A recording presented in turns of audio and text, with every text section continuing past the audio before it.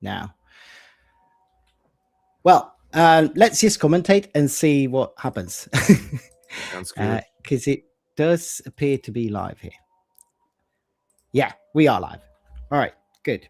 It was just a delay.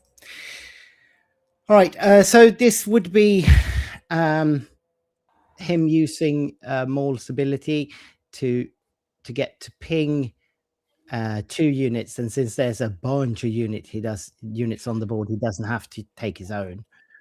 Yeah, so Luthen's Faith with Your Friends twice. Maul's trying to, looks like, control the board a bit, but Luthen's trying to aggro out here.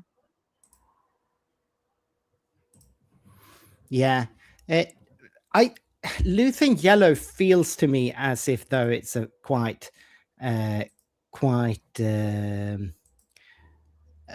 aggressive deck, right? We see Luthen blue often, which is more controlling, but yellow should be more aggressive, right? Yeah, I would. Yeah, like, I mean, you're looking at tempoing out your opponent a lot. I've never really. So here's an instance. I was about to say I've never really liked the ability of Luthen, because you're kind of relying on your own units to die, right? Right. So this looks like exactly what he's sort of done with the Sabine unit. He's played it to kill the Darth Tyrannus by her ability is you can get rid of upgrades, and then she has ambush, and then he tapped and does the damage to the base. So you're kind of looking at a lot of overwhelm units, because you kind of want to trade your own units, do some extra damage, ping off early. Yeah. I would imagine Luthen would probably prefer to have a bit more damage on base than what he's at this stage. Yeah. It looks like Emil is very successful in controlling his board. And that IG 2000 unit is really good at, like, with doubling up with Maul, where you can, push 2 pings, then play an IG, and we saw it just before where he took out the Naboo's fighter in space plus another spy on the ground. All the while you have a 3/4 with overwhelm in space that you get left with. Yeah, as long as your opponent is playing a lot of units. Oh, that was really cool. Which so that was that. That was the Celestin, the red yellow 2/4/2 with ambush. That's what it looks like to me. It's I think that's what it is. But that's a quick way to get rid of Maul there. He's just right off the board there. Yeah, that's interesting. Because I could see in the end. That is very good for Jimmy, because he really needed a break there. He was falling behind on board state, and I mean, he's not ahead that much on damage on base either. No. He's only 4 damage ahead. And that was Sabine unit, I think. Another Sabine. So he's died and used the Luthen ability to put some damage onto the IG 2000 up in space. Just going to bring up the card, because for the life of me, Luthen. Not a leader you see a lot of. No. No, certainly not. So when a friendly unit is defeated while attacking, you may deal 2 damage to a unit or base. And that the constructed saber was clearly meant for Maul, but with Maul dying so quickly, it's going on to a Towson's assassin. Why not? I mean, raid 2, you're going to be hitting with that for 8. Yeah, it's a bit of a beat stick. It is, and Luthien would only have ambush units probably as his removal, especially in yellow, right? So yeah, you might see beguiles and stuff, but oh no, we're going to see a Liberty. Actually, he showed a Liberty. Oh no, we're not going to see a Liberty. We're going to see a Chrysanthemum. That's Chrysanthemum, yeah. I guess the Liberty just sends it back to hand, so might not be. trading with the N1 Starfighter and doing a little bit of Overwhelm. Casantin is one of those unique cards. Like, it's got a cool ability where if you discard, you can bring it back to your hand. But I don't know at this point if the Luthien player can really afford to get rid of cards. It looks like there's not that many in hand. I think there's only 3. We are still resourcing. Yeah, apparently. I would have thought that this would be the kind of deck that stops resourcing at maybe 6 or 7. But yeah. He's got the Liberty though, so he might want to get right. Well, the Liberty's 8 from memory. You can tell I've not it played is. It is heroic yellow. No, it's 9 actually. Is it 9? Oh, let me check. Liberty. No, that's the Libertine, not the one I want. It's an 8. 8 cost 9/7. Yeah. Yes, it is. Oh, and there's the Lost and Forgotten. Just getting rid of the Liberty. Immediately gone, and healing to boot. So down to 6 damage on base. To 9 damage. So Emil is ahead here. Yeah, definitely stabilizing, and we're going to see the last Sabine. Yep. Now all 3 being seen, but I think this is going to be a bit of an uphill climb for our Luthien player. I would assume, like, Maul already stabilized. The board state is clearly in his favor. He's way ahead on damage on base. And that planetary is just, he's had to eat it all into base. It's one of those nice sector qualifier ones. And we've got the 3rd Faith in Your Friends. Feels a little too late. Yeah, very much so. Especially given that just small swarmy units is kind of what Maul likes to see. That's the thing he has the easiest time dealing with. Yeah, not a great matchup. No. For the Luthien player, I'd say. Considering what to take with Faith in Your Friends and what to show. Right. So we've got another Liberty, a Karis Nemec, and something else yellow in the middle that I couldn't quite make out.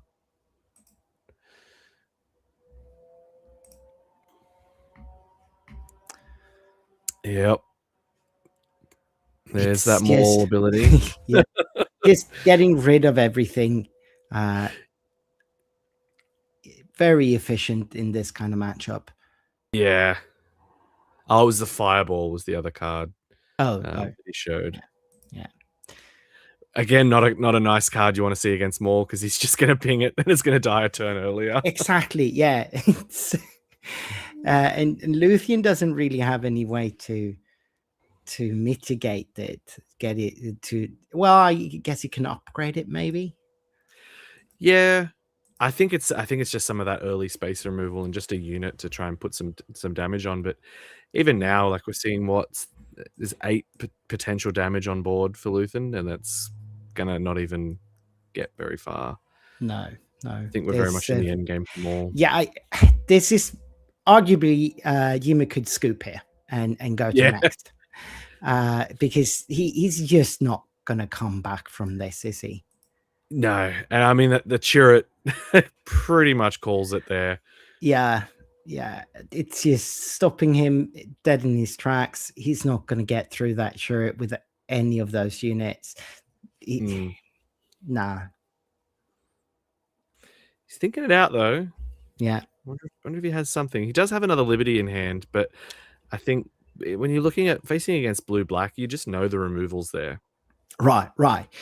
It feels like an interesting choice of deck building there to include the Liberty in a deck that arguably is mostly focused on swarming small units. And you must assume he's running aggressive negotiations in this deck, right? I would think so, yeah. Yeah. So just having to keep resourcing all the way to 8 makes that not as viable a card for him, or at least not as strong. Yeah, and I mean, Luthen doesn't seem to have a lot of like the card draw that's going to make it necessary. Like even now, like maybe a little bit of pump if you were to, pay the 3 for it, and you might get an extra 3 or 4 damage. But even with a Liberty, that's only 12 damage in here, and it's going to feel pretty inconsequential. Right. It's just sure to get you over that, but paying 3 for essentially a surprise strike, then that's just Yeah. not. That's not great. That's another loss and forgotten. Yeah. Is that a loss? Oh no, it's a shatter point. It's a shatter point. Okay. Well, almost as bad. Yeah. So he is running another. That's a Celestin again, I think. Yeah, so it's because Maul used the Force, he wasn't able to give it -2 for the turret, and Luthen's ability is if the unit dies while attacking, he can do a damage to a base or unit, so he can kill the turret. But Maul's got another turret, so yeah, it's not definitely feeling work. like pushing shit uphill at this point, I think. Yeah, and he's running Bix for credits there as well. Would he have like discarding cards in this deck? Doesn't seem it seems a little bit counterintuitive to me. Unless he's not running aggressive negotiations. But yeah, I think if you're going to swarm out, we haven't seen that. No, yeah. But we have seen Maul have all the answers, so maybe that's also a problem. That's another fairly large unit there. A Maul, yeah. No, Qui-Gon. I think. Oh, Qui-Gon. Sorry, Qui-Gon. Yeah, it was. I think the Maul is just trying to work out, can he just continue to push damage, because he's quite ahead. 19. Indeed. And then needs to do 11 more damage. Handful of cards, but he hasn't played any resources yet, so he still could have something.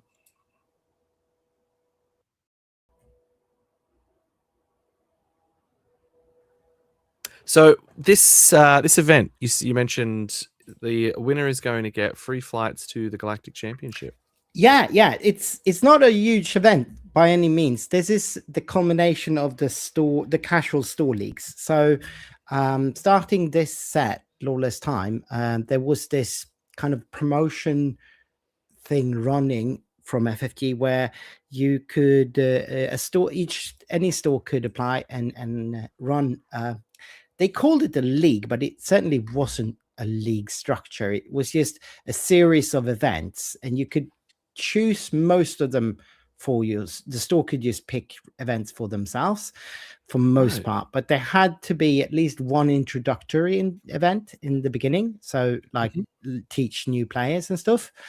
And then for the rest of the event series, you could pick events. So you could include your store championship if you like, but just have drafts, regular Friday night Magic sort of open gameplay, whatever you like, whatever the store and the players in the store wanted, really. But you had to do a certain number of events. And then at the end, the store would select 3 players to send to the Nordic Championships. So each store that's participated has been able to send 3 players here. And I'm not sure exactly how many stores were participating, but we have 18 players attending. And the prize support is absolutely bonkers. We have a free flight to Galactics in the pool, and we have qualification for Galactics. So and then there's a lot of carbonite packs, and it's just an amazing prize support from FFG for this. So yeah, not sure what to make of this style of event, really, but I'm all for it. Why not? Yeah, very well supported. Bit of a swing here. The Luthen player is not, he's down, but definitely not out. I mean, he's been able to rack up some damage on Emil's base here. He's made, there's 18 damage now on the 4 space, so he's 10 away. and the board state has sort of, I guess you could call it stabilized, because it keeps swinging. it's fluctuating at least. But well, what that does things. Yep. The stater is sure to And I make think a dent. it's. I mean, we know it's an interesting point to kill the spy, but I think the Maul player's got to have in the back of his mind aggressive negotiations. Yeah, he's got You know, being on 18, he only needs to do 10, and we're very vocal. I mean, I'm the most probably vocal in the baddest group about our fervent dislike of aggressive negotiations. And that's so funny to me, because when it was spoiled, I don't know anyone that was more enthusiastic about it than Clint. Yeah. Wow. Yeah. It's a card for certain for him, right? Right. But then there's game. Emil does take it with bombardment, and there's really nothing that Yima can do to that. The Devastator kind of sealed the deal there. Devastator and then bombardment was too good. much to come back from. Yeah. So we are going to game number 2 here with, I guess, about half an hour on the clock. So they did go long for what I would have expected from these decks. Yeah. So is Jimmy's the Luthen player? I think he. I mean, he got a bit more closer to there. So it might be interesting. It might be that, you know, Luthen kind of isn't that swarmy aggro deck. He might have a bit more mid range in him. But I still don't think it's a great matchup for him, unfortunately. Yeah. Be interesting to see what gets sided in, what gets sided out, what answers Luthen has here. Yeah. I can't. Have you been able to make out what he's picking there? No.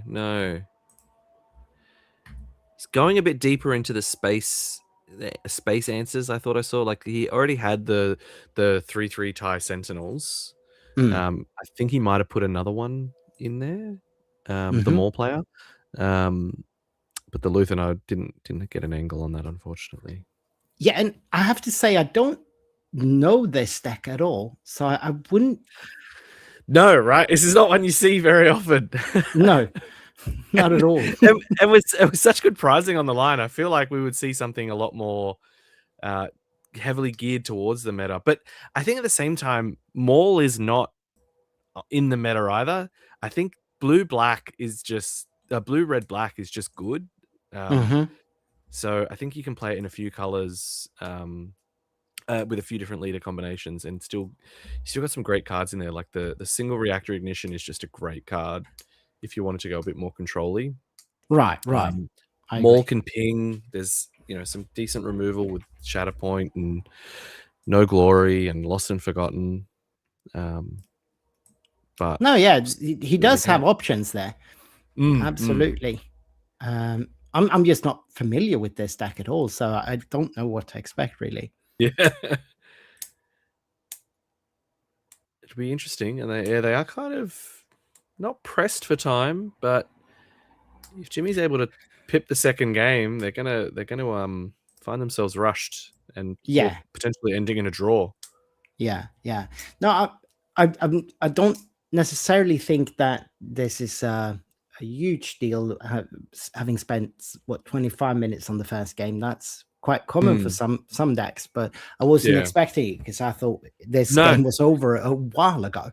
I think I mean, again, without knowing Jimmy's deck, I think if we probably would have been in the same spot, I probably would have called it as well and tried to go in and get into the second game. Yeah, but apparently he had more legs he wasn't wrong on staying on the game for a bit longer. No. From what we could see, it was just that Emil did find the answers and closed it out. Yeah, he No Glory only results the Qui-Gon, which was able to clear the board, which is pretty huge. But he did get a swing in with the Qui-Gon, so he did, and that's how he managed to sort of come close. Right, so let's see if we can follow this from the opening this time. both players electing to keep their hands, so we must have some Right. plays, which is good. Yep, certainly. I think you're right. What you said earlier, we're going to see a lot of ambush from the Luthen player, and I wonder if that's kind of more his play. The secretive sage start probably didn't help because Oh, that's terrible for him. yeah, like you can't ambush into it, you can't kill it. This might be a thing though. That's Bale, right? Bail Organa, yeah. So 2/4, discard a card, Get a spy. get a spy, which isn't bad. Which kind of makes me think that this is not very much leaned into an aggressive negotiations deck. It might not be. He has several discard card effects, and that's the Celestin again taking out the carries. So good start to prevent the Morph player from getting the force and putting a damage on base. I imagine this Sage is probably what Maul wanted to see as his opener the first time around. Probably. But we are getting a little bit of damage on the force base here. He's not using Bale's ability, just swinging to base for 2. Yeah. Must have a handful of gas. Doesn't want to get rid of it. Can imagine. So Emil does shoot off the shield there with the striking into Bale. I can see the Sabine in hand, the Sabine unit, ambush unit, but he might be saving that for the inevitable Tyrannus, which I think we'll see come here. Yeah. He does discard a card this time. Yeah, Karis Nemec he got rid of. Oh, Towson's Assassin. Oh, right. That's the other alternative. Tyrannus or Towson's Assassin.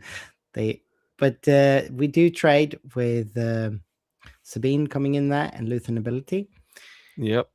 So clear board states, and importantly, no force for Emil. Yeah. So you're not going to be able to ambush Tyrannus with Tyrannus, which is definitely a downside here. That doesn't feel like a very strong play from Emil here. No, yeah, just looking up a space arena that has been pretty empty most of the game. He might only have a 2 cost in hand, so he might be going 2+3. Yeah, but I mean, it is a 3/3. It's not worthless. And it might be very alone in the space arena. A Corellian Hounds is not bad though. That's very good. That is decent. That's very good here. Comes in ready, and we get 7 damage in total to the base between Luthen and the Hounds. That's pretty good. That is pretty good. It also kind of holds Maul hostage here. Because with Luthen's ability, he can just run the Corellian Hounds into it and kill it and kill him, which is how he did it last time with the Celestin the ambush Celestin guys. Ambush, but Emil has an answer. I think that was no glory, sorry. Looks like it, doesn't it? 2 aspects, yeah. But that with an empty board, that's problematic. But he kind of had to, right? Given that he can't really flip Maul if he doesn't. Oh, so that's the what's it called? The broken the red yellow ship. So if he didn't I didn't catch it. He didn't resource last turn. So because he had less resources, he was able to ramp with it. And I potentially draw a card if he has less cards. That's a pretty interesting play. Yep. Now Maul is out. Emil does get some damage in, so he's now coming up to 8 damage on base, which actually means that they are very close in damage. 6 ahead for Yimi.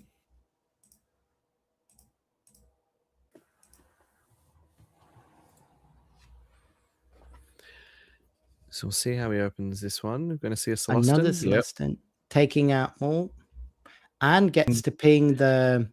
No, he can't go across arenas with the ping, right? I think you can. I think what he's just done is he's put it on the base.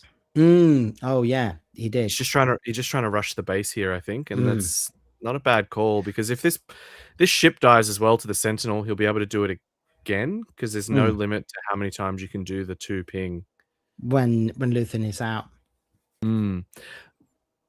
Is that the sun though? So while he has the could be force, the sun. Yeah, everything gets +2. So I think he's going to go to that Sentinel's a 5/5 now, which is much stronger than a 3/3. Yeah. I don't think we're going to see Emil use the force lightly anytime soon. No, he will certainly be happy to keep it if he can.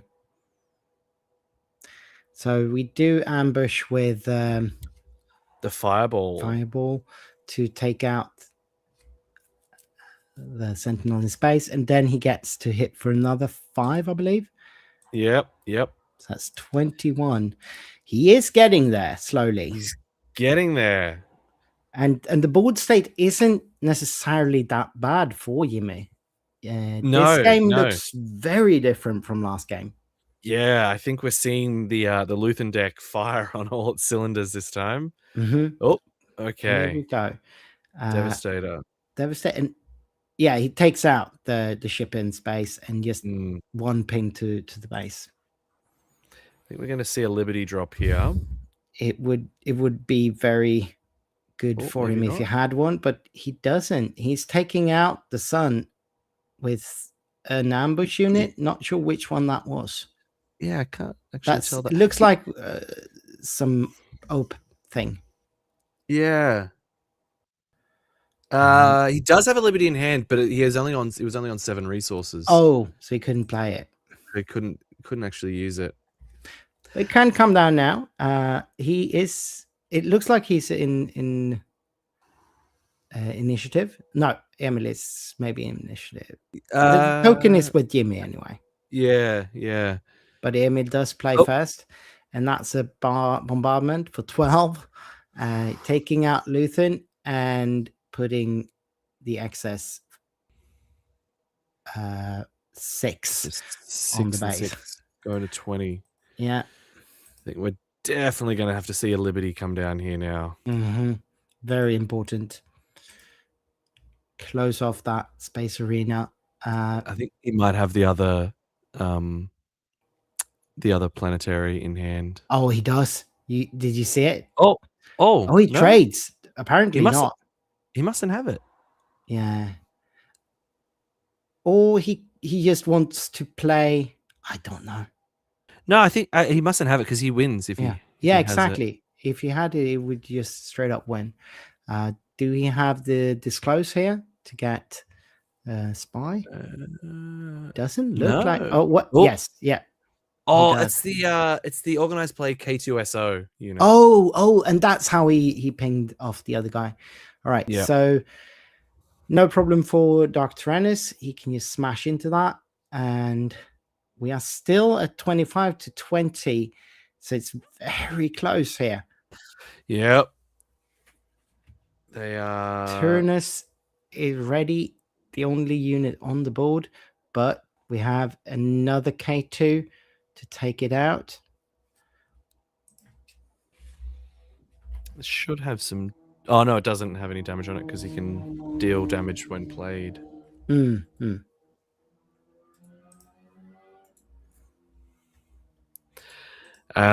What's grabbed you from the latest set, Victor? Oh, of course, all of the support cards. There's a white 3-cost ship 2/4. That is just bonkers in any rush deck. It feels a little power creepy with support not having any restrictions. It just swings, right? Yeah, it just swings so strong. I've seen it in a few of the Grief Karga decks, and in Ezra as well. Ezra, yeah.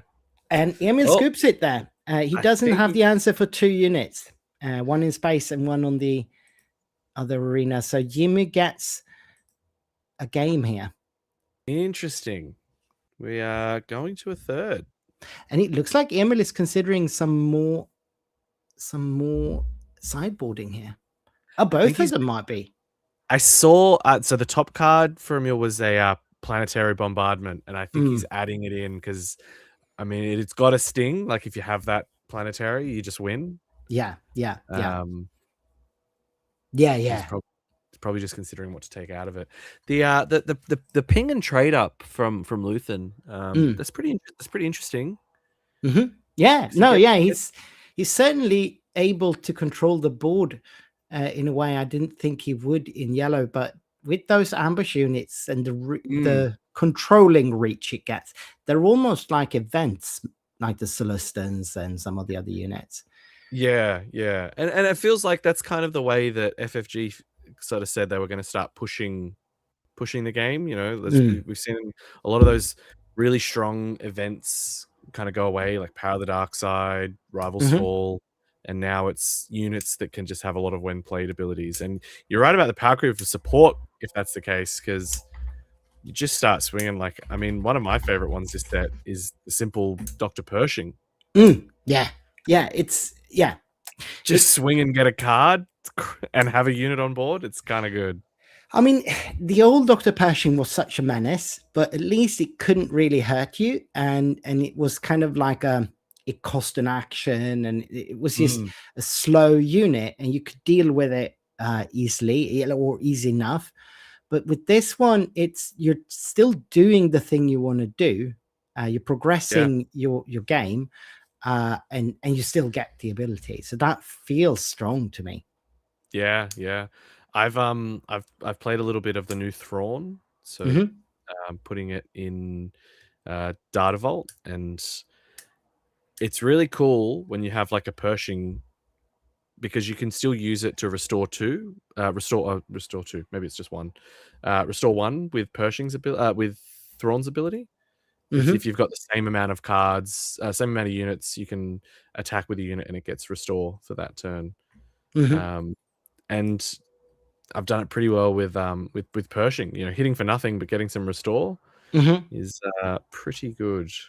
Yeah, and I mean restore, and you could just upgrade him with whatever, and then you swing and you get damage. And with all the advantage tokens, it's quite easy to get him the swing to actually do something. Yeah, and then just for the sake of it, you also get to draw a card. It's right, great. exactly. All right, we're going in. All right, let's see. Is Emil with the initiative this time? Is he going to be able to mimic what he was doing in game 1, or is this going to be a reprise of what we saw in game 2? A very good start with Nemec, I think. That's got to be one of the best openers in those colors, right? I think so. I mean, it's strong. one of the best units in the game. Yeah, it really is. It only ever feels bad when you can't use her when defeated ability, but most of the time you can trade up so well with her, with him, Karis. And especially with Luthien ability, and then you get the spy token on top of that.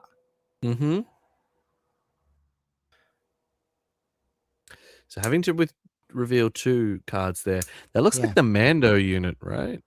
Oh, it's a Qui-Gon. Yeah, okay. And what interesting. Emil plays the what's her name? Meryl. And that's it's got to be super strong in this deck, but Jimmy with Celestins and we get a shielded Turnus without the ambush here, just to put something on the board, and that's not nothing. It's a good thing to have on the board. Yeah, I think though Sabine probably hoping for Sabine, right? Yeah, Sabine just takes care of it though, but no Sabine.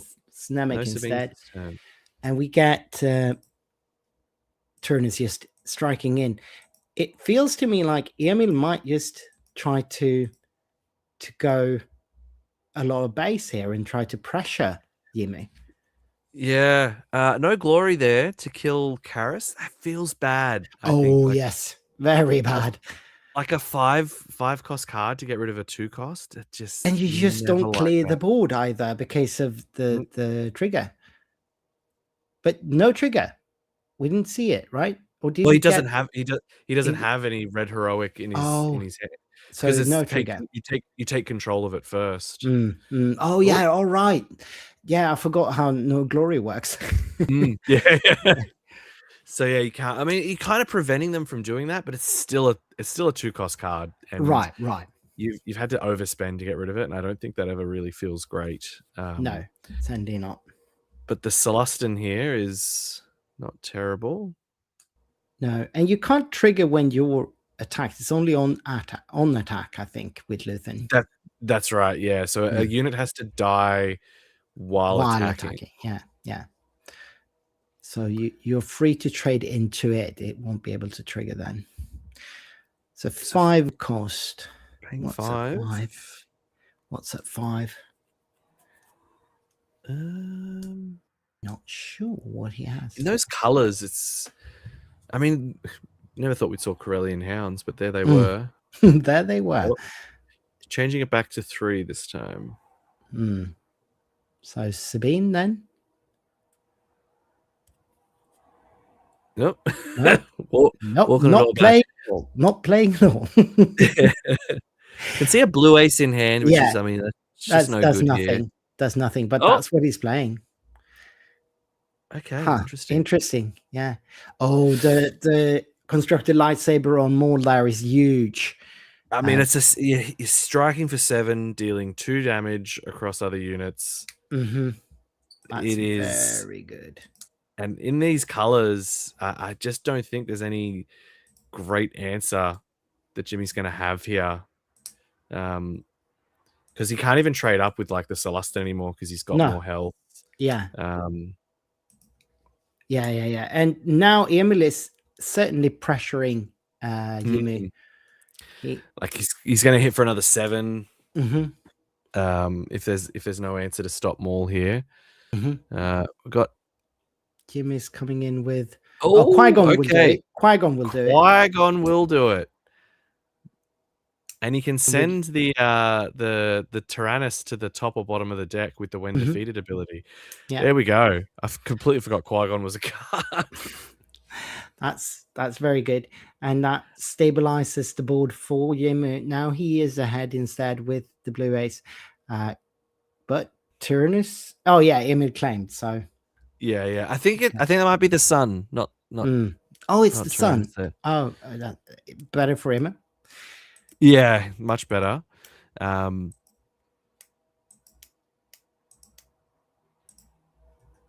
right, so going into 8. Emil still kind of ahead with. I mean, the sun's hitting for 8 here. Well, I mean, he's 2 behind from start, so the damage is equal, but the sun is such an impactful unit. Giving everything +2. It's definitely a card. It's just going to be interesting to see, does he use it to kill Luthen, or does he put some pressure onto the base? Oh, okay. Going back here. Straight onto base. Straight onto base. Why not? He is certainly racing here. Yeah.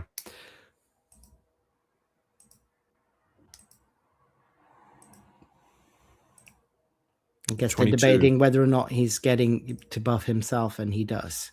He does buff everything.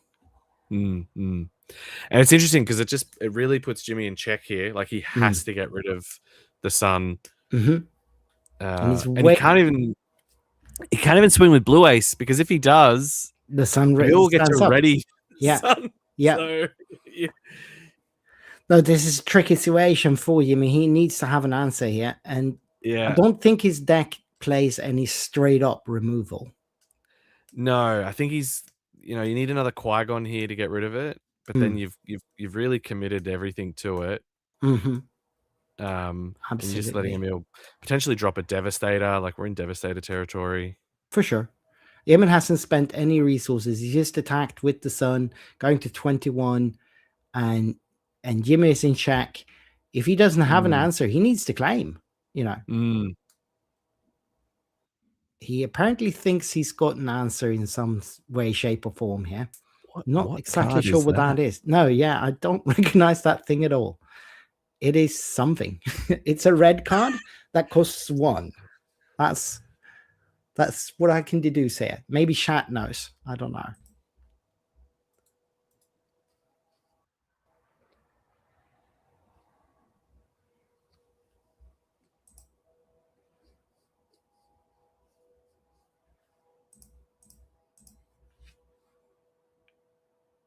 He sacrifices Luthen into the sun, and he is playing K2. We do have a Devastator, but that is game. That is game. All right. Think Jimmy So wanted the Emil moral does take victory of it. clearing that ground unit and then Yeah. conceding. Well, Emil did take it there. So what did Sky Monsky say? Flashed events. Yeah, flashed events probably is it, because you get to do extra damage for the on attack. Oh yeah. And I think the on attack would have been given by the blue ace, and then he can trade up. Right. That would make sense because of the deck as well. It's certainly a card that you want to play in a Luthen deck, I assume. Yeah. Now, that was an interesting opening game we had here. I certainly didn't expect to see this, but it was fun figuring out on the fly what we were watching, really. Yeah, I know, right? Very, very different to what we've seen in a lot of streams recently, with just Bobas and Landos filling up our days. This was a nice change of pace.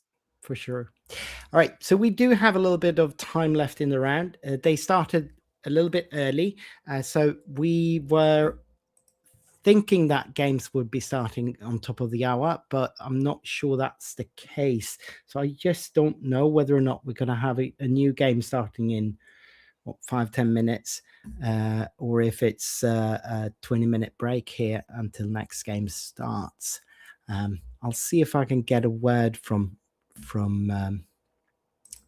the people on the ground. But while we're doing so, I'll transition us to face cams. So people might have missed our little introduction in the beginning of the stream, because we were a little bit off taking on the bed there. They started 15 minutes earlier than what we were told, so couldn't really introduce. So with me today, I have Thievy from the Baddest Gaming. That's what you're calling yourself, right? Yes. Yeah. All the way from Australia. Yep.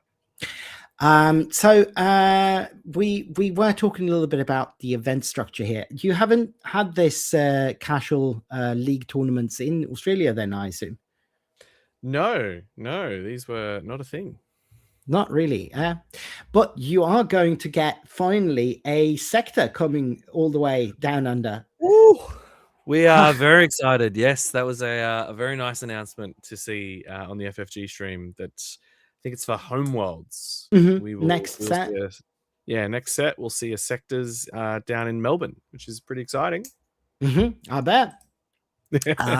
I mean, I won't be going, but it makes it so that it feels a little bit less unfair to you guys, because it is you guys travel a lot to get to events even within Australia, right? Yeah. It's a so this is my first TCG, so it was a really interesting dynamic to come into from miniature games to this. It seems that Australians are quite used to traveling around the country for events. So where I am, I'm a little bit south of Sydney. But I'm an hour and a half south of Sydney. I'm about 9 hours away from Melbourne if you drove. And I'm about that's the bottom of the East Coast, and then 10 hours gets you to Brisbane from me, which is not even the top of the East Coast. So we're quite large here, but yes, we do tend to travel quite a bit for events.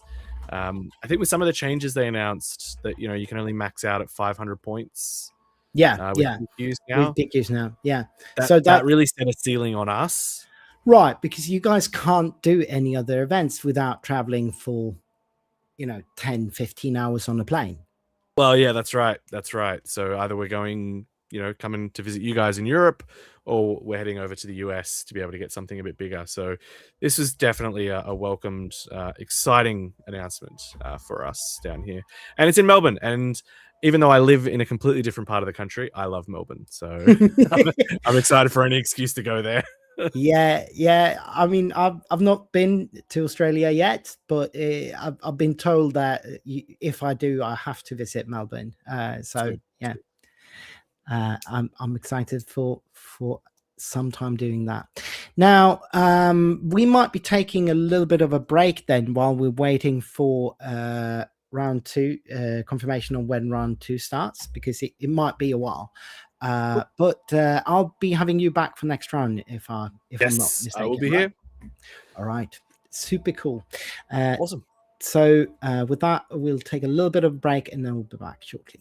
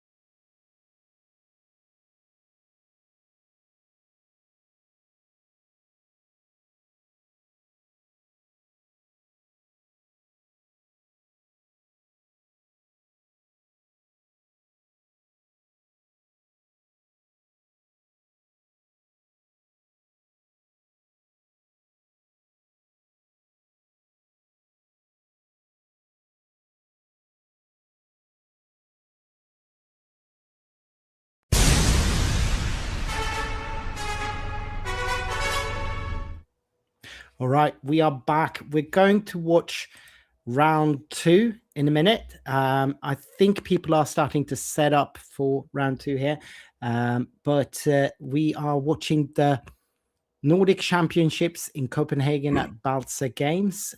We have had huge amount of help from the Nordic Knights setting up this stream, and without them we wouldn't be able to do this. My name is Victor. I'm with the Nordic Takedown, and with me I have Thivi from the Baddest Gaming. What can you tell from what you see? That looks like we're doing Lando TV. Data Vault, that looks like, Yeah, interesting. That's not the combo you see the most, is it? No, it's Lake Country all day lately. And that also looks like, I think that's Akbar Data Vault. That could be, yeah, which is something that we've seen a little bit more of lately. That won a regional, or was it the regional or the sectors? Ollie has been playing it all set. He started out already at the Nexus Invitational with that deck, and he's just been absolutely, that's what he believes in. Well, now, it's been working. I mean, he did win a sector with it, so yes. Obviously. Yep, absolutely. And let me try and set up the overlays here to see what we've got. It's they're both very cool mats. So Lando Data Vault would be Albin from Stockholm, Albin Lorentzen. Okay. And let me just copy paste names. That's easier. And we would have Marcus Passion. I believe that's Marcus from our friends at Always Tell Me the Odds podcast. Nice. So he would be playing Akbar Data Vault there. They're both kitted out with their regionals mats. I think the starter stroke looks awesome. Doesn't it?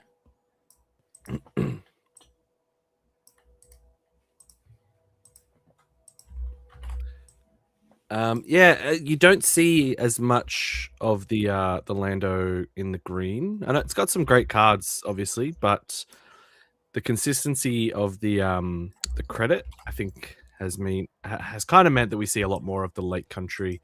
Just, call yellow, make a credit. But you can overcome this by having more emphasis on heroic cards. That's always a good way to guarantee you're going to get those credits. But I think it's also the least. Well, I don't see a lot of Lando red, although I know Tebow from Baddest Gaming wanted to give it a crack. But blue really? was the other. Blue was the other one we saw a lot of, when you can play bombs like Bo-Katan. On 6, it's pretty good. It sounds good. Never a bad time. Never a bad time. I bet. And I mean, Data Vault. I've been playing card games for a long time, and it's just against all my bones in my body says I shouldn't be playing that base. So I really never ever gravitate to any of those decks, but it has proven over and over again how effective it can be, and how little a drawback it is in this game to actually play with that many cards. Do you know, we have this conversation a lot, because Clint feels the same. He's very much like, just play Data Vault and win. I think there are a lot of times where you can absolutely say that, and I would agree, but I have played lots of Data Vault games, and you do get Data Vaulted, and it's sometimes look at this. That's helpful, showing us the cards. Sometimes you do get Data Vaulted, but you're right. I don't always know how much of a downside it is. Like 10 cards can seem like a lot, but I also don't think it is. I think if you can get over the consistency of not always having the best first turn play, your later game can do really well, I think. So, and the extra 3 health in a aggressive negotiations sort of world is never something to knock back, I don't think. No, yeah. It's just the opening cards there. When you sit there with an opening hand that just isn't going to cut it, and I picked the wrong I picked the wrong base. yeah. There's been times I'll be like resource turn 7 or 8 in a Data Vault game, and like I go to draw my 2 cards, and it's like 2 cost cards, and I'm like, that doesn't feel great. Like, so like it happens, but sometimes, yeah, you just don't mind from the extra 3. Yeah. So what we got? We got a Gungi Phoenix Squadron, and Gungi and a Phoenix Squadron. So very straightforward openings here. You don't always see space openings from Lando, but I bet green probably does it more than the Lake Country does. And I think he's like, I mean, we've got Akbar here, and we thought we would see. What's the? Oh, that's the band, the Max Reba band. Max Reba band. Yep. The credit get a credit machine token every. Yeah. Oh, that is a card. I think it's interesting. Like he's probably going space because you sit down against Akbar, you think you're going to see a lot of tokens here. And we saw a blue leader in the Lando players at Albin. Albin is playing Lando here. Yeah, I think we saw that in his opening hand, so he's probably going to keep that as an answer. Yeah, that's probably. But it feels interesting. Like we're seeing this, the Akbar player's gone to ground, and the Lando player's going to space. Yep. And that's the Clarum Car Falcon. No, that's the new one. The 2-5. It is so the triple aspect one. Yeah, give a space unit -2, and then you can give, I think, a ground unit +2. I believe that might be right. Yeah, let me just check. It is the 2-5 stat line, I believe, and then yes, you can bump a space unit and debuff a ground unit by 2. Other way. You debuff a space unit and buff a ground unit. Oh, okay. So I think I love the fact that we're seeing an Akbar go to ground and the Lando go to space. But I don't know how you felt this set, but this kind of this game feels like how a lot of this meta has felt, where you're just lane dodging and just space decks are going to go to space, ground decks are going to go to ground, and there's just no interaction. No, yeah, and that's the knock I had on the Lando decks, the blue and the green Lando decks that we saw early, that they felt so very, very non-interactive for especially for a blue deck, which is usually a very interactive color. It didn't feel interactive at all to play that deck. It was just go to the flip turn, play Bo-Katan, win. And yeah, right. and it's or you get disrupted and you lose. But I think that what surprised me with the Lando Lake Country was how interactive it actually was. It is actually doing a bit of interaction in different ways, and it is trading. It is playing removal spells or bounce spells, really. But yellow's got that hand disrupt and bouncing things around. So it's a pretty strong color, and I mean, all the stuff that's coming in next set, I think yellow's just getting stronger. Right, so they're adjusting the camera again for us here. Let me just try to get that. That looks really good, actually. They got it better. So we're going to see the Falcon kill the Blue Ace and only take 2 damage back. Yep. And since it can debuff it, it only takes 2 back. 3 health remaining, which is too little for that little X-Wing token to deal with. It'd be interesting how the Lando player is going to deal with the Max Rebo band, because you can't let that get out of hand. If you're allowing your opponent to just play up above curve with credits. Yeah. And if this is Ollie's stack, which I believe from what I've seen so far, it has a super strong late mid game and late game. It's just massive units, and it's super efficient in that late game. And it has those heal. You heal for every official. Oh, very nice. Albin's helping us see his hand clearly there. Yeah. I like that. That's definitely helpful. There was the new Jin Urso unit. Yeah. Pretty good. A Han pilot, I think I saw. Yep. And Han pilot here would be very nice, but he kind of needs a ground unit to be buffed by the Falcon, right? But I guess this is flip turn coming up soon. He's one away from flip turn now, so soon enough he'll have one. Yeah, and I mean having a Lando hit for 6 is that's good. It's not a bad thing. No, it's good. The Metal Nerd Guild said in the chat, this Falcon is great against Akbar, and yeah, absolutely. If you can start swinging into the tokens and not taking any damage back, it's pretty good. The Crucible. Yeah, the Crucible, and that means we get a lot of extra XP tokens flowing out, and this is kind of the best early mid game that the Akbar could be drawing into with between the Blue Ace and the Crucible, because most of the good unit starts coming at 6, 7, 8 cost. It's interesting. I think Albin has that. I think he's got the Han pilot unit in his hand, so if he can put that on the Falcon, and it doesn't take it doesn't take damage back.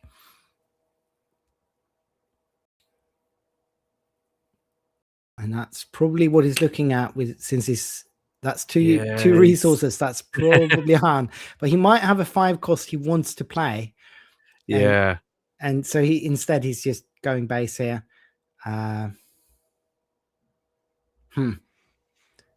Yeah, I guess.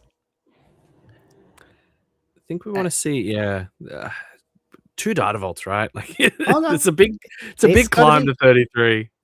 This has got to be Han. Oh, he probably just wanted to get those 3 in. No, he's gonna. Okay, so he's going to play the Jin. He's going to exhaust XP. No, so he'll still exhaust. Instead. Oh, XP instead, I think. Okay, it's interesting. I believe you have to choose. You can't do both. And yeah, that's right. So we're at 6 damage actually on base. Then I've got to keep up. And I don't think there's any damage on the data vault. I can't tell if that's a damage die. No, it is. Yeah, they are. It looks like there's 2 there. Oh, it's that 2 damage. Okay, I'll try to keep track of that then. Well, it's 2 dice. I think it might be 7 on the Lando player's base. A 5 and a 2. Oh, I haven't kept up at all then.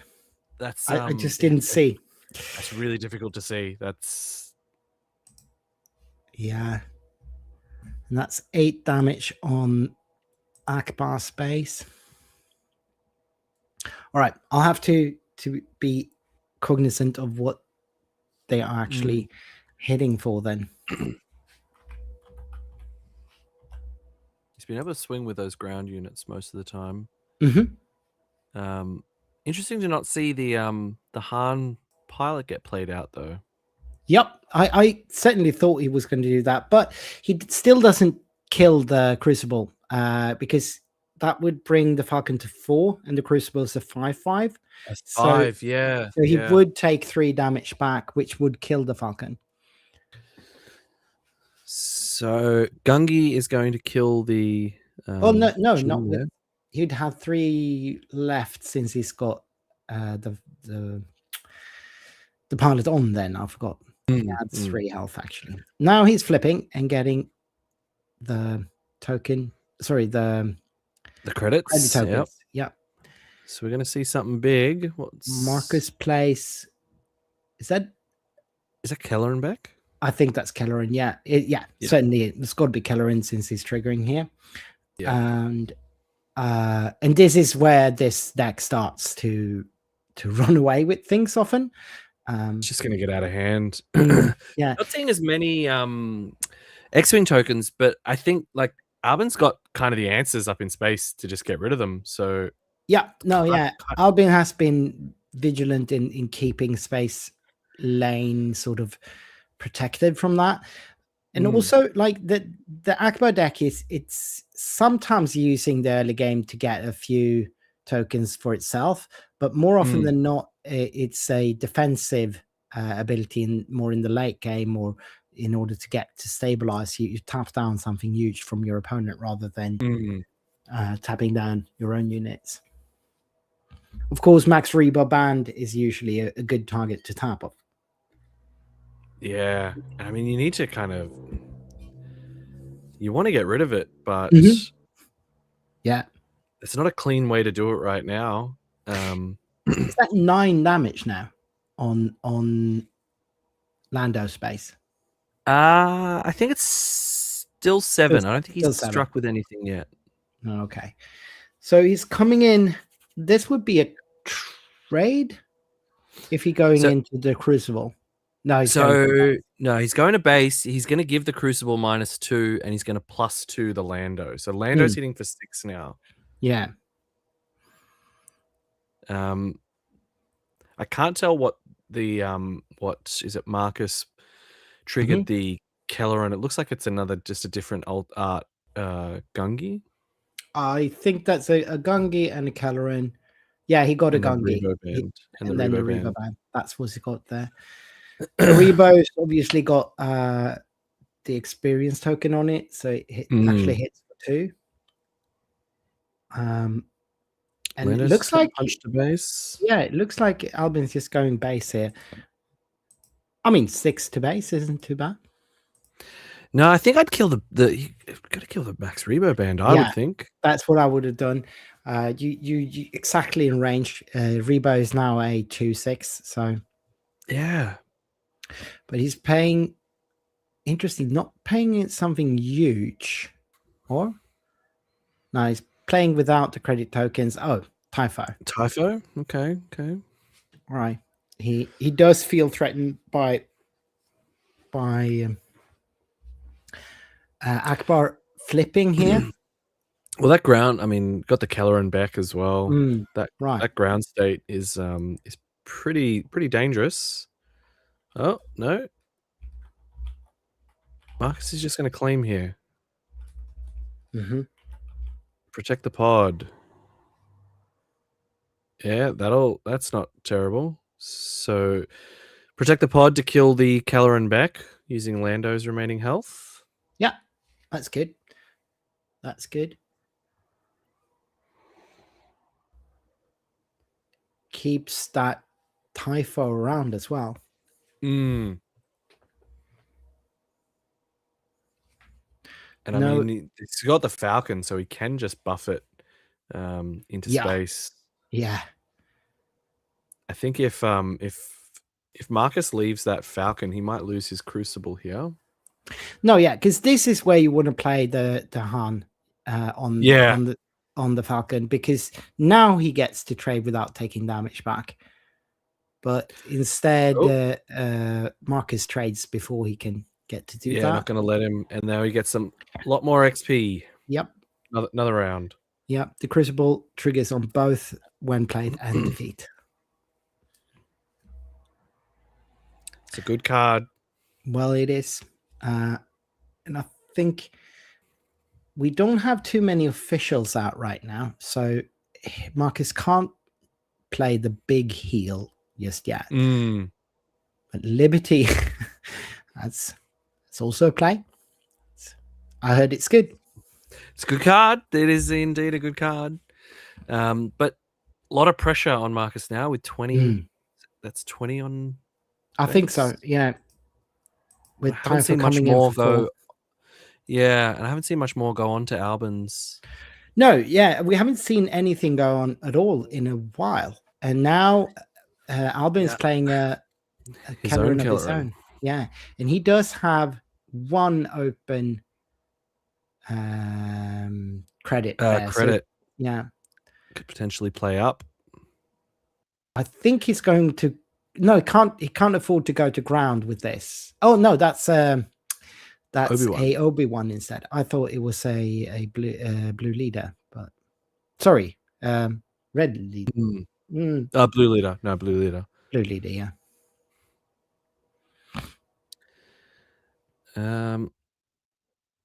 Right. I think Marcus needs to see a sentinel of his own here because he's not in a great spot. No, yeah. I mean, he could just claim and hope for another protected pod or something, and that's what he's doing. That's what he's doing. Because he doesn't have any clean trades with that Typho. No, and now the Kelleran's there. I mean, the Liberty in space is good, but it's not enough to catch it up. Not at all. If he was able to put a bit more pressure on, but the Sentinels that Lando's been dropping have definitely come in handy. So he's going to base here. That's 9 to base. He's going to exhaust something. Exhaust Kelleran, I can assume. I would have. Oh yeah, can't see it being anything else. So that's 16, right? Yes, that looks to be about right. And he does indeed exhaust a Kelleran. Makes sense. Now, I mean, Albin is such a good position here. Of course, that Liberty is going to be a problem eventually, because he can't take too many swings of that. But he has this full board of fairly strong mid-sized units on the ground that can just go to town freely. Yeah, and I mean, we're at the point now, and out of aspect, aggressive negotiations, and we see one in hand for Albin there. Yeah. So it's just he's cleaning it up. How many cards is that? One. I think that's a protected pod as well. Yeah, it is. So he can take care of the Liberty if he, because I don't think he's got enough cards to just finish it here. No, 3 plus 4, 24. 7. Oh yeah, no, 9. he's probably is. If he gets to hit with both Obi and Lando and do the aggressive on top of that, I think he's got it. Yeah. I mean, you swing with Obi now, hoping to get to swing with Lando buffed. I think we want to see Akbar swing and maybe exhaust Lando, right? He's kind of have to. No, he's but he's taking Typho. Oh, he's healing 3 though. He's healing. So lost and forgotten. That's not terrible. Now he can start to clean some stuff up. And I think that takes him out of range for the aggressive negotiation. Albin swings with Lando first here. Interesting. Yeah, but I think Marcus has to claim here because he's tapped out. He needs to kill the Kelleran. Right, exactly. Because if Albin claims and swings with Kelleran, he might have some heal coming online now. Not yet. He's tapping down with the Akbar ability, yes. And protecting the pod to take out. Yeah. And that's why he couldn't claim as well, because he couldn't be sure to have that Liberty online. Yeah. Now, no, I meant Albin. Albin could claim, yes. Yeah. Albin could claim and win here. No, he just protected the pod. So it is Marcus's. And if Marcus can't deal with Kelleran now, he needs to claim to be able to do the best thing next round. And he's way too far behind to raise here. He's only presenting like what is that? 3 with max here. What is he even hitting? He's hitting the base.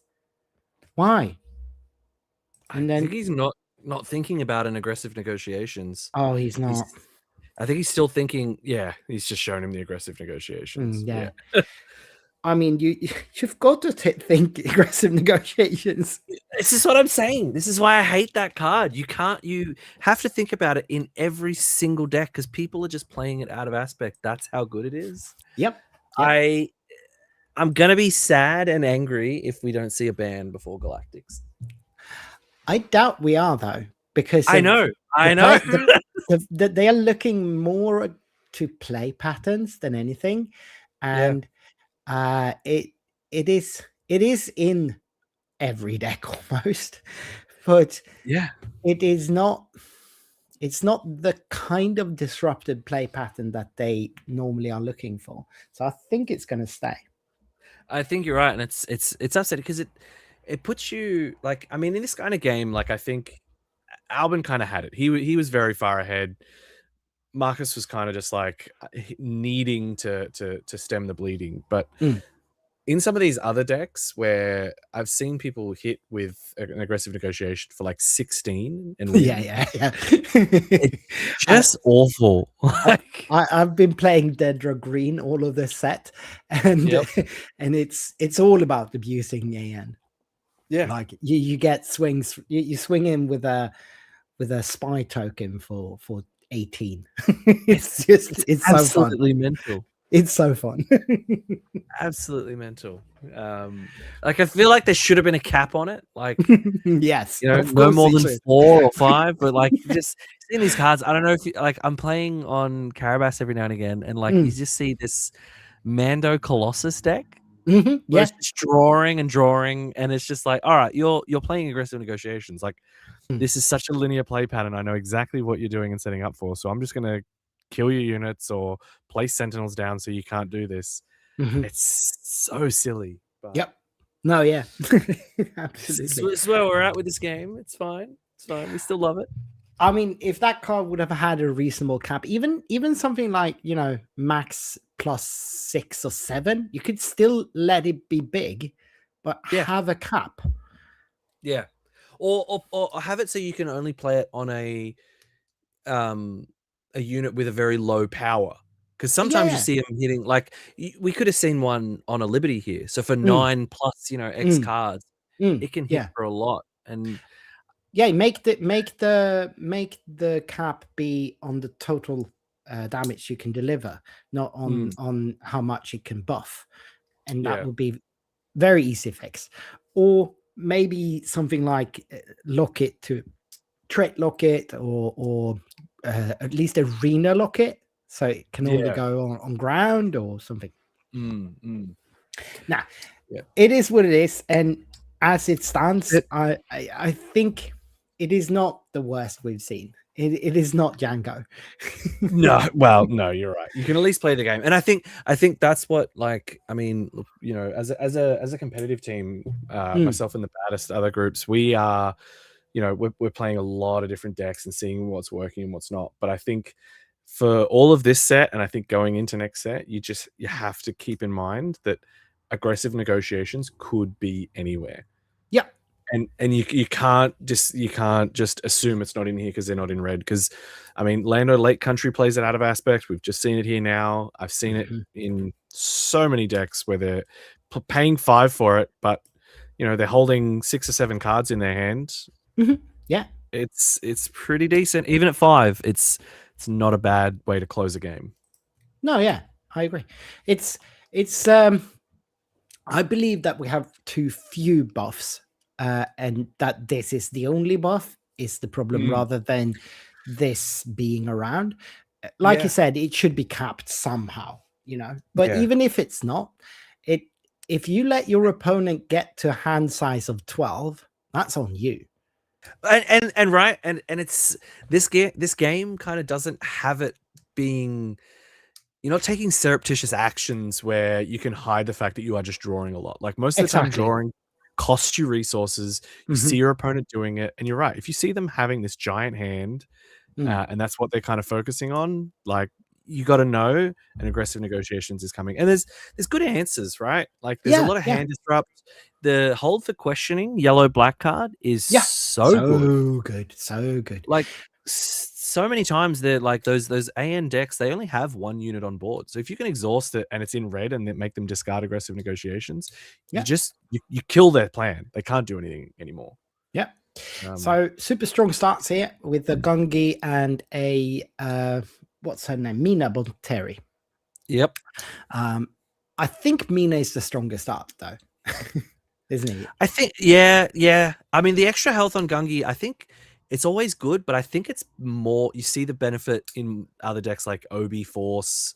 Yeah, those Force decks where you know, sometimes really you're buffing Gungi, or when you're sitting opposite it, it's not a lot that can kill it first turn because of that No, extra yeah. health. Right. But Mina Bonteri in this kind of matchup, you're not too worried about having your Mina die first turn. You're going to No. get some restore. If they do kill it, I You get imagine a card. Akbar's got the colors to disclose and draw the card. So Yeah. I think the utility of Mina here, I think you're right. I think it's a little bit better. Yep. So we get a trigger from... Is this the first Lando trigger we see? Yeah, we saw one last he was more playing on curve. This is interesting though. That's a big bomb to discard the yeah, the discarding a Padme. queen here. Yeah. Oof. And then straight into Max Reba band. So Albin is just looking down an Akbar deck that is doing exactly what he wants to do. Yep. But so was that happened last turn as well, right? We had exactly this opening, kind of. Well, I think Albin's start was a bit stronger. He kind of locked that space lane down. Right. With the if double space opening. Yeah, the A-wing and then the Falcon. I think if these two are going to be forced to play in the same arena, it's going to be interesting because both their abilities aren't massively board impactful.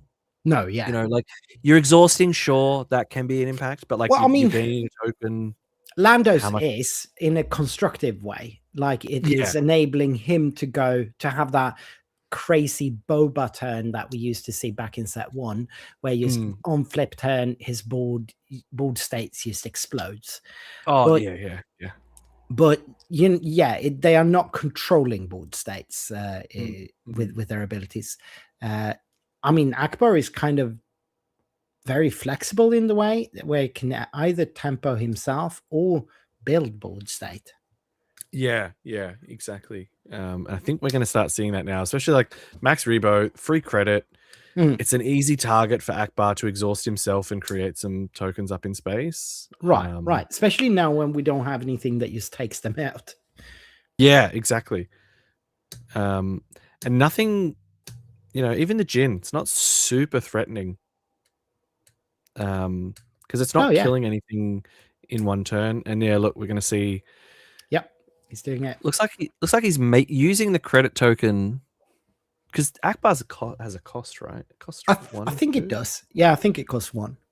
I've never played it, so yeah, me neither. But I do think it's free on when he's flipped, but it's costs 1 when he's not. Yeah, so he's using the credit token to pay for it, which I find interesting because I can't imagine there's a lot of credit hate in the colors that Lando's playing. Could be. Yeah. Oh, is that a moral authority? I think we're going to see here. It is capturing Rebo. No, the token. He's just going to clear it. Yeah. Oh no, he's going to do the Mina. Yeah, I think the Mina or the. Well, he can kill the Max Rebo ban now. So I think that's probably important. Oh no, he cannot because there is a typho. Yeah, and this time he did get it.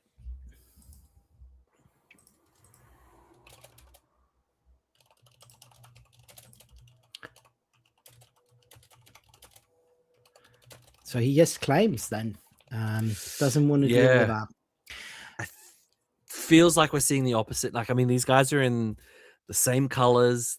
So they have the same tools a lot of the time. Right. The first person to get their big sentinel is... I mean, that's why you like a Gungi, right? Right. 5 health. 5 health. He's staying around for a bit. Yep. And protect the pod. Oh, okay. Yeah, it really synergizes with Protect the Pod. And that Mina isn't small either. It is a 3. It hits for 5. And it's 6 because moral. So it's the Jin. Jin's got the XP, oh, sorry, so yeah, she's a Jin. 3/3. And then +2/+0 with moral authority, so she's a 5/3. Yeah, exactly, 5/3. That's not nothing. You can absolutely play the race. And she got tapped down, did she? Yeah. So I think Marcus played his own Jin and tapped down the other Jin, but then lost it to the Gungi. Yeah, that's what happened. Yeah. And that is that a R2? Yeah, that's the Lawless Time R2. Right. What does he do? He I am scrolling. Yeah, same. Let me bring it up for people. I'm not even sure what color he is. I think it's green, yellow. Green. When played, search the top 5 cards of your deck for a unit that shares an aspect with a friendly unit. Reveal it and draw it. It's not bad. All right. Not bad. So it's not bad. I haven't seen that play that much, but I do remember this being in Ollie's deck as well. So, well, I mean, it's just another target for you to cheaply tap down. I don't think you really care about, you know, the 1/3. Like, and if your opponent is going to spend resources or actions to kill it, it's kind of just like a inadvertent sentinel, which you don't hate either. No. And he got Kelleran, I think that was. Yep. That's what I saw. And he does have at least one credit token, and he'll get another now, I believe. Or did he forget? Or is that the one he took this turn? I believe that was there already. No, he's getting one now. He's reaching for getting another one. So he can actually play Kelleran this turn with an extra credit to spare. To get a Typho or something shiny. Yeah, another one. But I mean, that's the other thing as well. Like Lando can as well. Right. Absolutely. He's spending 2, so he's playing something for 8 here. Is that... Oh, that's the Mandalorian. Yep. Capturing and just cleaning up. Gungi. So he captures the Jin, so it loses its moral authority and its XP, and he gets his Mina back. That's not bad. No, that's a very, very good swing. And this board now is very big for Marcus. Albin is going to struggle here. He does get a lot of credits here. He can play something big. He can play 10 here, and that's... I assume that he's playing Liberty out of the green color, and other than that, it's all green, right? You would... Yeah. He might be playing things like the Sparrowhawk or something on the top end here.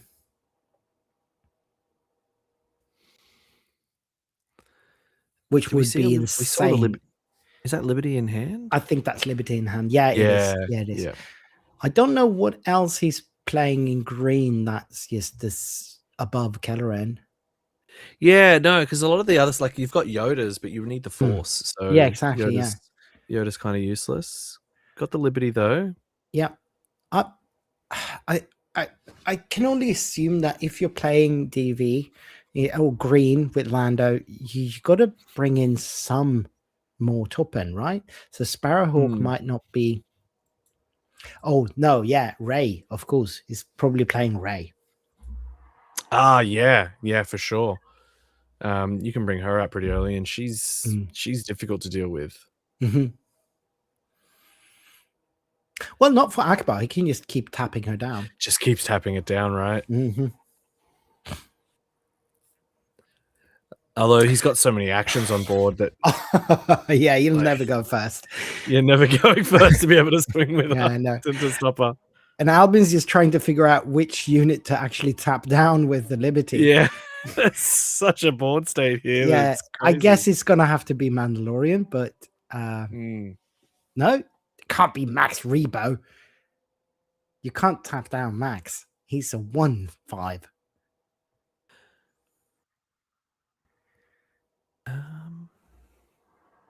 They're just waiting for something. Oh, he's okay. So he doesn't want to get tapped down himself, so he's tapping down the Akbar. Yeah, I think that's the right play. Yeah, I agree with that. But Mando does hit for what, 6 or something? Yeah, 6.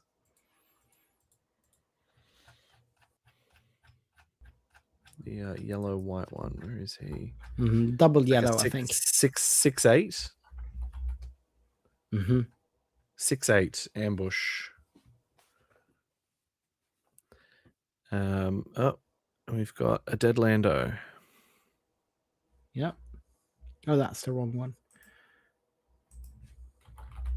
Yeah, the double yellow's the pilot one. Right. This is This the guy's yellow white Secrets of Power. Cleaning Up Navarro is his little subtitle. Got him. It's a good card in yellow. But you're It right. is. I can't imagine that Albin would be playing it. No, I don't think in Lando. No, because he's clearly playing green, so he can't be playing too many yellow cards. Like 3 liberties, and then maybe one thing more, maybe one Mandalorian. With the DV deck, I bet you can have something like 5 non-green cards. Yeah. I mean, he's got the aggressive negotiation. Okay. See? Oh, there you go. And it is all over card. like that. Marcus is doing everything he should be doing. He's getting the board state up there. I completely forgot to keep track of the health here, but I'm sorry to all the viewers. Albin just out of nowhere takes it. It wasn't out of nowhere. He had racked up a fair amount of damage on that base at this point. But but that's how you win. He didn't have the board state for it, at least. No. And I mean, it's one of those things. I think Marcus would have needed his own answer, like a Sentinel in space, his Liberty, which it looked like he had, but it was just too late. I agree. Bloody aggressive negotiations. Yep. That's why you play that card. If you can pay 5 to win, you do that. You play that. Always. All right. They made decent time too. So Albin takes it 2-0. 2-0 going to. All right.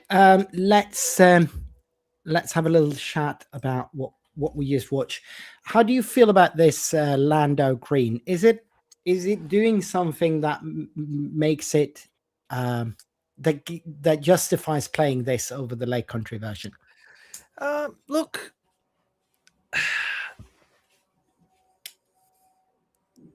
if you're leaning heavily into the green, I can see why it's still doing the same thing, because that's what the Lake Country has, right? It's got the consistency. You're playing all the yellow. I think the issue, and why I still think the Lake Country is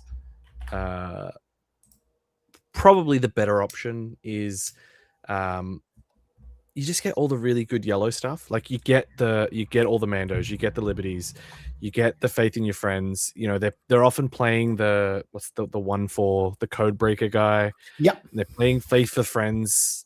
Watch this. Watch This is a great card. We talked about Axe earlier. Forget. You have so much early tempo in the Lake Country version. It is it is much.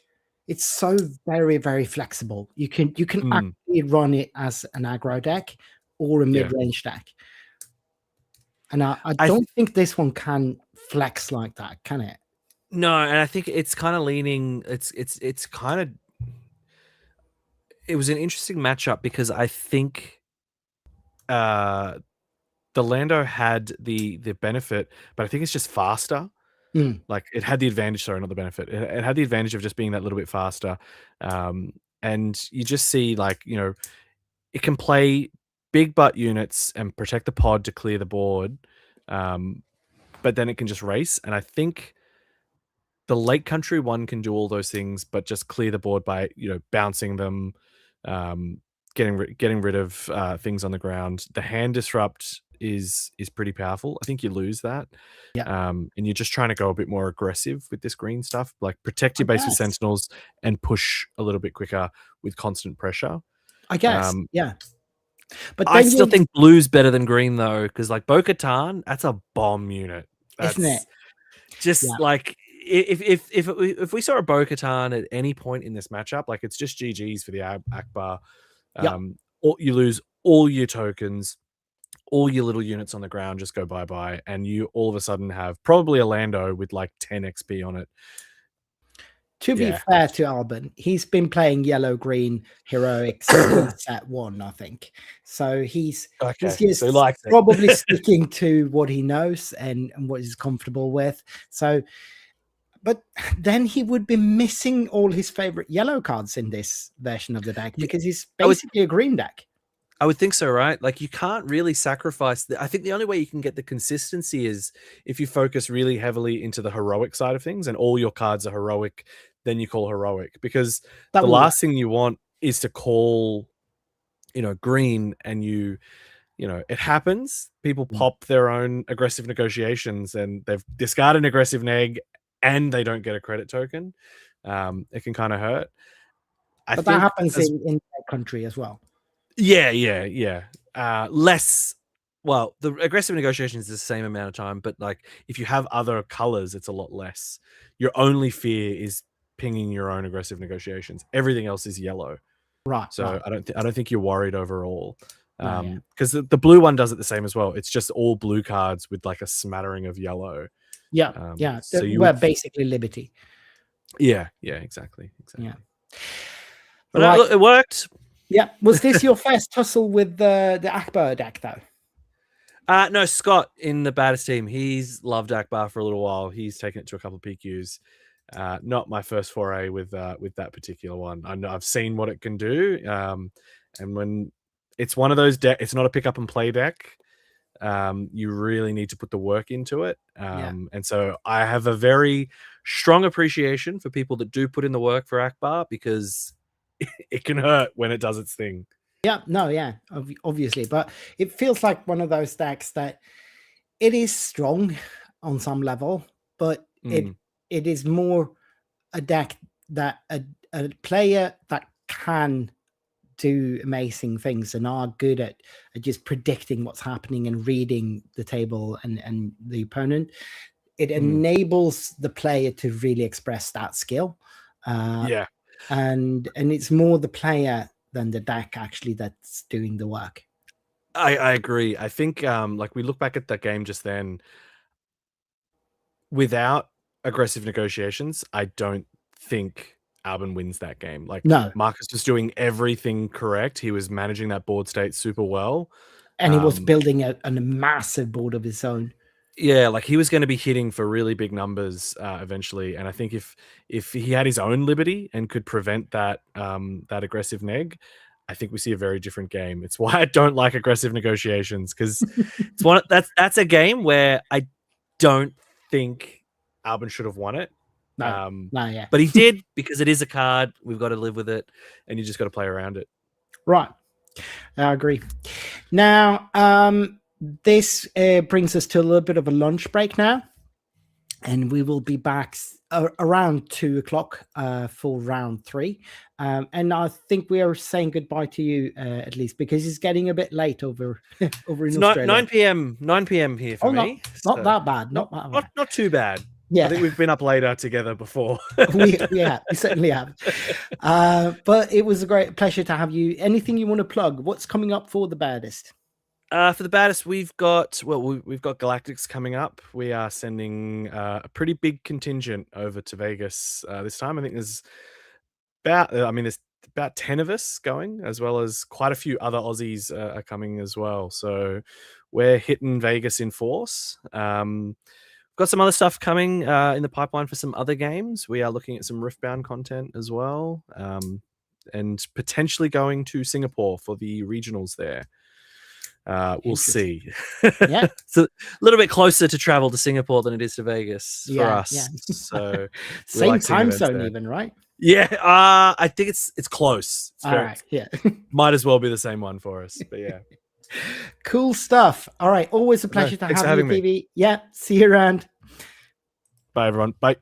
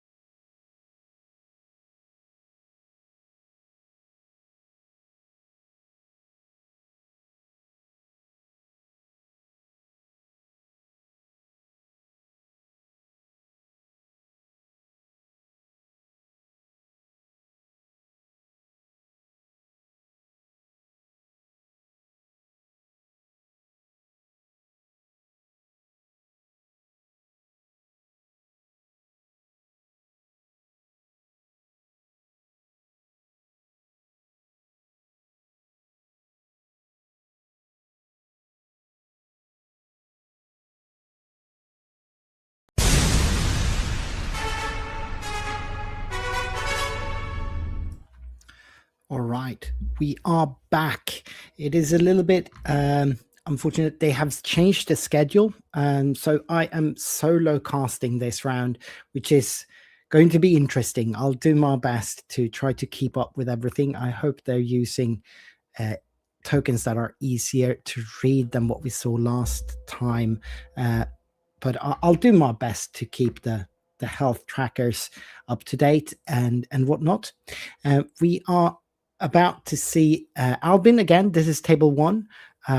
Play the Lando Data Vault deck that we saw last turn into a Tulsin yellow this time. So Albin's from Stockholm and he's showing his hand here.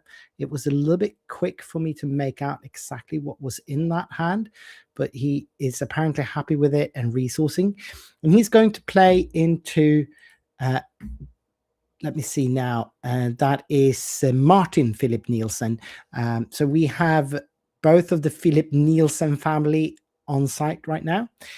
So Martin and his son Gustav are both attending from the moisture farmers, how they want to pronounce that, the team over at Jylland or Jutland in Denmark, which also have some really notable players such as Oscar Christensen and Jeff Rogevi, who are both very, very accomplished players, both of them. Now we have a very straightforward opening here with Gungi into the 2-4 Caris, I think it's called.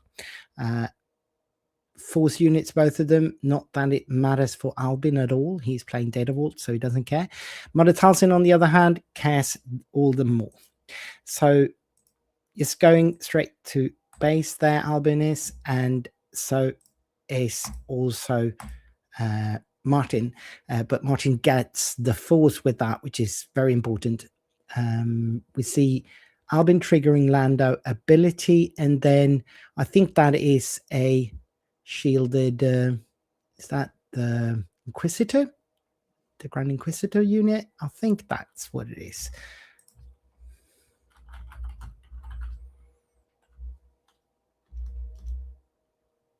Let me see if I can bring it up. I think that's the Grand Inquisitor from Legends of the Force, but I'm not entirely sure. Now, Albin doesn't have a turn 2 play. He's just creating the token and claiming. It's unfortunate. 2 more to base. And that's got to hurt him in the long run, falling behind on board state like that. Grand Inquisitor being quite the strong unit. It's essentially a 4/4 since it's got raid 1. And also having that shield on there, it makes it very protected, which is, of course, very good.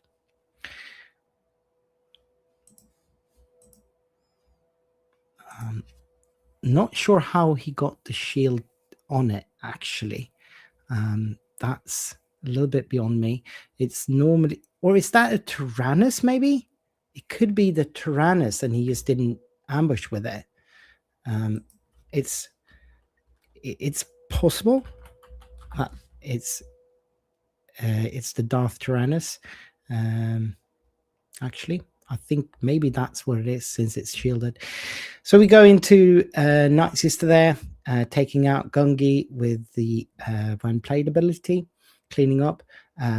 After Jin tapped out, what I can only assume is probably Darth Tyrannus instead. Because that's a 4/3. Yeah, that would make sense.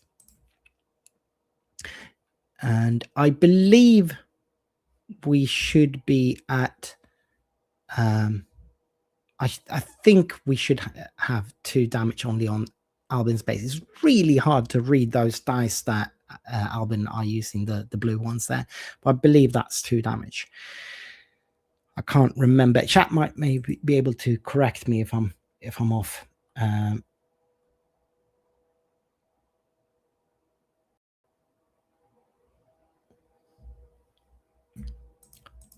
Let's see. So Albin keeps going with Lando ability, creating more credit tokens.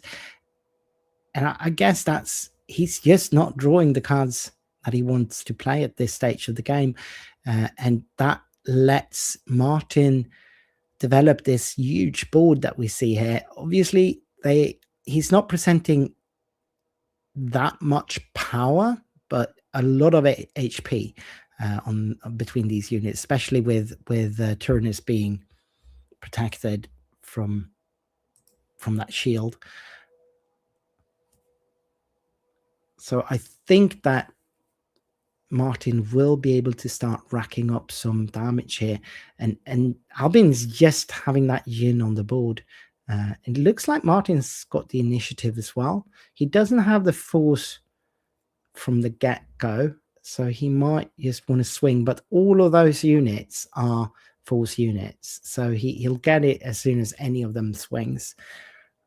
He might trade to take out Jin, but I'm not sure he needs to. He's in such a good state. He might also, of course, have a fair amount of ambush ability here. He's considering his options, taking his time with this one. He's in the tank, so to speak.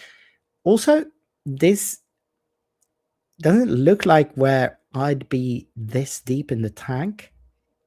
But I haven't seen Martin's hands. I wouldn't know what his options really are. He looks to be in a very good position, though, so he might just be able to start racing here. And that seems to be what he's doing. 2 to base. He wants to race. He's signaling there that he wants to race because this is the only unit Albin could actually trade with. So he's making sure that it gets its damage into base. Oh, I put that on the wrong base. That's what we should be at. So I think that's 4 all. Now, Albin might be less inclined to trade here then because of how bad his board state already is, and he wouldn't be protecting any damage coming in this turn. So he might just, he's considering his options here as well. They're both taking some time with this one, but he is indeed going into base.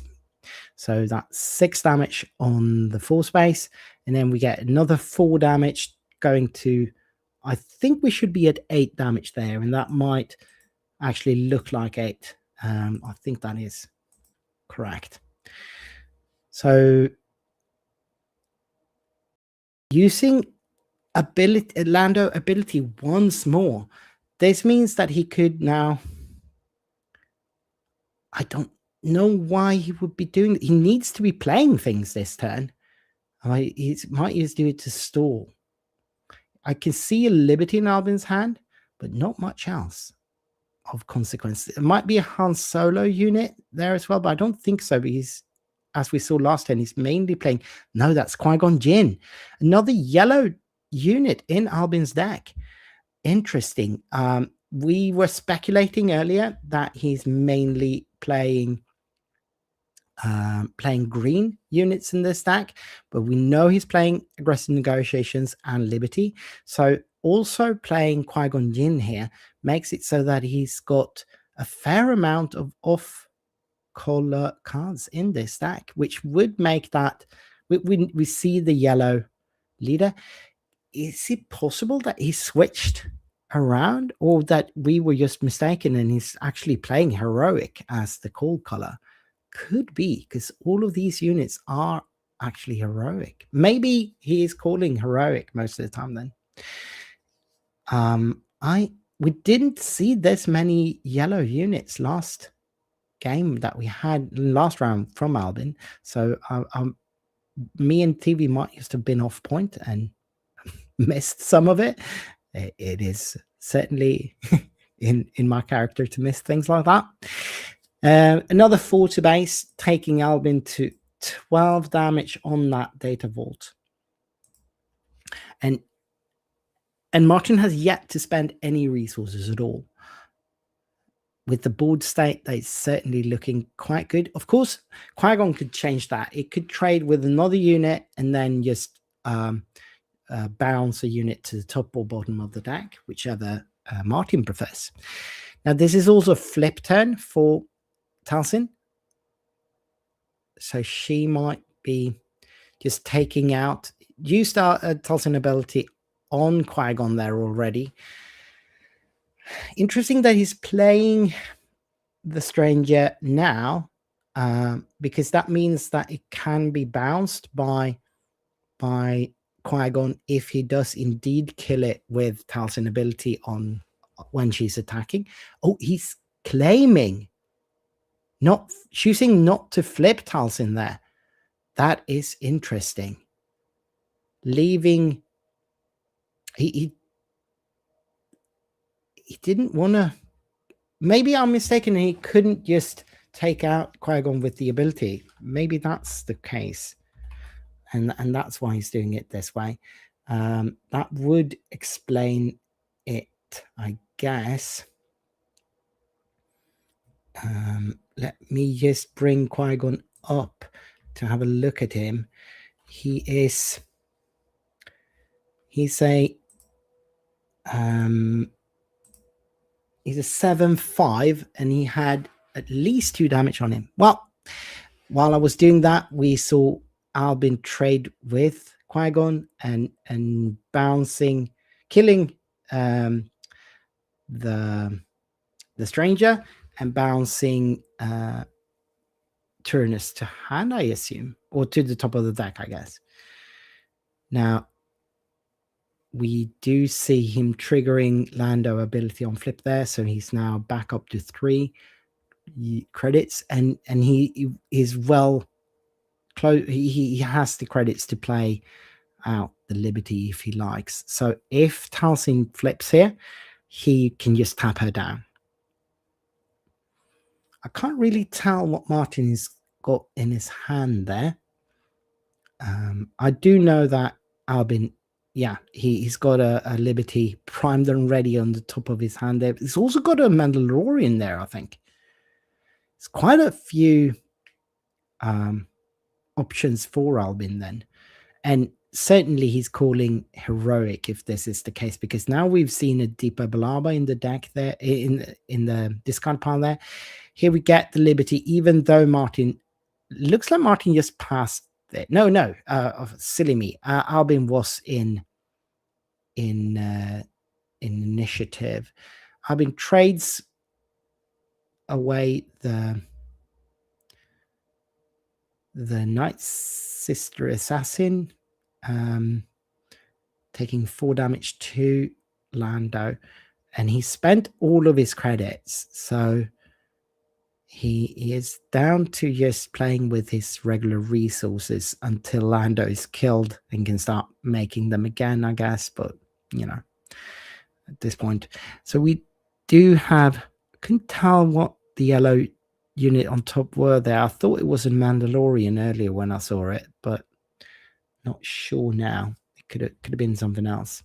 Again, maybe Shaq can tell me if they can tell.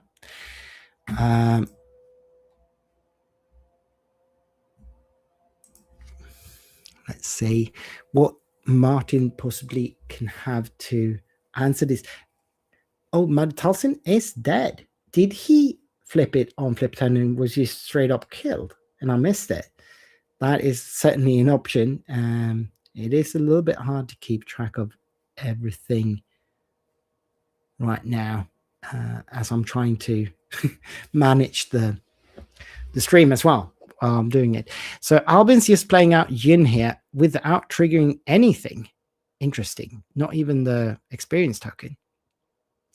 And that's a Darth Tyrannus coming in again, and without the ambush.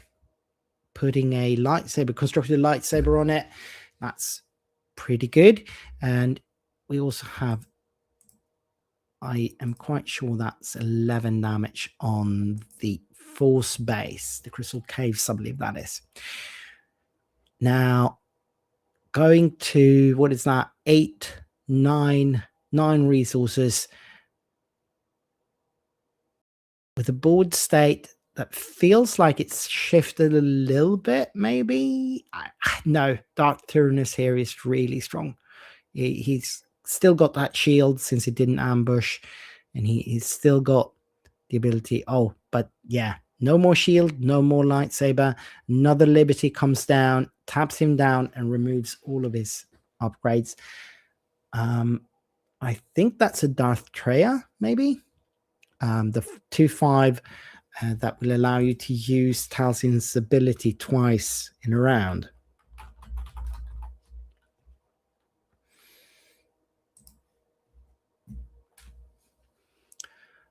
Albin still with that really, really small board. Not what he would have liked, but at least it looks like that Liberty is sticking for now. 4 to base will take him to 15 damage, I believe.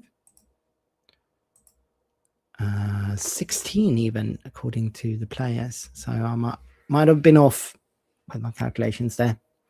Oh no, he's got an experience on Lando for some reason. Oh, he did trigger the experience of Jin. He just put it on Lando. Oh, that makes much more sense. I missed that. That makes a lot of sense. Jin also just going base, I assume. There's nothing she can trade with here, and there's no shield to knock off anymore. So taking that to 18 damage on Martin's base. Even though the board state is much more even now, the pressure is certainly not even. Albin is able to pressure Martin quite well here. He's only got to do 10 more damage. And this is, of course, the strength of Data Vault, whereas Martin has to hit that Data Vault base for 21 more damage to finish this. Now, Albin is considering his resourcing here, and he apparently wants to go even further. He's going to 10 resources then. Or maybe not. Maybe not. Taking that back. It's not yet decided. No resourcing, it would appear. Or did he? No resourcing. Staying at, oh, that's 8 resources. I was mistaken already. Condemn on that Liberty is very good. It definitely turns the tapping ability off, and it most likely also makes it so it only hits for 3. But that's an aggressive negotiations for, is that enough? That's 5 + 5, that's game. Aggressive negotiation once again takes the game for Albin. It's certainly been the card that's allowed him to finish game after game here on stream. So we're going to have a little bit of sideboarding here. Not Albin's gesturing here. Not entirely sure what they would be bringing in here. Talzin needs to be able to have answers. Maybe some more removal could be a thing, but also I think if I were Talzin, I just want to go fast here. I just want to have even more pressure early, because the way the board state looked there for a bit, Albin had just one small unit. I think it was Yin maybe to 3 fairly hefty ones on the flip turn there. I missed that Talzin did flip and died. But even so, I believe the board state was so much favoring Martin at that point that if that's what Albin decided to do with that turn to kill Talzin, I think Martin still had the advantage going forward from that point. But Albin was able to claw his way back into this game. It's quite remarkable how much Albin has been able to do in these games we've seen on stream with very small board states, not only because of aggressive negotiations, but he's just been able to keep up pressure, even though his board states have not escalated the way you sometimes see from these green heroic decks. So still some sideboarding decisions from Albin. He's still trying to get down to the 60 cards that he needs to be playing. But he seems to have come up with some kind of improvements for his deck here. Shuffling in a few cards, and we're going to get to see game 2 commence soon enough. It's a little bit of a pile shuffle here. I know a lot of people have issues with pile shuffling. I don't necessarily mind pile shuffling at all, as long as it's not the only way you shuffle. It feels good to make sure that cards aren't sticking together, which sometimes happens when you at least for me, I tend to have quite sweaty hands after a while. So my cards might get a little bit sticky, and pile shuffling will separate them. And then I'll shuffle like you can see Albin do now. I'll do actual shuffles afterwards. So for me, pile shuffling is certainly part of my procedure. But I do know a lot of people have issues with it.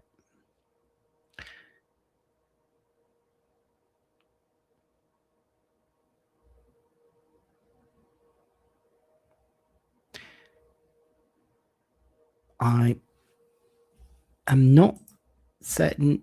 I can't think of any cards that I'd like Albin to bring into the Lando deck that we saw last turn. I can't think of any. Maybe just taking out like things like the blue ace, and there is no space at all in a Talzin deck usually. So these space ambushers probably aren't interesting at all for Albin, and so they need to go out, I guess, and then you can instead bring in some things that might have more impact on the game. We have an opening hand here being drawn for both. I did see an Anakin in Martin's hand, but he's not too happy with the hand, so he's taking a new one. Albin has a Typho and a Liberty there. And did he have a turn 1 play? A little bit too quick for me to make out there. Perhaps he does, because he doesn't look like he's taking a new one here.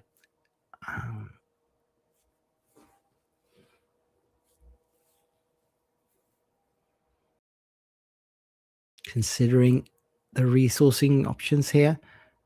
So yes, Albin does have some way of going forward with this hand, so I can only assume that there was a 2-drop there. Some kind of opening play.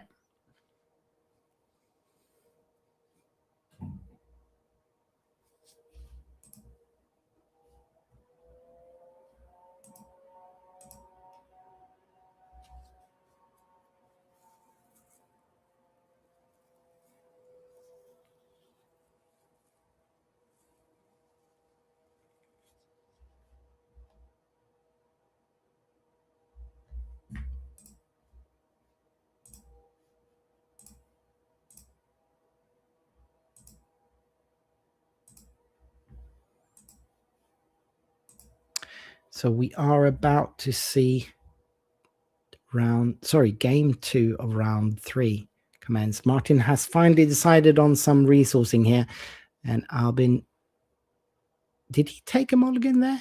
Did I miss him taking a mulligan? I was not paying attention.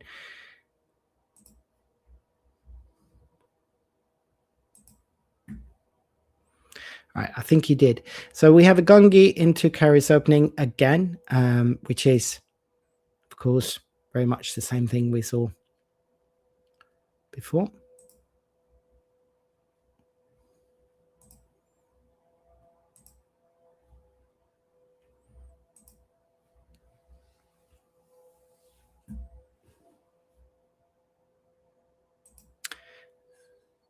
And yeah, a little bit of back and forth, but Gungi is going to base there. As is Karis, I assume. But yeah, that is a little white die there on Albin's base. And then we have Darth Treya as well as Mina Bonteri. And oh, that's unfortunate. Lando ability is flipping a aggressive negotiations.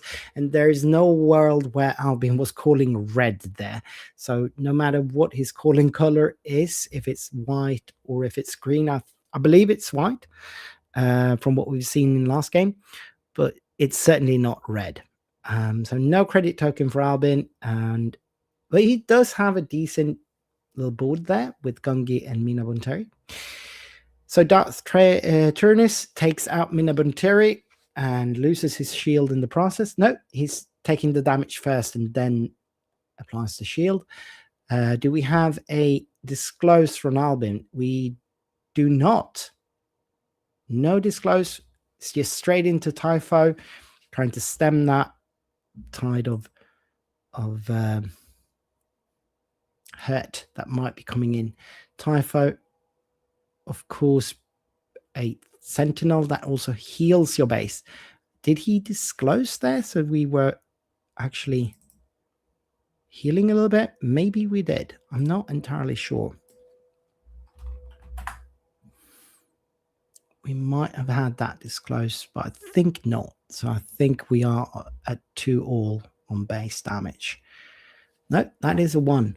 So he did heal some. And he's trading into Turnus to remove the shield with Gungi. And then Darth Treya, along with Tal'Sin ability, is able to kill that. And then another trigger of Tal'Sin ability allows us to clean up Albin's board. And now we do again have this board state that is certainly favoring Martin. I think. I would think.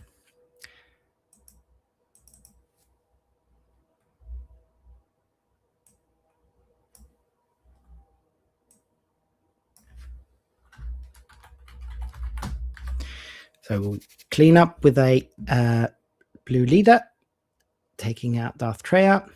And Turnus, is he going base there, I think? And then the assassin killing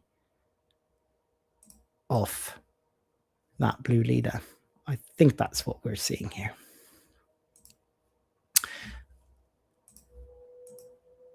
So that would be, if I'm reading this correctly, 10 damage. Could that be the case? 3 plus 4, yeah. Could be 10 damage. Or maybe it's actually 8. 1 plus, yeah, that should be 8. Should be 8 damage on the data vault base there.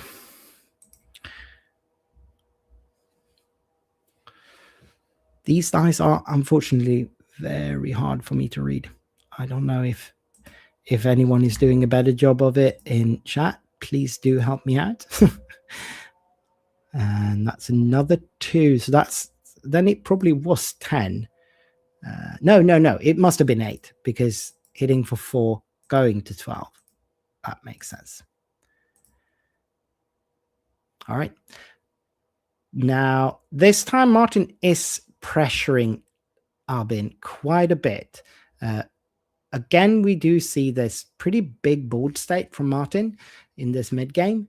And this time we do have a fair amount of damage on that base. He is starting the game with a 5 health disadvantage in base health, but he's more than made up for it already. Another 4 coming into base here would take us to 16, if I'm doing my maths correct here. I hope I am. And it does look like that would be 16, 3 times 5 plus 1. Now, Albin, on the other hand, has... Oh, that's Protector Pod to take out Mother Tal'Sin with the health pool of Lando there.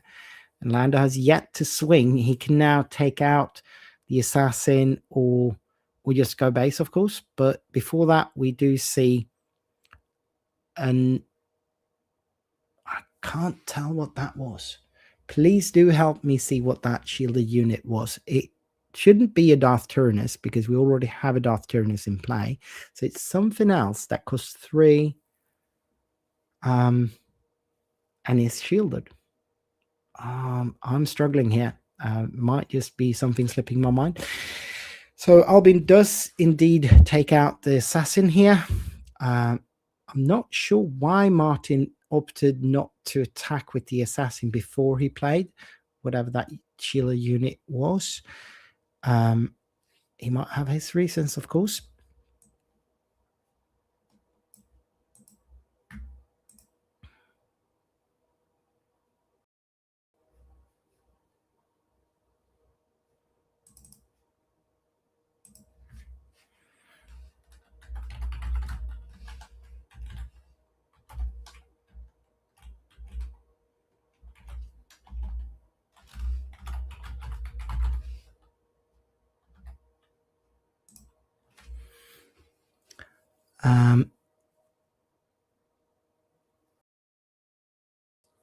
Now we do on Martin's playing that Sentinel, the 3/3 Sentinel in space. I don't know if that's just the only play he's got, but then we see Albin claim. So it's still a very much commanding board state for Martin. Albin trades with Lando to take out Darth Tyrannus. And then we have another 4 damage, I think.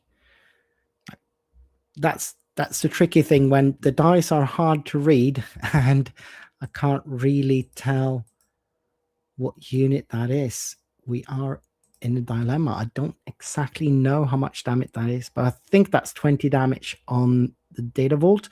Albin answers with the Kelleran back, trying to look if he can find something consequential here. He's still got all 3 credit tokens available. He's paying 2 of those, so that's something for 5 then, maybe a queen.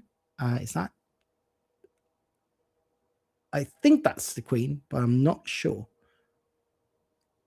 No, yeah. It's not. It's something else. It's just too hard to tell from here, from this angle. Again, if anyone in chat can help me out, it's that Shinhati.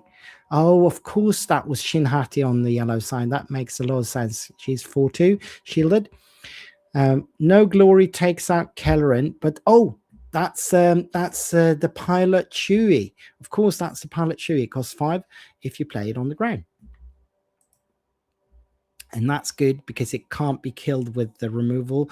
Other than, of course, No Glory. No Glory is still able to actually take that out. But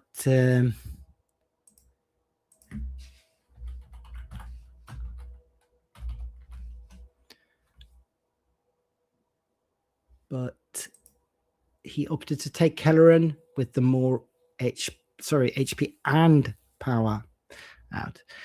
And we should be at 23 damage on base at this point because the Sentinel in space did get to swing one time there. And Shinhati is just amazing here because Albin doesn't have a clear answer to that. Blue, he opted to keep the yellow ambusher there, which I thought for sure he was going to take out in sideboarding, but we still have Shinhati coming in and bringing us to, that would be 27, I believe. Closer. 6 more damage to go for Martin. And we just see Chewie swing to base there. And he can't really trade with Shin because of that shield. And then we have... okay, so I think this kind of cements it for Martin. Now, it'll be really hard for Albin to stop this. He doesn't play that kind of removal. He can remove probably the ship, but I doubt that he is able to remove Shinhati as well in one go here. So he's just... I mean, this has to be game, right? Sentinel on ground won't save him. I don't think.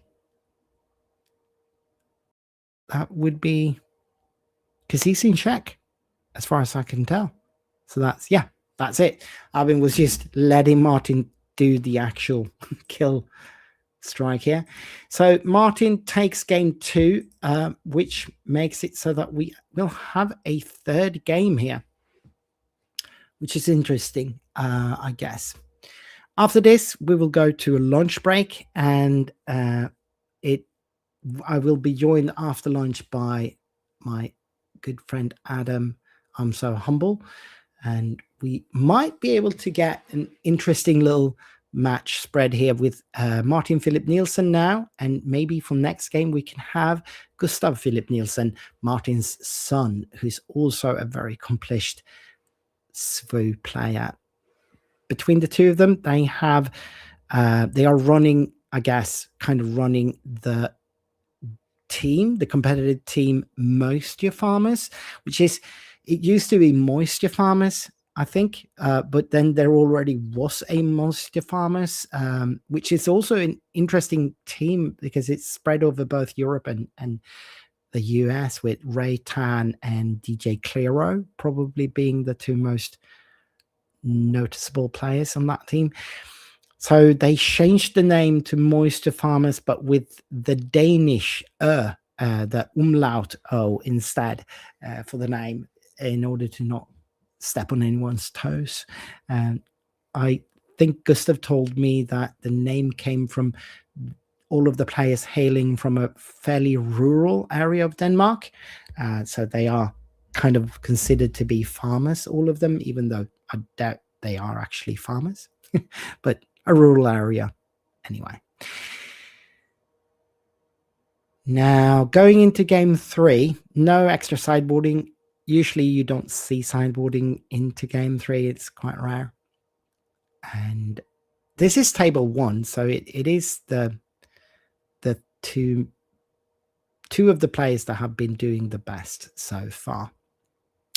This is the Casual Store League final of the Nordic Championships, which is interesting because of the prize support for this makes it anything but casual. The prize support, the winner of this tournament will actually have a free trip to Vegas and qualify on top of all the card boosters. I think it's a full display of carbonite packs and a lot of other products. So the prize support for this tournament is just absolutely amazing, and it's only 18 players because it's an invitational tournament.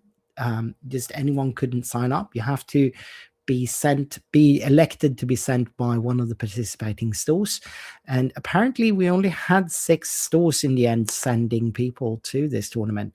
I think there's actually some more stores that did send, but not all of them could do a full complement of 3 players. So we have 18 players today facing off for some amazing pricing.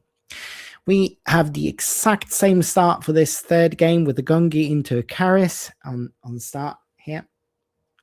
I guess neither player is too sad about this start. I bet Albin would rather see Mina Bonteri on that start, but that extra health might also be very helpful, seeing how Talsin can often sort of take care of one health can bring you out of Talsin's reach, so to speak. So it might just be very good for him. Spending 3 resources immediately to capture carries to keep Martin off the force is very good. That's perfect for him. And we just see another Shinhati come down, and then we have Albin strike for 4 instead, with moral authority on Gungi, bringing him to a 4-5 unit. Now, of course, Shinhati can trade into Gungi here and then have Talsin finish it off to get that carries back. But I'm not sure that's preferred strategy for Martin. Last game, he was able to just pressure Albin enough to be able to steal the game in the end. And this time, he's not being on the force and presenting the same amount of power on the board. It might be a good idea to trade here. And that's what he's doing. He's taking the shield off of Shin, getting the force, and putting 4 damage on Gungi. Gungi is not trading back, but is instead hitting base for another 4, showing us that Albin is indeed trying to race here. Starting with 5 more HP on his base, he sees that he's got the tempo. Talsin's Assassin taking out Gungi, getting the carries back, and this ball sight is certainly again favoring Martin, but the pressure is on the other side. A Falcon and then a Lando trigger to get a credit.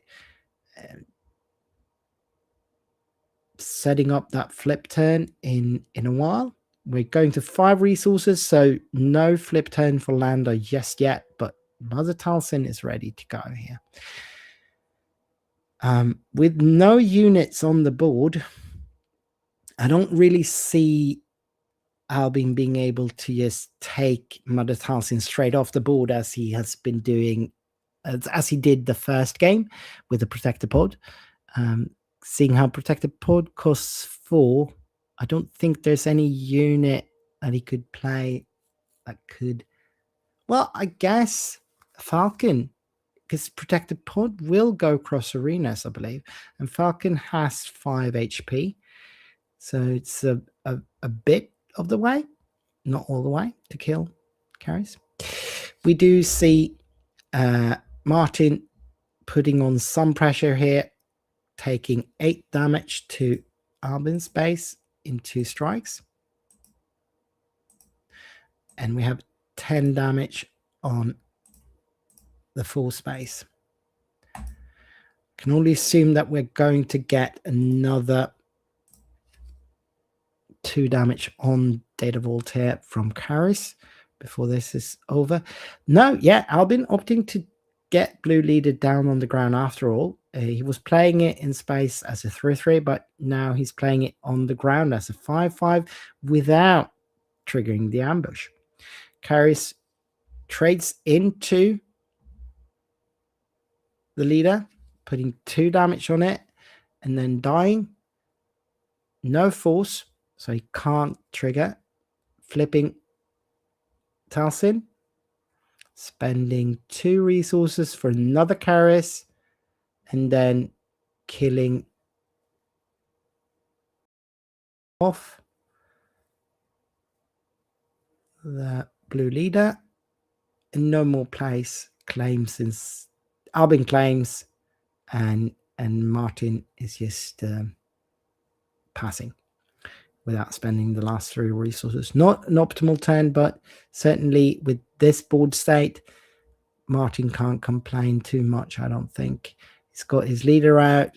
Of course, now Lando gets to flip with the credit ready to maybe have something big hit the board, like a Mandalorian. I think that might be a Mandalorian in his hand. Certainly is a aggressive negotiation in Albin's hand there. So we get 3 damage coming in, and he's debuffing something. I guess that's Lando.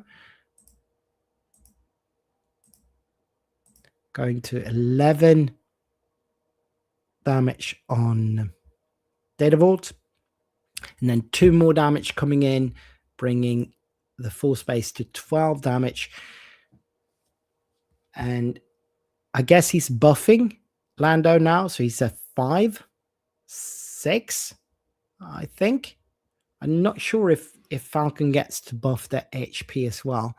But he's debuffed by 1 and buffed by 2. So essentially a 1 buff, if you call it that. I think that's a +1/+1 token on that die. So he'd then be a 5/8, I think.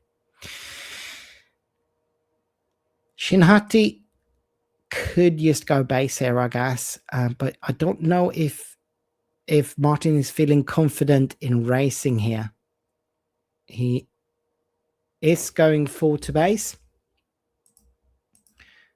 And I think that brings him to 15 damage, but it looks like that's more. That's maybe 16 or 17 damage then. I might have had that wrong. Looks like 16 damage to me from those dice. I'm not entirely sure. And that's another 4 from the assassin. And we have 17 damage since Lando only went straight to face there. I do think that's 21, maybe 22. Playing a Jin now, I guess, to tap down the Karis, or put a, yeah, tapping down Karis, stemming the tide of damage coming his way. Of course, with the damage total difference between the bases, this pressure is much more equal, and Albin has that aggressive negotiation in hand, which will allow him to finish games from a bit of more reach than maybe expected. At this point, of course, I'm sure Gustav is aware of that. He did see the aggressive negotiations in that first game, so he knows Albin is playing it off aspect, and he's certainly looking at that hand size and seeing it's only a buff of 2 right now, but after drawing up cards, it will be a buff of 4 instead, if Albin elects not to resource, which is certainly an option. With Lando, that would allow him to hit for 8 to base, bringing him to 25, and then that's actually 25, and he wouldn't have lethal in 1 strike after that. He wouldn't be in check because Yin is only a 2/2, and the Falcon also only hits for 2. So we're not in the sort of position where Albin can just put. Oh, Martin isn't playing. Albin claims, and Martin spends no resources whatsoever for the turn. Wow. That is wild to me. He doesn't play anything. I don't know what cards Martin could possibly be holding in that hand where he wasn't playing anything at 6. I mean, Lawbringer, but he can't have a handful of Lawbringers, can he? That's very unfortunate, I guess, for Martin. It would be one thing if he claimed, because he feels he needs some kind of answer. So now we see Albin come in for 8 here. A buff 4 and aggressive negotiation will take him to 25. Could it be that Martin is holding a aggressive negotiations of his own and didn't want to play any cards just to be able to have that extra card reach? That is a possibility. If I have miscalculated something here, because I'm not at all sure about the damage total on Albin's base. I think it's 21, but it could just as well be 22 or 23 or something. Those dice are so hard to read. So we get, that doesn't look like he's doing that. He's playing a condemn on the Falcon, which makes it so that Albin does not present lethal right now. Jin is only a protected pod. Will it kill Talsin here? Does he have anything with enough HP? Yeah. Yes, Lando. Of course, Lando. Yeah. So Talsin is off the board. And now Albin is not presenting lethal because Falcon can't buff Yin, seeing how it's condemned. Albin has spent all his resources. So claiming now will put Albin in check, of course, because of how. Okay, so Talsin's assassin making it so that he can trade out Lando, and now Albin is in a very bad position. He's 3 off killing, but he has no unit that can do the killing, and we certainly do see some damage come in here, bringing us to I think that's 27. I'm pretty sure we're at 27 now. which means that we need another 6 damage on the Data Vault base, which Martin certainly is presenting. He's presenting way more than 6 damage there. And Albin is in no way, shape, or form presenting the 3 damage he needs to finish this off. The Falcon, even if Martin were not to have any blue-black cards to disclose for the Condemned, he'd still not be lethal with that card. Typho, perfect card for Albin to buy a little bit of time, as well as actually putting him in check for next turn if the Typho survives.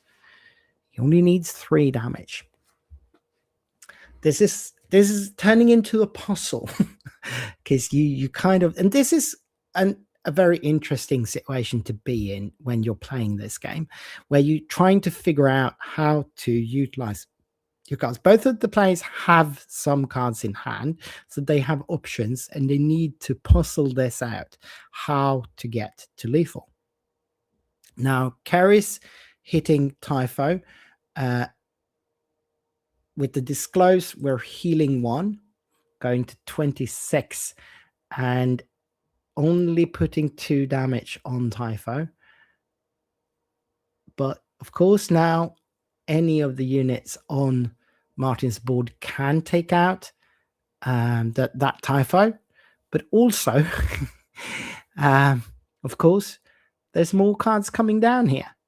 We see a blue ace, which would be, it represents lethal at this point. It's a 3/3 in space.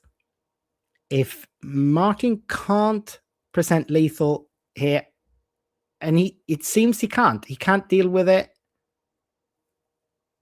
Oh, no. This is what happened, I think. Albin was just playing it to show that this is the only thing he's got. He doesn't have the credits or resources to have it ambush on ground, which means that Martin actually does have the ability to both remove the Typho and kill him. He did have 2 assassins and a Shinhati, so he'd be able to kill Typho with one of those, which would take the damage total with a reveal down to 25. But then he could hit with 2 times 4 power, which will bring him to lethal. So Martin takes the game, I believe. Let's double check that in the, because they are reporting now, but I'm pretty sure that is what we did see there. And yes, Martin wins the game 2-1. That was a very close one in the end. A little bit confusing what Albin was doing there, but he was just showing him the only options he had in hand there. So we have Martin Philip Nilsson taking down this game. Now we will go to a lunch break, and that indeed will give me a little bit of time to get me some company on the stream. It is so hard to solo cast, but I'm doing my best here. Hope you enjoyed. And in a little bit over an hour, I think we're looking at the next round. So they have been changing the schedule back and forth here, so I'm not entirely sure what the schedule looks like right now, but we are probably looking at round 4 starting at 3 o'clock. I believe that's what the current iteration of the schedule is. Let me put us on a break here, and I'll see you again in a bit with Adam joining me for the stream for that. Bye-bye.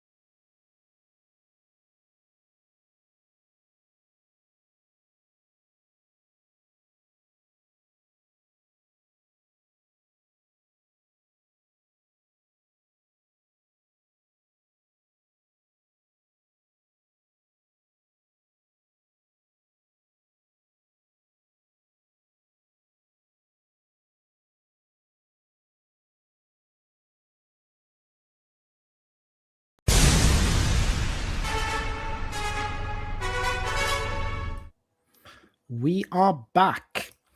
My name is Victor, and I'm joined by my good friend Adam. I'm so humble to actually have a co-caster this time. Hello, and you're welcome, I guess. Thank you so much. We will shortly bring you over to the table to watch the third host of our little podcast here, Jonah Niklas, play against, as I teased a little bit in the last round, Philip Nielsen, sorry. Yeah. Yeah, and this is going to be a slaughter, says Jonah to us, because apparently Gustav has been getting some coaching on his deck from people that seem to know it. What do you think of this matchup? We're going to get to see Krennic Blue, Quaxium Mines, going into another Lando Data Vault deck. What do you think this means? I will not pretend to know this matchup at all. Really? But in a way, I can see it being decent for the Krennic. It's not mega fast. I have, of course, not checked the Jonas deck list. And if he runs removal and like tap, stuff like that, it will be a little bit annoying to be Lando. If they are going with the play style of going one big unit, like doing the big flip, like flip it out and play a Liberty, that is not as scary, I would say, for Jonah, as for him going like wide with like two smaller things or something like that. Yeah, no, we did see Albin play this Lando Data Vault just recently, and I don't know if this is the same kind of deck. Albin had the Heroic as his color, I believe. I would assume the same here. Yeah, it seems like the better choice. In some of the first games we were watching, it looked to me like he was only playing green units. So I thought for a while he was playing green as his core color, but then we started seeing a bunch of yellow. And I assume that might be the case, that this is the same. Right, let's go over to the table and see what we can make of this. And for some fun stats, Gustav Philip has 1802 in his ELO rating on the Holo, versus Jonas Niklas, who has 1804. So this should be a very tightly contested skill level matchup. Jonah might be a fair few years older than Gustav, but Gustav, with his 13 years old, is actually quite a formidable and experienced player. We've seen him in many tournaments, and he's often doing quite well. Yes, he sure is. Yes, like he did go on that big run on Odense on the big PQ there, 7-2-1. I think he lost the finals. That's his best result. And Jonah also had his best result in Denmark, I think, when he got second place to Niklas in Copenhagen. Yeah. Those were both Danish PQs and fairly sizable PQs, both of them. So neither of these players are particularly green to the game, even though they are both playing green colors here. Yep. Bit of pile shuffling from Gustav here. Yeah, they might also be waiting for the go clearance. It might not have been. So it's like, I'll take an extra shuffle here. Yeah, why not? Count out the cards, make sure you have all of them. I'm not sure if, I don't think you can see on stream the fancy pants moving in the background, but that is almost certainly Oscar Christiansen, who's in the same team as... yeah, I watched those pants a few times now, so yeah. It's him. It has to be him. And he has, as we alluded to, been coaching Gustav a little bit on how to play against Jonah's deck here. So Jonah is expecting a slaughter, he says. Yeah, it's going to be interesting to see like if Lando gets the options to go the wider strategy. And if it goes wide, Jonah does still just need to hold on and use this. I assume he has single reaction ignition in the deck for the splash base and just clear and and start turning. Yeah. I mean, that's what his game plan, the options in his game plan. It is quite the disadvantage to start with a 6 HP deficit in base HP. It is, but also isn't unless it's gets a lot of tempo on you. Like otherwise, it's just a bonus. But the what I was trying to get to is that if this deck is like Albin's deck that we saw the last 2 rounds, it is certainly able to present quite a lot of pressure earlier than I thought, actually. Yeah, Jonah is actually being nice here in showing what he's resourcing. So he's resourcing the 2/3 ambush ship, not thinking that Gustav will go space. I assume that he has space options. He does. If he's playing anything like the one that Albin was playing, he certainly has. This is a good opening. I think that's Bail Organa into the draw a card, Night Sister, which is just killed immediately for a credit and a card. So both of these players are probably happy with this opening. And here comes the skill intense part for Gustav. Like if he's supposed to start discarding cards for like to get more what we call like units out. Gorn main deck. Ooh, that is not normal. That is such bad news for Jonah. Yeah, he's only on attack, not when played like only on attack. So Jonah needs to, like, if it's not gonna hurt, he needs to spend all resources here. So hopefully he has a 4-drop to play around this. Ideally, it would be a 4-drop Sentinel, but if he had that, he would already have played it, I think so. I agree. I'm trying to bring up Gorn, but he is called something more than just Gorn. Lieutenant Gorn. Lieutenant Gorn is it? Is his name. Yeah. It is a very, very good answer to the credits that Jonah is probably trying to. Here comes Lazarasi. And I'm assuming Jonah takes a shield and does 2 damage.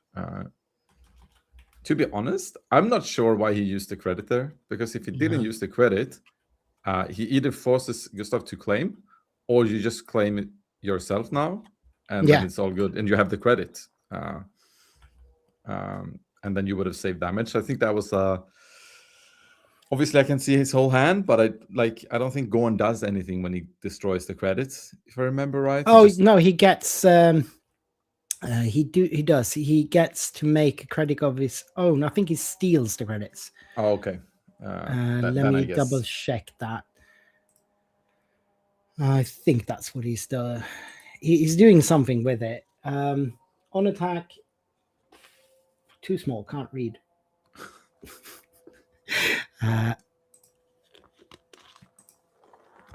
But either way, I have it on front. Take control of an enemy credit. Yeah, so he steals the credits, like I thought. So then I get it, like, because if I were Gustav, I would just claim a steal. So that makes sense. This is interesting. He's trading into the spy. The spy, it's for free. Yeah, gets to keep the unit. Gustav here should probably just go base. Right. He could have traded it into the Gorn, to be fair. And that might have been an interesting option as well. Yeah, but now you're going to get 2 units. And that's more important. Now you just don't kill your own units and have that as your game plan. 2 for 1 is better than 1 for 1. Yeah. So this Typho is interesting because Gustav has the board state here. It's basically just to protect the Gorn and Bail Organa. Yeah. So 4 more to base, and Jonah did pass there before, so we'll see what he does now. Yeah, so got all 4 resources open. He's killing last for a credit. And so now he's going to play something for 5 right away. Right, yeah. Looks like the trooper there, which is a 5/5 Sentinel. I can't remember the name, but he's get a Sentinel of his own anyway. It's a conditional Sentinel. No, it's an always turned on Sentinel. I think it looks like it's always turned on that one. If it's a 5/5 for 5 Sentinel, it doesn't have a condition. I think that would be too bad to play. Even for a straight black unit. Yeah. Yona is having an Annihilator on hand, which seems a little bit far-fetched at this moment. But he hasn't seen the Max Rebo or any of the huge things that he wants to see. What he killed it Blue with leader. Blue Leader, a little bit fast there for me. So all 5 resources spent to claim to get rid of that Sentinel. Jonas got all his resources open, but no board whatsoever. He's passing, which is fine, I think. If Gustav was to claim here, you at least saved yourself 10 damage. Yeah, 10 damage. Gustav can't really claim. Gustav has a good late game for sure, but here he doesn't. You can claim if he does it again. I would, and that's what happens. Yeah. But you need to actually do some damage every round because Yona is just waiting for that late game, and Gustav has good late game, but not the same power level as Krennic. Yeah, but also like you have spent all your resources versus someone who passes. That is, you need to think about it at least. Yeah, sure, absolutely. And here, 15, 16, like the Gorn has really messed up Jonas' game. We can say. Yes. And while Krennic can't really afford to skip 5 resources, I think not while taking 6 damage, and the opponent play units. I think this game 1 is probably over. I don't think. Yeah. I don't think he can survive to 8. He hasn't seen any of his ramp. This is make no mistake, this is a ramp deck. It wants to super ramp, and I don't know how he catches up here. Next Sentinel, but it's not that hard to. That's the 4/6 Sentinel, I believe. Yeah, and now he will make a credit. He will miss because that's protect the pod. Yeah, one of his misses in the deck. I believe this deck. Oh, another protector pod still works. Yeah, still works, and he didn't get to make any credit tokens at all with the flip here. But and Yona goes to 7 here. Yeah, 26 damage on base. Yeah, that's game. Done. Yeah, he's pointing on the Gorn, and I think that's correct. Like that, people don't really main deck Gorn, but no. I guess it is a good Lando counter if you're Lando yourself. Also, you play Data Vault, so you can afford to have some extra cards. It might not be his stat line is not terrible. Like no, 4/4. Like a lot of the 4-drops has a 3/5. So, like, I think it's fine. Both Skin and Gorn are playable, even if you're not using the text. They're not great, but they are okay. The Gorn is a lot better than Skin, I think, if you're not using. Skin is actually quite bad if you're not using the text. 4/3 is unless you're facing 2/4s, like then you can play it, but that is not guaranteed. Like he dies to Karis, and Karis still leaves a spy afterwards. So I think game 1, this was hard to tell. I mean, how much was just bad draws compared to good draws. Because Yona didn't see any of the cards he wants after that opening. He really wants to see his ramp, and he saw none of it. To be fair, he does run the Rebo band that makes credits, and he would, even if he had it, he would not play it because he had not dealt with Gorn. Yeah, exactly. So I think like, he much rather see Max Rebo himself. In this case, for sure. Certainly. And it's not like Gustav is going to take out his Gorns here. If anything, he's putting more of them in. Yeah, he might not run 3 in main. That's true. If he has 3 in his total 70, he's definitely adding them in. I'm not necessarily sure what Jonah can put in, but anything that like slows down the game or or ramps it up for him. But as you said, I think the ramps are already in there. So yeah, that's the main plan in this deck. If anything, he takes some of the ramp out against certain decks. Like he probably don't want to play Max Rebo unit against something like Qui-Gon, but in this case, it stays in, I guess. But it is a very high rolly deck. So if Jonah just hits, it's going to be quite nasty. I do wonder, like the 2/4 start was also pretty good into the Night Sister. No, sorry, what's it called?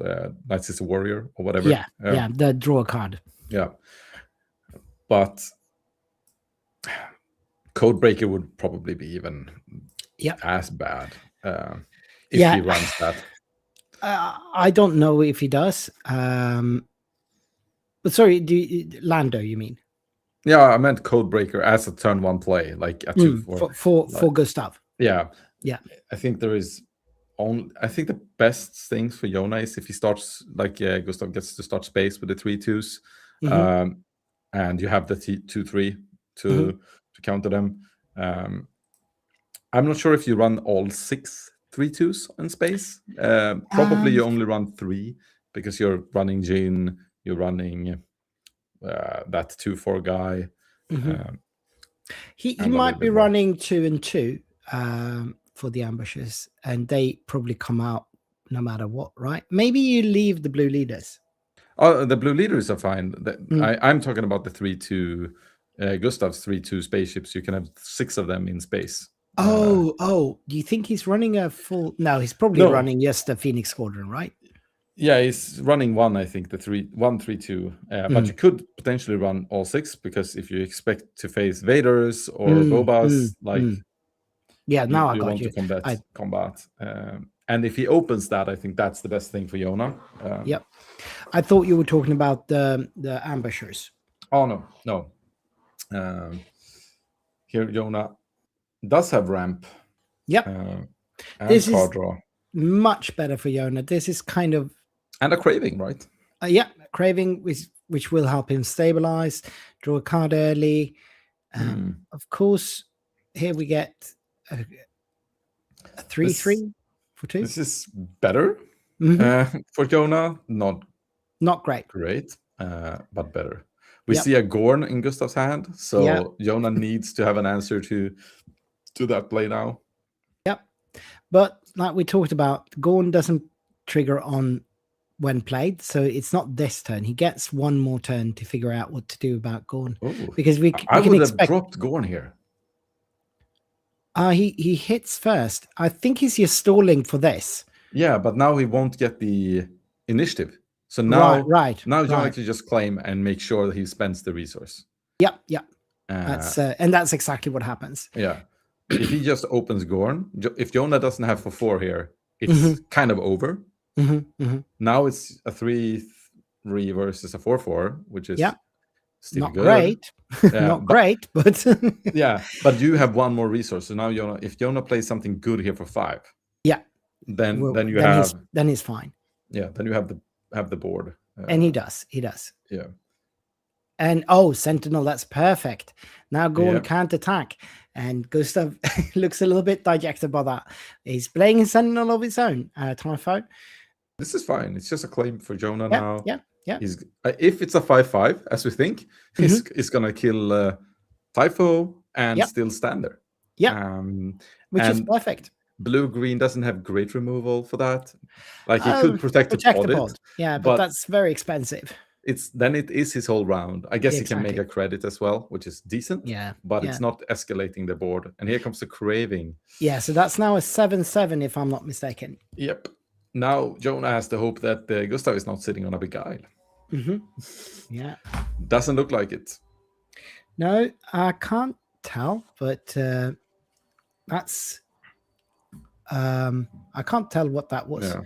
That should be 7 damage, but I'm not sure if that is. It's a 7. I think it's a 7. It's a bit weird, but now it's 10. Now it's 10. All right. And cool. Jonah has the board, and they are equal on resources. We are going into 6 resources this time. Gustav really don't want to miss on the Lando, but this is the game Jonah wants to have a chance. Yeah, and he's resourcing the ramp here. Yeah, the ramp is too late now, I think. That ramp is the ramp ship is probably still very viable for him to play. The ramp ship is, because he would just want to get up to the really high numbers as soon as possible. Yeah, but playing the 4-cost ramp here, I think, would just lose you so much board. So he's ramping with the double ramp event here instead. Which is interesting, indeed. Yeah, but he wants to get to those big resources. Now he's 2 resources ahead. And the question is if it's worth flipping when only having a 3 power. Yeah, exactly. Especially since both of those units will just shake those 3 damage off easily. Yeah. But he might have just thought to himself that this is a quite slow board state and that he has the time to basically spend a turn to get ahead. Yeah. And that's exactly what he's thinking. He's claiming here. We get a Mina Bonteri as well on top, and we are now to 7 damage here. That's the first light. Yeah, that's the first light. Not a card you see that often. Isn't that plot? It is plot, so he might want to resource it and then flip and just play it from plot. Yeah, I don't remember the power on first light. Well, I think let me bring it 7 up. or 6, I think. It's fairly big anyway. Yeah, but it makes a huge difference if it's 6 or it's 5. Yeah, no, it's not that big. 5/7, so it's got 7 health. Ambush, but there's nothing in space to ambush. So yeah, that's probably why I was thinking so long about what to do with that. So this is a board to respect still for Jonah. Jonah is behind on board now. Yep. He's 7 1 resource ahead, but behind on board. Yeah. I bet the die at the bottom of the base there is the resource, the amount of credits, yeah. The credits, yeah. So Gustav didn't spend any of his credits last turn. So we get instead a Lawbringer to -2 and everything. Yeah, because he can call white here. And then we get nice play of the Mandalorian here, killing Lasrasi and capturing the Lawbringer. Yeah. And Jonah just claims, again, nothing to use Krennic ability on. And now we get at least 3 up and then heals for 1, right? Yeah. So, now Jonah wants to get a super laser blast. Or, single reaction ignition. Yeah. Any board clear is good here. He gets his Lawbringer back, and that's not it. That's not a single reactor ignition, and I don't think he's got one in hand, right? No, none that I can see. Yeah, he does. He does. The most left card. Yeah. Oh, he does. He put it on top there. That's perfect. He will even have a little bit to spend if he does that, right? Yeah, he could play resource Krennic. He resourced the Krennic. Maybe he's just playing it for 10. That's why. Okay, okay. So he's saving the base. Yeah, that's what's happening here. Killing everything, getting the Lawbringer back. That's just a very good outcome. And now, if Gustav plays anything, he can flip Krennic and kill it, unless it has more than 8 power. And if it has more than 8 power, he can just claim and tap it or do something new with it. Yep. So, he's got options. This game is looking much better for Jonah. Yeah. All right, so we have direct hit. Direct 4/6.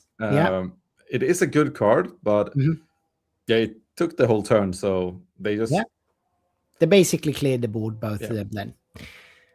But I think that's for Gustav, that is actually a good outcome from what looked like to be a complete disaster. Yes, I agree. But he only has 3 cards, and that's 13 damage on base, right? Because of the yes. Direct 13 damage, and he has 2 extra credits. Right. But notably, of course, Jonah has not flipped his leader. No. That is still to come. But and Jonah is way ahead on resources. Yes. He's ramped once, right? Well, double ramp. the event ramps itself and the top card. Of the Oh event. yeah, of course, yeah. So two ahead, yeah. At So least they are basically then even if no one hasn't resourced because of the 2 credits at the moment. Yeah, I'm not sure if Gustav resourced this turn. 6, 7, 8, 9 resources for Gustav, and that's usually where these kind of decks stop. Yeah, but he resourced this down. Oh, he did. Okay. Oh, he must have, yeah, because Jonah had 10 last. Okay. Going So up to 11 now. Jonah is playing that weird ship that lets you. That here it comes, the ship that lets you play your resources. Yeah. Jonah is debating whether or not to play it. I think Jonah can play it safe here. Yeah, I believe so. And he does. Here comes Krennic. Yep. Krennic. Because now if Gustav passes, like Jonah just claims and had a 2 unit and put it in. Yeah. So we get Kelleran here. But Jonah is about to get a huge board state here. Oh, Queen. So Gustav is also getting a huge board state. Yeah. Unless Jonah sits on a Lawbringer, then it's not. Well, actually, they are aspectless. Lawbringer doesn't touch the spice at all. Let's see what he got. He's got 9 open resources, and I believe the ship costs 9, doesn't it? Or that might be the case. Isn't it 11? 13? It could be 13 as well. I think it's 11, but I'm not sure. Yeah, I can't even remember what the name of this ship. But it allows you to play all your resources as cards. And that's kind of the secret sauce in this Krennic deck. And I bet Gustav is aware of that. Yeah. So right now, it looks like Jonah is biding his time rather than trying to take anything over.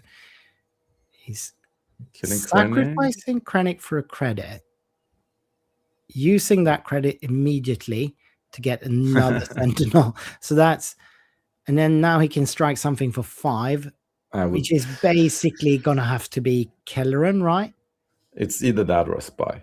Like, well, yeah, it feels because sad. if you do a spy, then at least you can, then you kill the other spy, and it can trade for Amidala. But since he chose to go base, this is correct because now everything dies to those sentinels at the moment. Right, exactly. And he's at 17 damage. Is that double craving of power? It might be. That could be.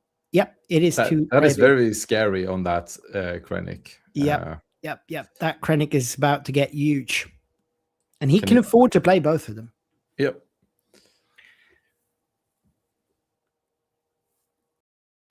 Jonah is still thinking about resourcing. He has not tapped up, and Gustav was a little bit eager to play something, but luckily didn't show anything. Yeah. He didn't mistake that. So Gustav is actually like come back from a terrible position. I'd say he's been able to dodge. Yeah, he's been able to dodge a lot of Jonah's bullets. Yeah, and that's a good card here. Yeah, deeper. Gets rid of 1. Yeah. If I think Jonah is gonna do what he did before. Oh, here comes. Here he comes. So this will allow him to play every card in his resources. Yeah. For free.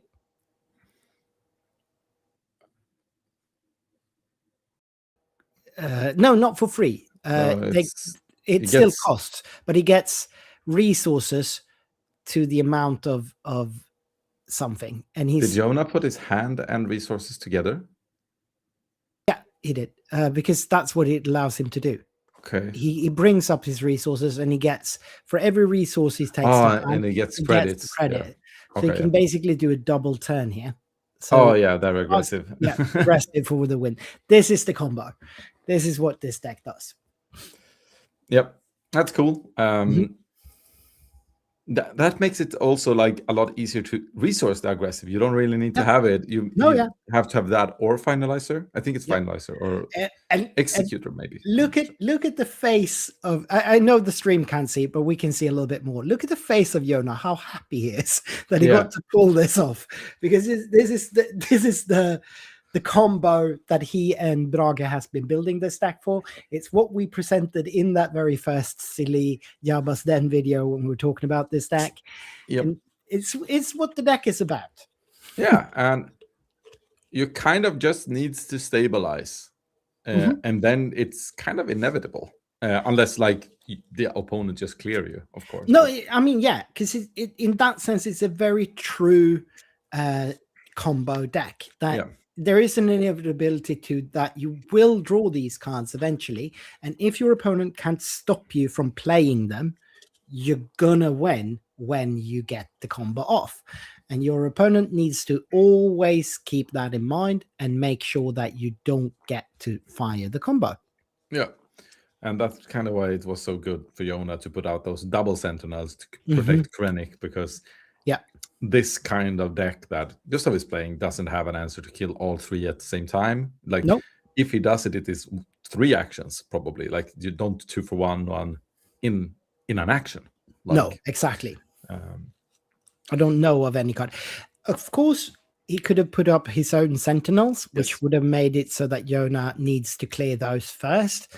But, you know, But he had a lot of money, and then it would just be a craving first. And then if it wasn't lethal, then you do another craving and clear. And since he wasn't that close to dying himself, it wasn't that hard to pull off. Like, no. He certainly had that. So Gustav seems to be kind of enjoying playing this anyway. He looked happy still. Yeah. I'm sure he was aware of this combo eventually being a problem, because that's probably what he was being coached. Yeah, but sometimes when you get coached a little bit and just hear it in theory, you don't really get it until you get the taste of it, right? No, right. Yeah. Oh, and you're like, oh, that is why, because the board state looks good. You're following the game plan, and then it can still hit me from this game state as well. Like, that can happen for sure if you never experienced it. No, 100%. That's certainly the case. But I think also, like, I was part of doing the deck tech on this video, on this deck, and I still haven't seen this happen. I just knew it was a possibility theoretically. And even for me, it was nice to get to see the combo actually fire like this. Yeah, because like the winner here is probably in top 8. Right, They could most likely just draw in or play and lose. I think like since it's 18 players, 5 rounds of Swiss for top 8, it's quite easy to make the top 8. Almost half the field is doing it. In a way, I know, of course, you talked about this in the beginning, like, because this is an invitational like event, you have to have qualified through store leagues. That makes it less weird that it's such a small tournament for this prize money, because these guys have been kind of competing for it for like 6 to 8 weeks to get to this final. Like, for example, like you can see it as the World Cup, where you have the qualification phase to the World Cup. These guys has now entered the group stage of the World Cup, and now they are waiting to go for the playoffs here. Jonas showed us 2 what he was resourcing, and both of those, I believe, have plot keywords. Oh, nice. And it was the first light chip and the Sentinel 4/6 Sentinel. Cool. And Krennic into Mina Bonteri, not too bad. No, not shabby. And this might be the case where Yona actually leaves Krennic on the board rather than just sacrificing right away. I think so. It looks like he claimed it. No, Gustav has the initiative. Yeah, because he started. So Mina into Krennic, and then he left it alive. Most likely because if he just dropped Gorn, it is nasty. I think that's probably the one misplay Gustav did in the last game. He was not playing the Gorn right away to force Jonas' hand. Exactly. I have no idea what that is. That's the spice runner that lets you pick up a smuggler or underworld. You get to pick. That's the underworld. So you get to look at the top 3 cards, I believe, and spice runner, I think it's called. Let me see if I can. Yeah, might be the case. Syndicate spice runner. Yeah. Otherwise, I think Gustav has played pretty well. He has not been like indexing in making these big units. He's been trying to actually play on curve most all the time until he flips. This time he was kind of forced, I assume. He didn't have a 3-drop, so he got his credit and made a Jin. Yep. But Jonah, because he has Krennic, also had money left for the Night Sister Warrior. And Gustav feels... Okay, he went base in the end. It looks like he was trying to go for Krennic, and that would have been a little bit rough, I think. Yeah, weird. Now, drawing card, making a credit, and we see a Lawbringer in Jonah's hand there. And 2 to base, I assume. I think I would go... I'm not sure if I would go to the base. I would like to try to threaten to kill one of them, maybe, for Jonah. Right, yeah, maybe. Unless he has like a good Sentinel. Maybe he has also a good when defeated card that he really wants to play, so he does not want to. Was that the Max Rebo he resourced there? Might be. I think the Max Rebo is probably too slow. You lose you probably lose too much on the ground to play a 1/5. No, that's the Max Rebo band. Okay, but it's a 2/7 still. It's not presenting anything that kills anything. It's not a tempo card. It's not. Yeah. The problem is Lando doesn't feel too bad going one round early either. Well, I mean, I think we talked about this a little bit, me and Jonah, and it's kind of, he doesn't care whether or not the other player gets to do their game plan. I think he should in this one, unless you have the Super Laser Blast. Right. If you have the ignition, then it's fair. Yeah, exactly. Because he has the answer to that game plan. Yeah. But I don't think I saw him having it on hand this turn. So double ramping here. Oh no, that's not the card he wanted to resource. Yeah. But double ramping, going from 4 to 6 is not bad. And Gustav at this can only claim. Yeah. And does he keep going to base here? Gustav, yeah. Jonah. He can't because it's a typho. That typho's there. Is he sacrificing the shield or not? That is the question, I guess. I guess he just passed, right? Probably, because he did. A likely play is here flipping Krennic into a first light, or the plot Sentinel probably. And then you might be killing Typho either way. Or Yep. No, I think plot Sentinel here certainly makes more sense than the first light, but first light might be quite alone up there in space, just hitting for 5 every turn. So it's not unreasonable. Yeah. He's not leading the race here, though. So I think if Gustav sees a spaceship, he's just go all ground. And since Jonah just lost the Super Laser Blast, it might be a little bit rough to index on that. Yeah. Of course, it's a 50 card deck, so it's a lot likelier to see the next one. Yeah. Compared to if you run a blue data vault or something. So he does indeed flip into the Sentinel here, only dealing 4 damage because the Sentinel's a 4/6. But he can take out Mina or Jin, and he does indeed take out Jin. Makes sense. Yeah. At this point, I don't think Jonah is too worried about racing in any shape, way, or form. He's just he doesn't mind having to go through the typho the long way. He'll be able to deal with it now. Somehow Gustav forgot to disclose there. No, he did not. He showed. Oh, he did. Okay. He did show a Ray and the blue leader. Oh no, I mean disclosed for typho. Oh, okay, yeah. He probably forgot about that. Yeah. Now he's doing it. He's showing the Ray again, and since it's 2 attacks, I assume that Krennic is going to finish Typho now. No, not. Why not? That's Jam Communications. I don't think there's a Craven. You can bring it. But Jam is only events. No, non-units, isn't it? Is it only events? Yeah, I'm pretty sure. Oh, okay. And Jonah takes the initiative. Yep. It looks like. It looks like. And he resourced a Lazarasi. I'm interested about that. Oh, because Lawbringer is pretty good in this case. He shows it now before Gustav was finished, so Gustav will know what's going to happen. He is just starting with putting down the resource and then removing the cards. Now Lando makes his ability. If he misses here, it's disastrous, but if he hits it. He hits. Yep. Whatever he was calling. Yes. That one has all three of them. He's flipping and turning those credits into that one credit into 3. He forgot to put the die there, but it's coming. He's playing in speed, and here comes Ray. Yeah. Ray. That is a problem.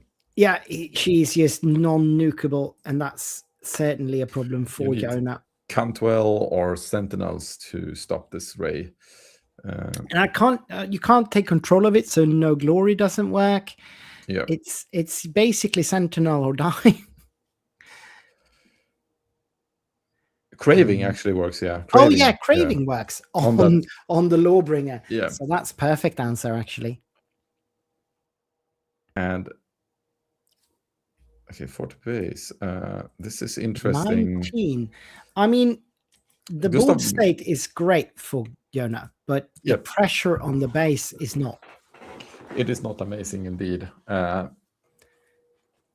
Amando here would be very nasty. Philip. Oh yeah, that would be scary. Kelleran is not bad either. Kelleran is always good, not as immediately hopelessly scary, but it gets a going. Only Jonas a little bit past the Gorn stage now, I believe. But it's 1 damage from lethal in one swing for Gustav. But Jonah is not really lethaling himself either, so 19 plus 7, that's only 26. So he's actually 1 off, but he might have buffs. We saw Albin was playing aggressive negotiation of color. I think you should run at least 1. Just because you have 60 cards, it's not that bad. Exactly. Sometimes you just need like 2 damage or something. Right. But I haven't really seen a red card in either of the games at Gustav, so he might not run it. He might not. And I believe Albin was probably running at least 2 in main deck and maybe brought in a 3rd or something like that. That's also very player dependent card. If you like to put those in, like I know, for example, me and Sobek in the Leia Data Vault, he usually ran without it because he felt like most of the games he didn't play it, and I wanted the X Factor. Right. Yeah. I mean, I do have access to deck lists, but I'm not going to look at them because I don't want to be spoiling the decks before we get to the top card. Yeah, people could actually go in here and look and hear. So I will just speculate as much as anyone else can do. But yeah, Jonah would like to put down a Sentinel. That would be very much and go 6 to base. I mean, he's presenting some huge units there with a buffed Lawbringer, and what's soon to be a buffed Krennic. He could also just go claim Lawbringer for 9, and go -2 and everything. Yeah, I don't necessarily have to, but that's a good hand actually. Very good. He's resourcing the Lost and Forgotten. Did he? Yes. Okay. That seems weird. I don't know what he is planning to do then. Maybe he has the money for the combo now. I don't know, but the Lost and Forgotten was one of the cards I felt like great of getting. So that's 10 to base, right? Or 9, I'm not sure. Lawbringer. I thought it was 7/7, but it could equally be 8/8. It could be a 7/7 very much. Let me see. He went up to 16. It's a 7/7, so that's a 9 to base. Yeah. Going to 26. And now it's -2 on every of Gustav's card. He puts down a Sentinel, which is quite good. No, he has Lost and Forgotten still on hand. Okay, then he had 2 because he very much. Yeah, either 2, yeah. Because he was resourcing 1. Now, that means that he can take care of the Sentinel quite easily, but he can also just kill it with Krennic. No, because he need no, the Sentinel has 3-5. Oh yeah. Came after. Krennic is a 4-8, right? So I think if you're playing it, you're just killing Kelleran here to heal 3 mostly. Yeah, that makes sense, and that's not what he's doing. He is craving power here. Yeah, that works too. It's kind of the same. Yeah, because he's already -2/-2. Yeah, but you don't get the heal. And that's why I thought he could kill Obi with hitting with Krennic. Yeah, because Obi was -2/-2, right? Or was he not? No, Obi is not -2/-2 because it came after. All right. Yes, that's right. Gustav is doing the math here, seeing he can't kill Yona even with the normal damage here. No. And he's obviously not thinking about Lost and Forgotten at this stage. No, he's not. And Jonah cannot play Lost and Forgotten because he only has 5 resources left. He could sacrifice Krennic. True. Because I believe Krennic can do that on attack, right? That seems plausible. I'm not 100% on that, actually. I will check. Maybe he can't. Let's see. He has, when deployed, he does nothing. Okay, so he cannot. He cannot play it. It's not an unreasonable thing to think, but he just can't. Nope. He's basically a vanilla 4/9 when he's flipped. He does have the when deployed ability, but then he's vanilla. All right, so 21 damage. Now, he might not have it anyway to finish this, but he's certainly getting close. On the other hand, Krennic only needs to do, 7 damage, and he's presenting 6 of that damage already. So Krennic is one off if he hits base with both Krennic and Krennic, but he might have something in hand. Oh, he claims instead, and that's game, because Gustav has no answer for the Lawbringer. Is the Lawbringer lethal? Oh yeah. He's only needing 7 damage. So even without the craving, the Lawbringer. Oh, is it a 20? Yeah, I thought it was 16. I thought it was at 16. So I was like, this makes no sense. Okay. So Gustav wins the game. Sorry, Jonah. No, Jonah has to win. Jonah wins the game. Yeah. And that makes it 3-1. 2-1. He wins 2-1. Yeah. And this time without the combo, but still that ramp turned out to be the key. That's what he didn't see the first game, and what made it possible to win both. Also, Jonah did not get mandoed. No, that's also important. That's also important. Didn't miss a turn, like 5 resources played. Didn't get gorned. It's kind of what I assumed. I thought this matchup could be pretty okay, and it looks like it is. I think Gustav played it correctly for the most part. Here, for the most part. Here he couldn't go turn 2 play that costed 3. He had to go resource plus, and that made it too slow. Apparently.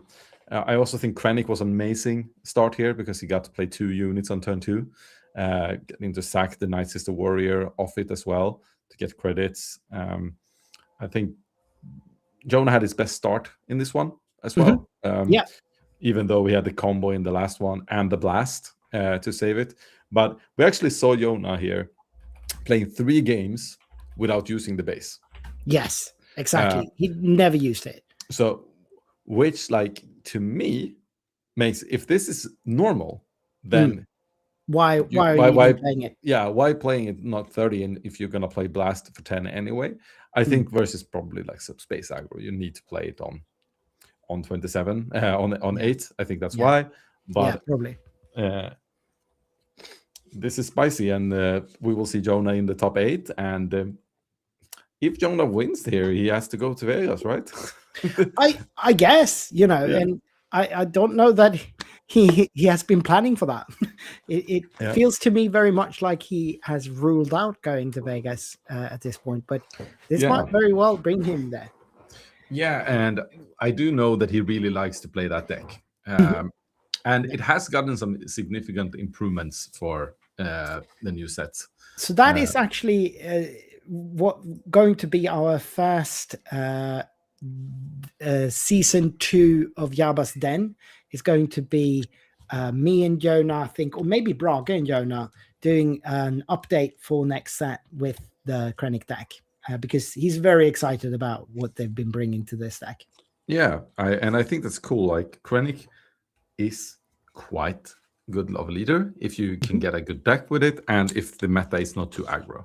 And at the moment, Cad Bane looks like the best leader of the new stuff, and if he's hoarding around, then maybe Krennic can actually do something. Krennic isn't too sad about you damaging his units, and he just kills it himself. I mean, there are these super fast Grief, Karga, and Ezra decks floating around right now, which would be probably a huge problem for a deck like the Krennic deck. But yeah, I'm super excited to learn about what the updates they've been figuring out for this deck are, which will be dropping in a week or so, I think. We haven't really done all the production ideas for this series, but we are about to start the season 2 of Yaba's Den, so do keep an eye on our YouTube channel to see when these drops. We have some spicy, cool new hype videos for this new set coming up. I think we're going to take a little bit of a break while we wait for the next round to start, and see you all in a little bit. Bye.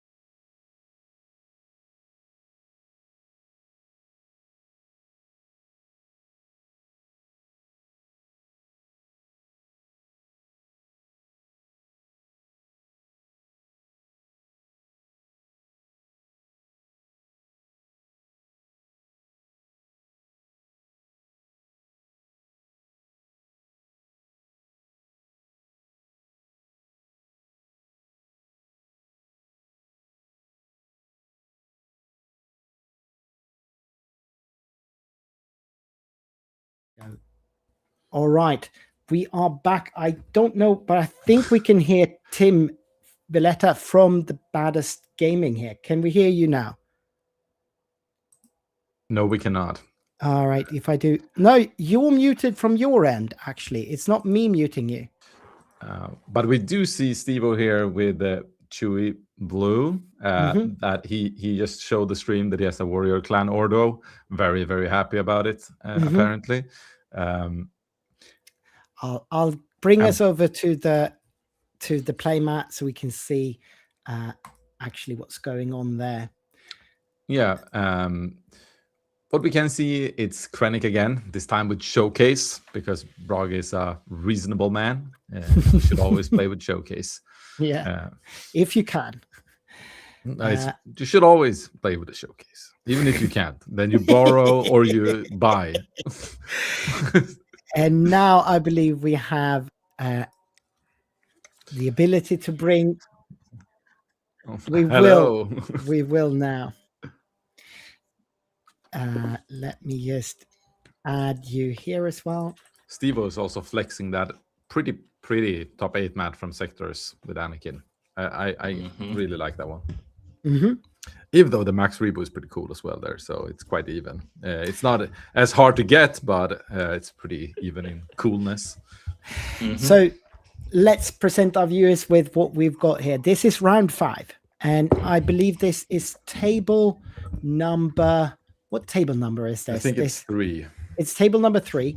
And both of these players would be in if they drew, I think, but it's not 100% of that. So they are Mega playing. Moose is a 2-1-1. So I don't think he dares doing like a 2-2 one, because there are so many 2-2s that are going to play and be better. But Steve-O would definitely be in with his 3-1. He just couldn't get that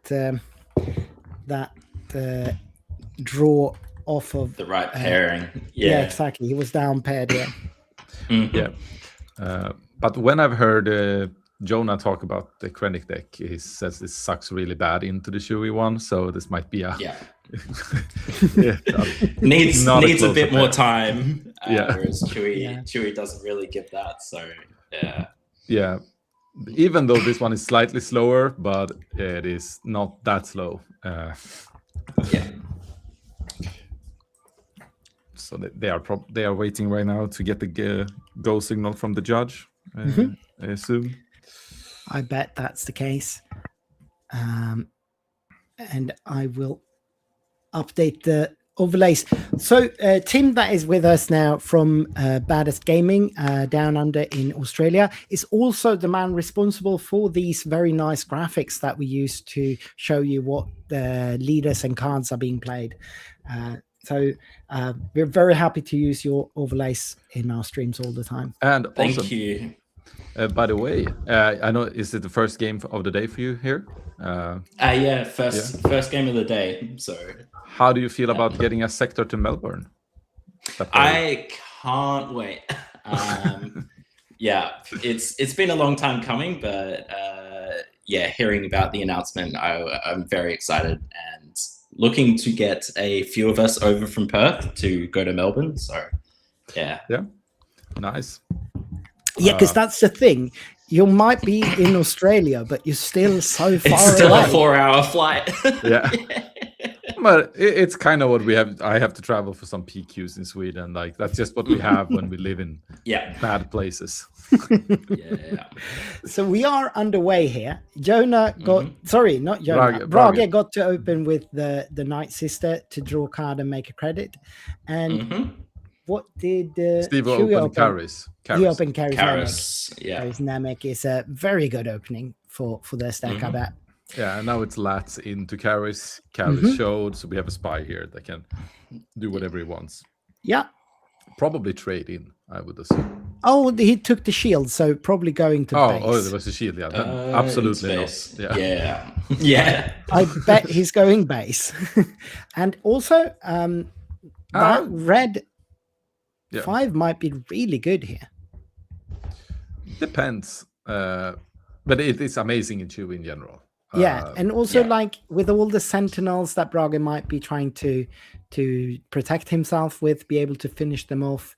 It does make it does give Steve-O some options. Yeah, but this last Razzie has been very good so far. Very good. Yeah. Lars is such a strong unit. And Brage should have one resource, right? Like one credit after the killing of the Night Sister. Oh yeah, that's a small one. Yeah, that's the metal small token. One. Yeah. It's a little small token on Max's chest there, covering up his nipples so he's not indecent on stream. Yeah. And let's see if Shui goes to hit something. I don't think he will. I I think think he that's just went to base. Yeah. Yeah. 10 damage on base now, right? It should be 3, 4, 5, 10, and now 13 with And this now hit. 13, yeah. Yeah. All right, there we are. Trying to keep the scores updated here. So we had Brage Brodius ramped. claims. He ramped and claims. We Which can play for puts 7 now, which is pretty nice. that's pretty good. A Cantwell on Shui would be preferable. Yeah. That would be very hard to deal with, I think. Yeah, using the Quaxium Mine here. Splash base. Yeah. Yeah. Blast. Oh, Super blast. Blast. not too bad okay. either. And 2 damage to base if he. Yeah. That is not forgotten. Nice. No, Good. yeah. I always Still forgot remembers. about that when I played online, and then it's like, whoops, I get damaged. yeah. And Steve-O's Yes, just playing a 3-5 in this deck. That does not much more than just 3-5. That is bad for Steve-O, not having a 2-drop to follow up with. Yeah. Yeah. I mean, there's one more Spectre in the deck, I believe. Seb. They play Seb. Seb. He does play Seb, right? So that But there Seb is is not amazing here, so no, not- no, not at all.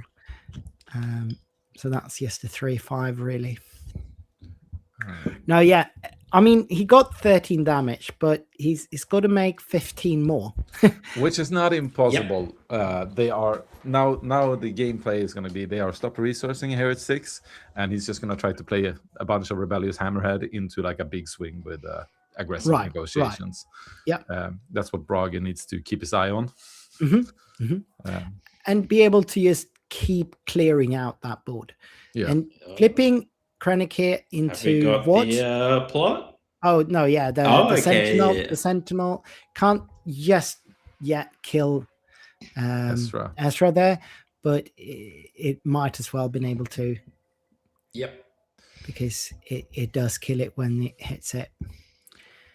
And I guess first 4 damage for Krennic to base. Well, he had 2 already, so going to 6 here. True, but that was not a base attack. No, yeah. And now there we go. actually That's Seb Seb. does something. Yeah. He's also easily dead to Krennic now, but Yeah. Yep. But for sure. if Jonas is not Jonas, Steve Braga. is sitting with a hammerhead, it's going to be quite good that he tanks some damage. Right, absolutely. And it looks to me like Steve has 4 or 5 cards in hand there. Yeah, something like that. So This we is have good. craving power removed Yeah. immediately. And This is actually makes it, looking pretty good for. yeah, Brage is looking strong here. Yeah. And Steve can only play a Yaddle here. Might not he be might- the only thing, but Yeah, exactly. It could be that he's just slow playing it a little bit. I don't think he wants to put down anything. It's a Spice Runner, No. letting him pick up a Smuggler. First light. First light, probably, yeah. Probably not gonna be played. I mean, he could have it, keep it in hand just in case there's some space threat, another red 5 or something. Yeah, I guess for red 5, yeah. Okay, here comes this one, and now he's set up to do a pretty nasty Anakin at some point. Right, exactly, yes. Or wait, maybe not actually, because he didn't destroy no disintegration. Which No, means he it's did a not. double. He did not. So it's just a simple Anakin at this point. But yeah. And to be fair, Steve-O might be actually making top 8 even with a loss here. He might. He's he's- 3-1, so he's leading right now. Probably going to be one of the best 3-2s. So, I bet so the stakes are not as high. for him. No, Brage needs to win to get in, I believe. Yeah, for sure. So healing 1. Oh yeah, I forgot to update here. We should be at 11 now on this base and hitting for 2, so 15 to 11. Yeah, now it's starting to get dicier close to the aggressive negotiations. It was a while ago since Steve-O resourced. Right. That does not mean I don't think the Krennic should go base. Yeah. No, he should probably go base here because that's just a huge swing, getting Up to to 17. And that Krennic is so big now, so a Hammerhead would not deal with it. Nope, exactly. But a new Craven would deal with Krennic, so Ooh, So two we- to Krennic. yeah. That So he's- kind of signals that he has something in mind that might be Yeah. able to kill him. Yeah. Not sure. It's got to be a Hammerhead. That's the only thing I can think of. yeah, And- or and- just slowly grinding him with a Seb or something, but that would not be as cool. Because flashiness is the importance here. Yes. That is a lawbringer, I believe. Which is good for the Hammerhead if Yeah. it's played for killing Krennic. And it looks like that was giving Steve-O some pause to think. Yeah. Mhm. It was also like most likely most cards are heroic in Steve-O's deck, so opening with Lightbringer saying heroic will like put down the damage threat from Steve-O quite a lot. Yeah. Lost and Forgotten Lost instead. and Forgotten. Yeah. Healing 3. Getting down to 14. 14.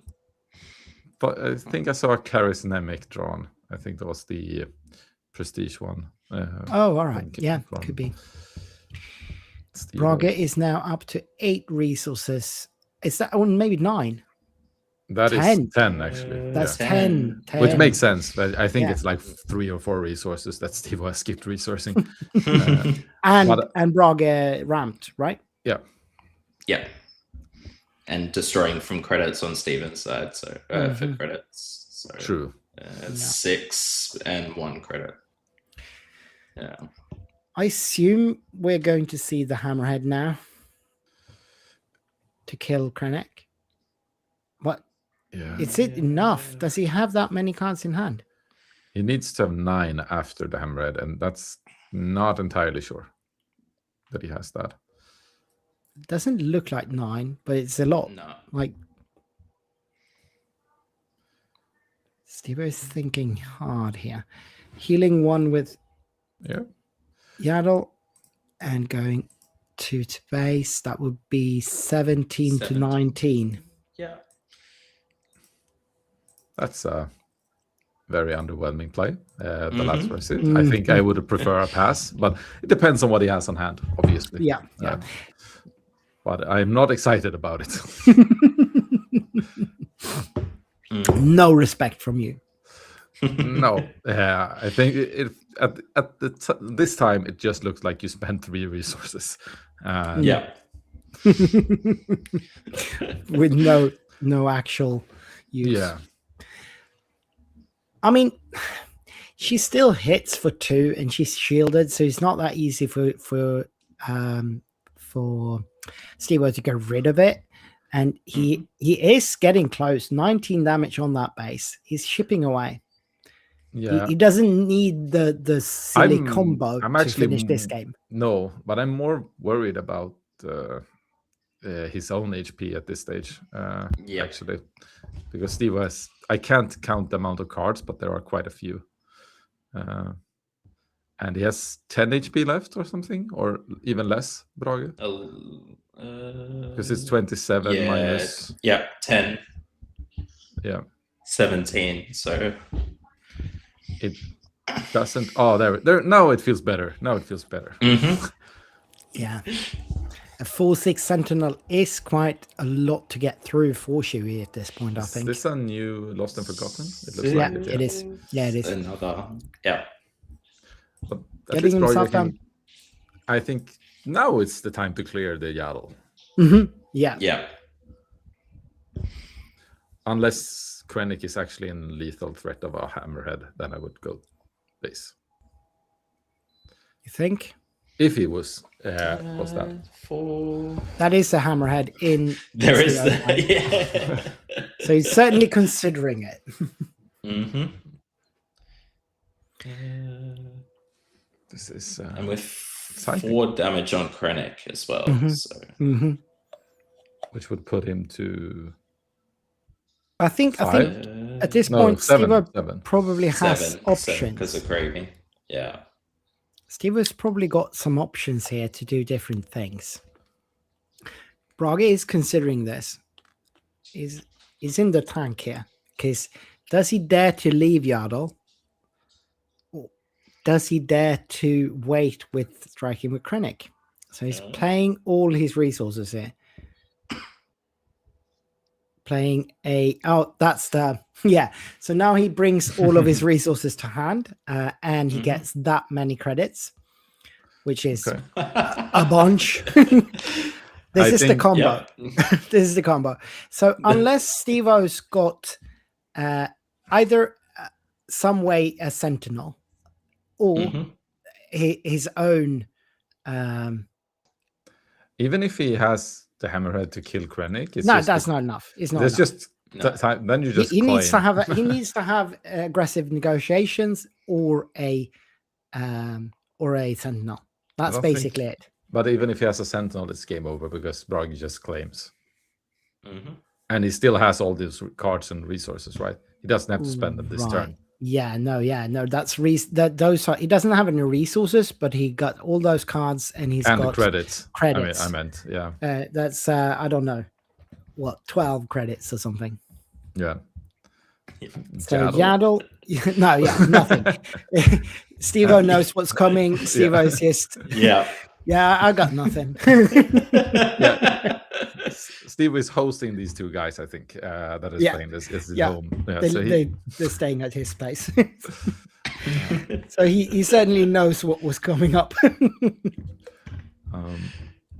But this was as good of a game I think Brage can get into this. Like if he had lost this, it would be heartbreaking, and we would not have a best of 3 series. But yeah, if he can do this again, it would be hype to have two Krennics in the top cut. That would be silly. That would be super silly. Imagine that final if they face for the tickets. Krennic to, versus... I guess, yeah. Oh my! Because double max rebos. If they are facing each other in the final, I'm assuming the one that loses is still going to be forced to go with the other one to Vegas. That's probably yeah. Maybe they split it in a way then. Let FFG pay one and then the other ones switch it. But still, it would be funny. So what do we expect from sideboards here? Since I don't know the decks, I'm not sure. But I'm sorry. I know exactly what is in the Chewy list, probably. Exactly. I've made a very extensive deck list. There's a video on it. They change cards quite a lot, those guys. That's true. But I would assume some control cards probably to, like, if they run the direct hits in the sideboard, I would assume to put them in. Otherwise, I think the Shui probably has most of the things he already has in the deck. He needs to Draw. I saw him sideboard 6 cards. So Who? The it Chewy? would be, yeah, Stephen just put 6 cards in from I his need to- sideboard. So Wow. I'm wondering then if it's just some cards that are just awful in the matchup. yeah, quite Uh-huh. possibly. Probably like out the airlock. They Mhm. usually they have mained it before, so that one might just go straight out. He's obviously siding in Skeen if he doesn't have it main. Oh yeah. Skin is very good here. Mhm. I don't think it's main. I think there are 3 of them in the sideboard. So yeah, that. What more could it be? Like I would not side in Grogus, but I would side them out. So Yes. Mhm. I think that might be the ones. And maybe Seb isn't that cool. So like it's not terrible, but if he has something stronger earlier, maybe that could be the case.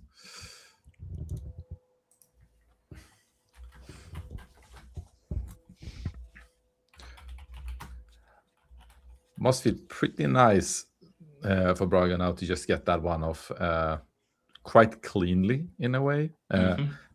But Steve didn't find a single no disintegration in that entire game, so I'm not sure how good he feels about this game. That should happen at some point. Like he didn't drop a single Hammerhead or Anakin. That I don't think you can expect that in again. No, yeah. Ninja Jonas might very well be Jonas. And he says in chat that probably Skeen and Hounds maybe base. Hounds, I'm not sure about Hounds, but it's likely that he's completely out of units at certain times. On the ground. That's true. Yeah. That's true. And also, yeah, I think that's Jonas because he says Stephen loves Carillion Hounds. So, yeah, that would make sense. And base makes a lot of sense to me to side in here. Yeah, I don't even remember what base does, but it sounds cool. I know he's a big unit. He's a big Sentinel unit, and he might work well. I'm still sticking to that they are removing probably Grogu. Yeah, that would make sense. And maybe Constable. No, Constable takes the Condemn, but I'm not sure if actually Jonah Brage plays Condemn, and then you can just remove it, in my opinion. And I'm quite sure that that Steven knows the decklist. Yeah, I'm expecting nothing less. He doesn't have to make an educated guess. He just needs to do. They've probably done this a couple of times last night. Or maybe, like, if I were the Krennic players, I would not want to run into it and give it more, more info. I'll say, like, let's do a sealed. Yeah. So we have Nemes Krennic carries Namek into Spice Runner. 2 decent starts, I guess. And bringing out the Crucible, is it called, right? At least 2-3 space ambush. That's it. Oh yeah, okay. So it's a snub fighter. Yeah, snub fighter. So yeah. I think in this matchup, like the dream start for, well, I think it's probably always the dream start to get Krennic, but especially when you face a Karis.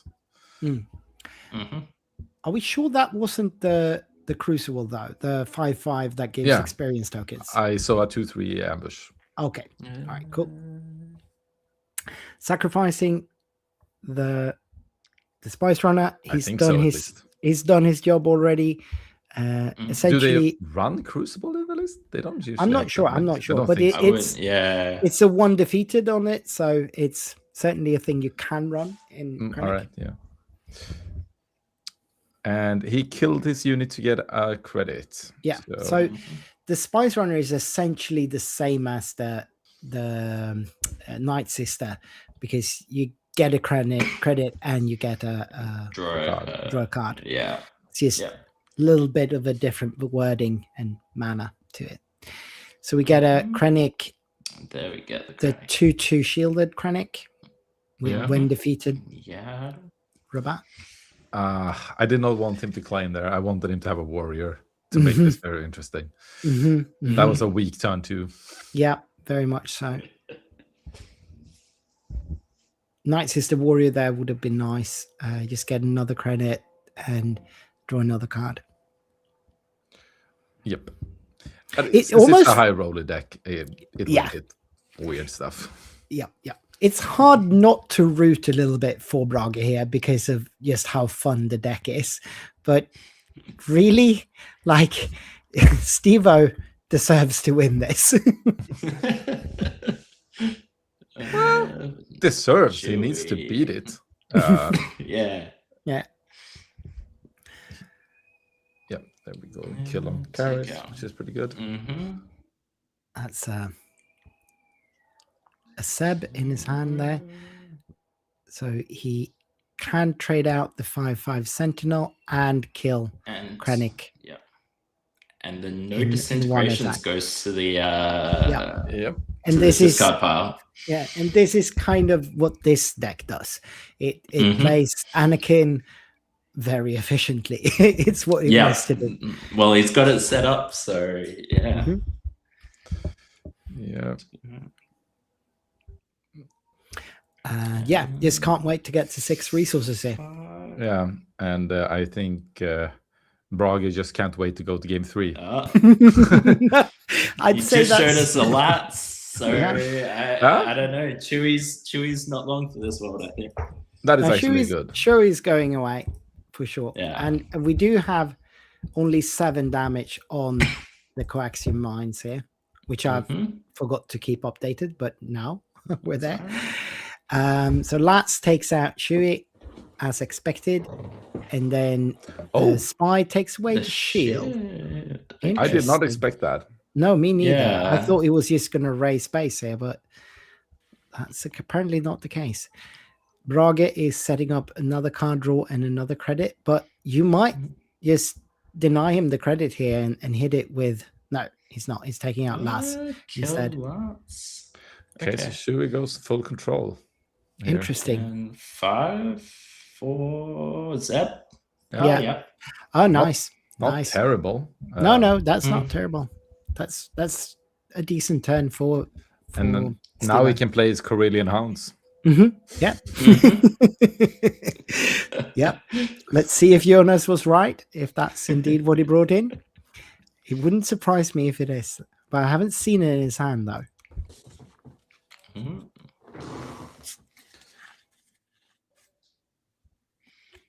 So we're at 6 resources, right? We are at 6 resources. I would. Well, I mean, really- not for Steve-O.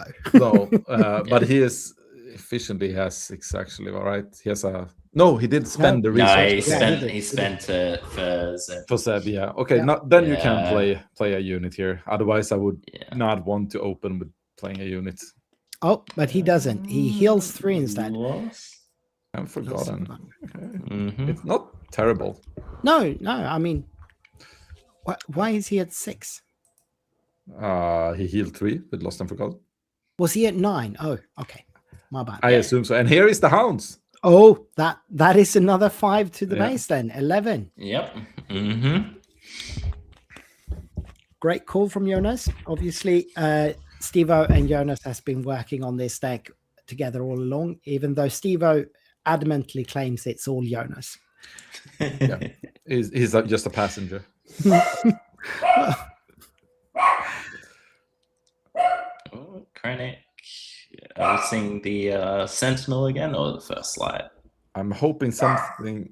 That's the first light. First light. The Sentinel Take would down have been the better, Hounds. but Yeah. first light. I think this is better because Yeah. nothing dies to Anakin. Oh, that's No. true. That's true. That's true.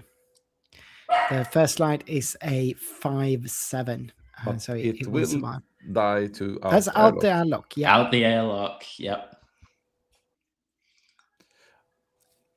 Oh yeah. So out the airlock, And- just yeah. kill To take Krennic. care of Krennic. Mm-hmm. Not a super efficient turn, but fine. I was pretty good for Steve, I think. Yeah. But I think if Braga can just open here with like a craving, it would be pretty good. because Yeah. then you still have money for a blast next turn if things Mhm. goes out of hand. Of course, you can always end up with a Lost or Forgotten on the. But first that's light okay then. because then it's clear board, and that's Right. probably everything that Steve does, and I think Mhm. that's okay. Yep. Yeah. It also heals for nothing because Yeah, Braga has not yeah. started yet. No, yeah, he's yet to enter the game.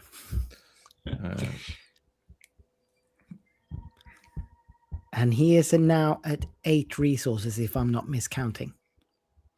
Yeah. Looks like it, yeah. So he is spending for something. That's a Sentinel, a 4/6 Sentinel. That's a way Putting to us- say welcome Anakin to the board. Yep. And that's exactly what's happening. So it just dies right off. That's just the perfect answer for it, for Steve-O. Yeah. I did not like that. Like it's No, just that 2 was- damage at the bottom. You don't have to play first. No, Just yeah, come back exactly. to- And yeah, 2 damage there. Gets in anyway. I think since you've done no damage, I think you just claim here. Yeah, That's and good. that's what he's doing. That's absolutely right. Now a Sentinel is okay, unless Steve-O has a hammerhead, which it might look like, and he has a lot of cards on hand. So no disintegrations, I believe, or is it an aggressive negotiations? maybe? Aggressive was there as well. Oh, on the top, yeah. So he doesn't have the reach for that just yet, but he might get that soon enough. Taking out Yaddle, Yeah. 5 base. draws a card, I believe.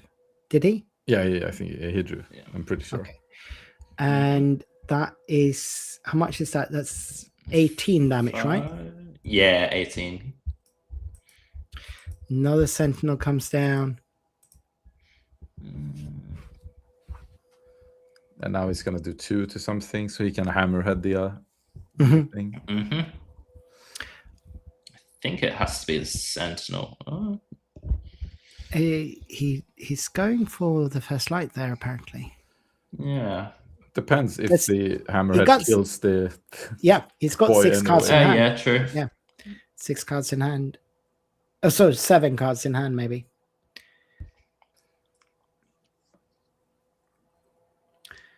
Braga obviously knows what's coming. So he is considering it. I think if you have the blast here, you just go 5 base, let him play it, and then blast opening next turn. It's Yep. not great. You're probably lost this game either way, but I think that's It's probably the least bad outcome at this Yeah. point. because you're a little bit too far off your combo to do 30 damage. Right, absolutely. So 5 to base here. 3 open resources. Might just claim into that. Because Steve-O is certainly not just claiming without spending here. Not with this board state. No. Hammerhead. Yep. Taking out first light. Interesting. Yeah. That's a little bit interesting, but I would have Would it- preferred killing the Sentinel in the beginning then over Yeah. Yeah, me too. the light. Because then at least you can swing in both arenas. Yeah. Exactly. He might have something to deal with the Sentinel anyway. I'm just not sure what. Yeah, because now it's like Chewie ability and Anakin to kill Right. it off. So it's Right, a 2-action kill. And then Anakin doesn't swing base. Yeah. Yeah. But I mean, if he's got aggressive negotiations in hand, he We saw yeah, it. We saw it. So just wins he does. with Hammerhead, right? Could be, Swing. could be. He does need 10 damage, but Hammerhead strikes for 5 plus whatever cards he's got in Ooh. hand. Oh, Lando. But I And don't heals. think that matters if he has aggressive, which he does. I haven't done the math, but I don't think it does. I don't I think he's got it's- enough. But he 12. swings with Anakin first because there's now no Sentinel. Yeah. And then Hammer. Yeah. Yeah. Yeah, So that's 1-1. enough in one strike, but it's enough eventually.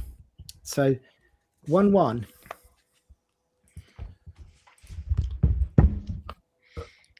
Takes us to the third. Mm-hmm. Yep.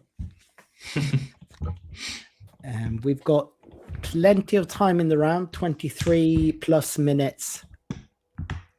23 and some change minutes left in the round. So there shouldn't be any stress here. Just shuffle up and go. Yeah. Gustav, who was on stream before, won his game. And Thomas Dollas has won his game. So they are 3-2s now.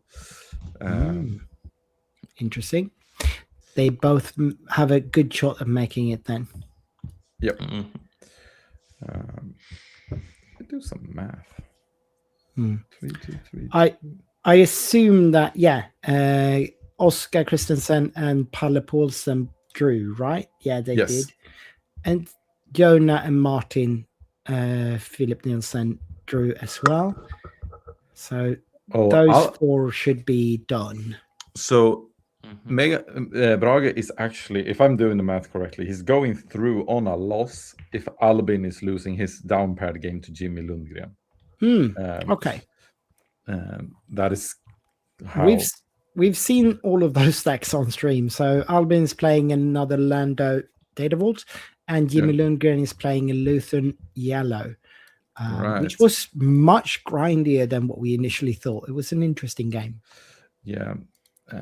Then my money is on the Lando. Absolutely. Yeah. Also, Albin has been playing quite well today, so I wouldn't put it past him to get that win But he has at least not gotten it for free because they are still playing. for sure. Mhm. Yeah, and Jonah also drew. Yeah, no point of playing that game. Point to play for seeding, but other than that. No, yeah. Okay, they cut the decks here. We're ready to go into the third game of this round 5 match. Yep. Steve-O, be a pal. Just surrender here. We want 2 Kranniks in the top 8. Steve-O showing us 2 aggressives. Yeah. Yeah. And that's a Hammerhead, I think, as well, on the far end there. Yeah, I thought I saw a Yaddle as well for the start hand and a red 5. So that's a very good opening. The problem with it is that you have to go at least 1 or 2 aggressive down straight to the resource. 1, I think, but he's Because- considering taking Mulligan. You have here. Yaddle and Yaddle red 5 has to keep, and Hound's pretty good, but Yeah. it's like a too good hand. Yeah, exactly. Yeah. He resourced one of the aggressives, I think. Yeah, and they switch the sides of the arena. No, they switch back. But this is Krennic. Krennic at least best start. Sadly, not into a Karis or something, but still good. He could now play the ramp 3/3 ramp guy. Yeah, which looks is like it. that's Nice. exactly what he wants Very to do. This is one of the main lines in the deck, I believe. Here comes red 5. Yep. Mhm. And sacrificing for a ramp. Not too shabby. But shouldn't he? Oh yeah, exactly. He just Puts it in the resource pile. This is in the resource pile, yeah. And then 2 damage to the base eventually, and claims. I think Krennic here is like one of the best decks to counter red 5 at least. Because like if you put damage, okay, I just kill it and get a credit. Right. Yep. Right. Not that is enough to say you counter the deck, but at least like the red 5 that is like the most broken thing in Fushui is not as broken versus you. No, yeah, true. You can get some mile out of that unit anyway before it dies. And he's playing like now it's going to be a little bit rough if he has a curved run. Mhm. Is this craving? That would be cool. Could be. But, It is craving. uh, Taking out red 5. 5. That's a 4/4 shielded now. It's Yeah. And then not taking bad. out Yaddle next. Yeah. Yep. It's Just absolutely a possibility. If Not he- before yeah. he goes to 4 damage on base and then no more Yaddle. Oh yeah, and Shui did not want to double kill it. No. Because he would have to destroy 2 resources, which would mean you never ever get to Anakin. Yep. In the more aggressive Shui versions, that would definitely happen here. You stop at 4 resources more or less. But this deck really don't want to do that. No, yeah, you can destroy 1 resource every now and then, but double in a turn 4, it's a little bit too expensive. He might not even want to do the 2 damage here, but he's just straight up trading instead. I think this is great for Krennic. Yeah. Yes. Yeah. Yes, absolutely. Braga couldn't be happier here, I think. Now, like a Last Razzie into something else would be pretty good. Yeah, Last Razzie to just take out Shui and then whatever, you know. Yeah. It also keeps Stephen off the hounds if right. Lapse comes out. So it's like I think I see a Lando in Steve-O's hand there. I don't think that's much use. There we that's go. The Braga has really stacked his deck. Yeah, it's he's just drawing all the answers here. Okay, but it doesn't have anything else, so at least that is can't follow it up. Yeah, he's not completely cheating here. It's just a natural good draw. No, yeah, if he would have gone into the smuggler that ramps there, yeah, that would have just been insane. That one costs 4 though, right? Yeah, but he's got 1 credit, and he will get that credit back. He would have got that credit back, so that would have been the nuttiest draw.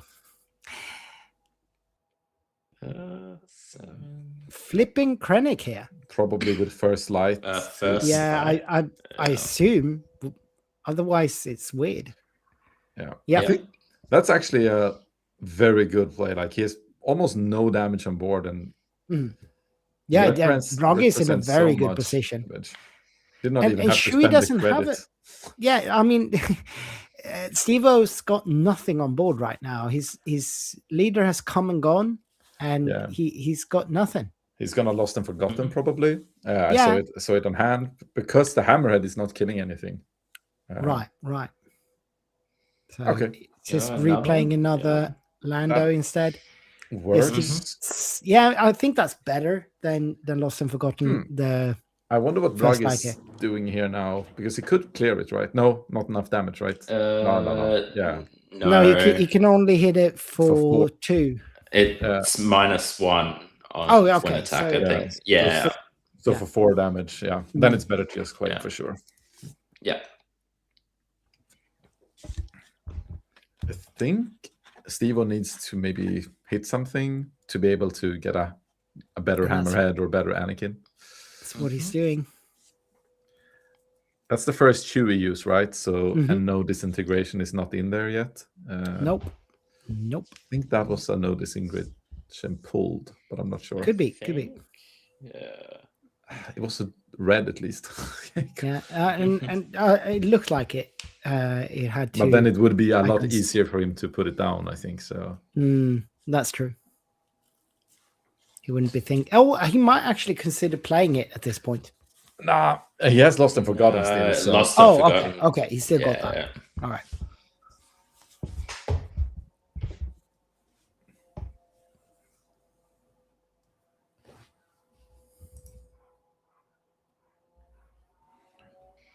Okay, so Braga's been drawing pretty good this game, so I'm expecting a craving. Yep. There it is. There it is. Evo just can't get a break here. Yeah. You've played this game before. Yeah. I've been on the opposite side of these kind of things. But just like, what is the worst thing that can happen to me? And it just keeps happening. Yeah. So he plays the hammerhead and he cannot kill anything really. Yeah. I think Braga should just go everything to base here. Probably. Yeah. Because he probably has the 3rd craving, right? Or a 2nd on hand to deal with the Hammerhead next turn anyway. Yep. And Steve actually doesn't have that many cards on hand, so he's not representing like a huge aggressive anyway. No. Stage. We're taking 6 damage to base in total here. So it's still. Here comes Shui. Yeah. That is the notice. That is Yeah. That's it. Now he's set up to do good Anakins. Yep. 7 more. Yeah. That's a Skiing. Woohoo. That's way too late. There is a credit. Yeah, but I mean, he could ping off the shield, I guess. Yeah, I don't think that's the first thing I would do. No. I would play Anakin. Anakin. Okay. Hammerhead. Hammerhead. Okay. Another Hammerhead. Okay, interesting. That does help a lot. Yes. So now is the question: does he keep going base? I mean, Rob think- has pressure, and he I think hasn't. he I has think to. you do. Yeah. Yeah. Can't really trade anything anyway. No. So, and it's not dying to anything but a Hammerhead attack anyway, which means you save a lot of damage from the base. Right. Exactly. I guess a craving. Craving? We talked Sure. about having that. Yeah. Yeah. Okay, no glory. No glory. That's No fine. glory. That's Yeah. fine. And now you Keep building a little bit. and put A to base. Well, that's 5. 7. 5 Seven. plus No, 2. 7. 7. 7. Yeah. Yeah. Okay, that's pretty good. 20. Mhm. It's a very good turn for Brage, and Steve-O is far from out of this predicament he's in. Yeah. Yeah, he needs an Anakin. Bad. ASAP. Badly, yeah. And it might not be enough. No. Yeah. Yeah. So how much resources is Brage on? Is he on the combo number? 4, 8, 10. So one short, I think. Short, yeah. I guess he doesn't Yeah. need a combo at this stage, but Nah. you just need aggressive on hand, right? And then it's over. I mean, he could always create a credit True, to true. do the combo, but yeah. Okay, so Steve was tapped out, so but I Mhm. guess he can, I guess he can't really do that because then he doesn't have a unit. 8. 24. Yeah, I think Here he's it got the comes. combo. I think it is. Yep. All. Boom. There it You could goes. see it like boom. The Yeah. slow-mo play. The- 10 credits coming in. That will not be something he can deal with. No, yeah, this is just over. Now you just flood the board, right? yeah, just With play those everything. yeah. 5. Maybe you save a few for if you need a Not lowering. boom. I love the flair. Yeah. There's Brilliant. there's nothing here. Like, It there is shouldn't- some actor skills on how he actually plays the cards. Like you can really feel the empire coming down on you. Boom. Mhm. Mhm. Absolutely. Yeah, there is a direct hit on the hand for Steve-O, but that is far from enough. I think. I'd say, yeah. Yeah. Yeah. All right. There we go. That's it. Wow. Wow. That That- was a silly game, but it was a lot of fun to watch. I think the only card he didn't have was another card to that Eldrazi. Otherwise, it was the perfect card every turn. Mhm. Yeah. Let's have a look at some meta-analysis here. And you guys will gonna have to watch the actual stream to actually see what I'm showing people here. Okay. But we have a a little bit of a meta. Top leaders for this small tournament would be Lando Calrissian, Admiral Akbar, and Dr. Krennic. And we have the top bases would be Data Vault, Blue Force, and Yellow Force. And I think all of these are sitting at 2 apiece. So if we look at the leader base table instead, it looks like this. We have 3 Lando Data Vaults and 3 Admiral Akbar Data Vaults. We've got these 2 Dr. Krennic Splash Blue. And then we've got 1 Mother Talcin Yellow Force, 1 Lando Calrissian Blue Force, and this SWU 30 that we saw.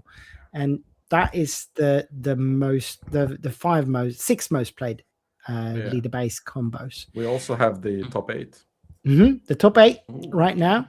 It's done. Because this is not the updated version. Let me actually. Albin actually lost, so Braga would have made it anyway. But it's still great. Then nobody who went 3-2 missed out. So I think that's pretty good. Okay, I'll update so we can actually watch the. We will have it'll be half an hour until top 8 starts. So I'll just get the standings updated so that we can actually show you a little bit about what it looks like here. Standings and no, Jonah and Braga is 4 and 5. Neither makes it. No, they make it, but they are playing each other in top 8. Oh, yeah. Oh, of course they are. It's the mirror of mirrors, because then Gustav and Oscar is playing each other, both on Lando Data Vault. Boom, boom. Oh. Wow. All right. I've now updated the standings. So this is the leaderboard now. So going into top 8, this will be our top 8. And we have Oscar Christensen on Lando Data Vault. We've got Martin Philip Nielsen on Mother Talcin Yellow Force on second. In third seed will be Palpen with the Lando Blue Force. Yep. Fourth seed is Jonah Nicholas with Krennic, and fifth seed is Braga with Krennic, the ones we've seen now. And then at sixth seed, we've got another Nordic Knight in Thomas Dollars on Boba Fett Lake Country. And then we've got I think so. I'm not sure. I might be wrong on that one. Sorry. Then we've got Steve-O on Shui and on 7th seed, and 8th seed is going to be Gustav Philip Nielsen with the other Lando Data Vault. What do you think about this top 8? It doesn't look the way we've come to be used to top 8s looking. I think Steve-O is really sad he lost that game, because he's playing Talcin Yellow in the top 8. It's really bad. It's really bad for him. Otherwise, I think everyone is probably quite happy. Maybe everyone is a bit sad, because I think everyone would like to play against the Krennic in a way. So maybe the Krennics are happy to face each other. I think the Krennics would probably like to go up against the Data Vaults again, the Data Vault Landos. But otherwise, it's hard to say. Nobody really wants to play against Boba, I think. No. I agree. But the Boba is just, even if your deck has the tools to handle it, it's not fun to do. No, I think Steve-O would probably be the one who liked it the most. Could be. I think that deck works pretty well into it, especially after sideboard with the Hounds. But yeah, this is going to be very spicy. I'm wondering if we don't just have to play the Krennic mirror on the stream. Do you really think that's the case? Are we up for that? Slightly biased, but I'm not convinced anyone else wants to see that. Chat can let us know what you want to see. I think everyone wants to see more Krennic. I think people wants to see more Krennic, but not necessarily in a mirror. I don't know. Yeah. Put it to Sound chat. off. Sound off in chat what you want us to bring on for top 8. I think people rather want that mirror than Lando Datable mirror. That one is. That's not fun. And toss yellow into Chewie, stomp. That's just a stomp. Yeah. Possibly just the Lando Blue Force into Boba might be a bit more interesting. So. Right, I think that's the most interesting matchup we have here. But I think the mirror, I guess, between Krennics are the most interesting. I like anything with Boba is not more interesting. Like that, it's just that's true. More of the same that we have had for the last 6 months. Well, meta nerds agree with you. He says, "Why not?" Sounds interesting too. So I guess you're not the only one. Yes. More votes for Krennic Mirror. Yeah. Well, now I think we will do like this, and we will just in a little bit we'll take a break, and the way we've been told it's going to be top 8 starts at 5 local time, but they're probably doing some prizes to people. Yeah, they've been changing the scheduling all day long, so it might be something else, but that's what we think we're dealing with here. So I think we're going to take a little bit of a break. Are you joining us for next round as well, Tim? I will stick around for the next round as long as it's a Krennic mirror. No, I will stick around regardless. But yeah, because it's getting a little bit late over at your place. It is almost 11. 20, yeah. But no, that's all right. At least you don't have to stay up to watch the Socceroos this time, right? Exactly. Right. So, all right. So we'll be back in maybe 20 minutes or so, and get to watch the first top 8 match here. The first ever Krennic Mirror top 8 match. I'm pretty sure. There's a fair chance of that happening, actually. Yeah.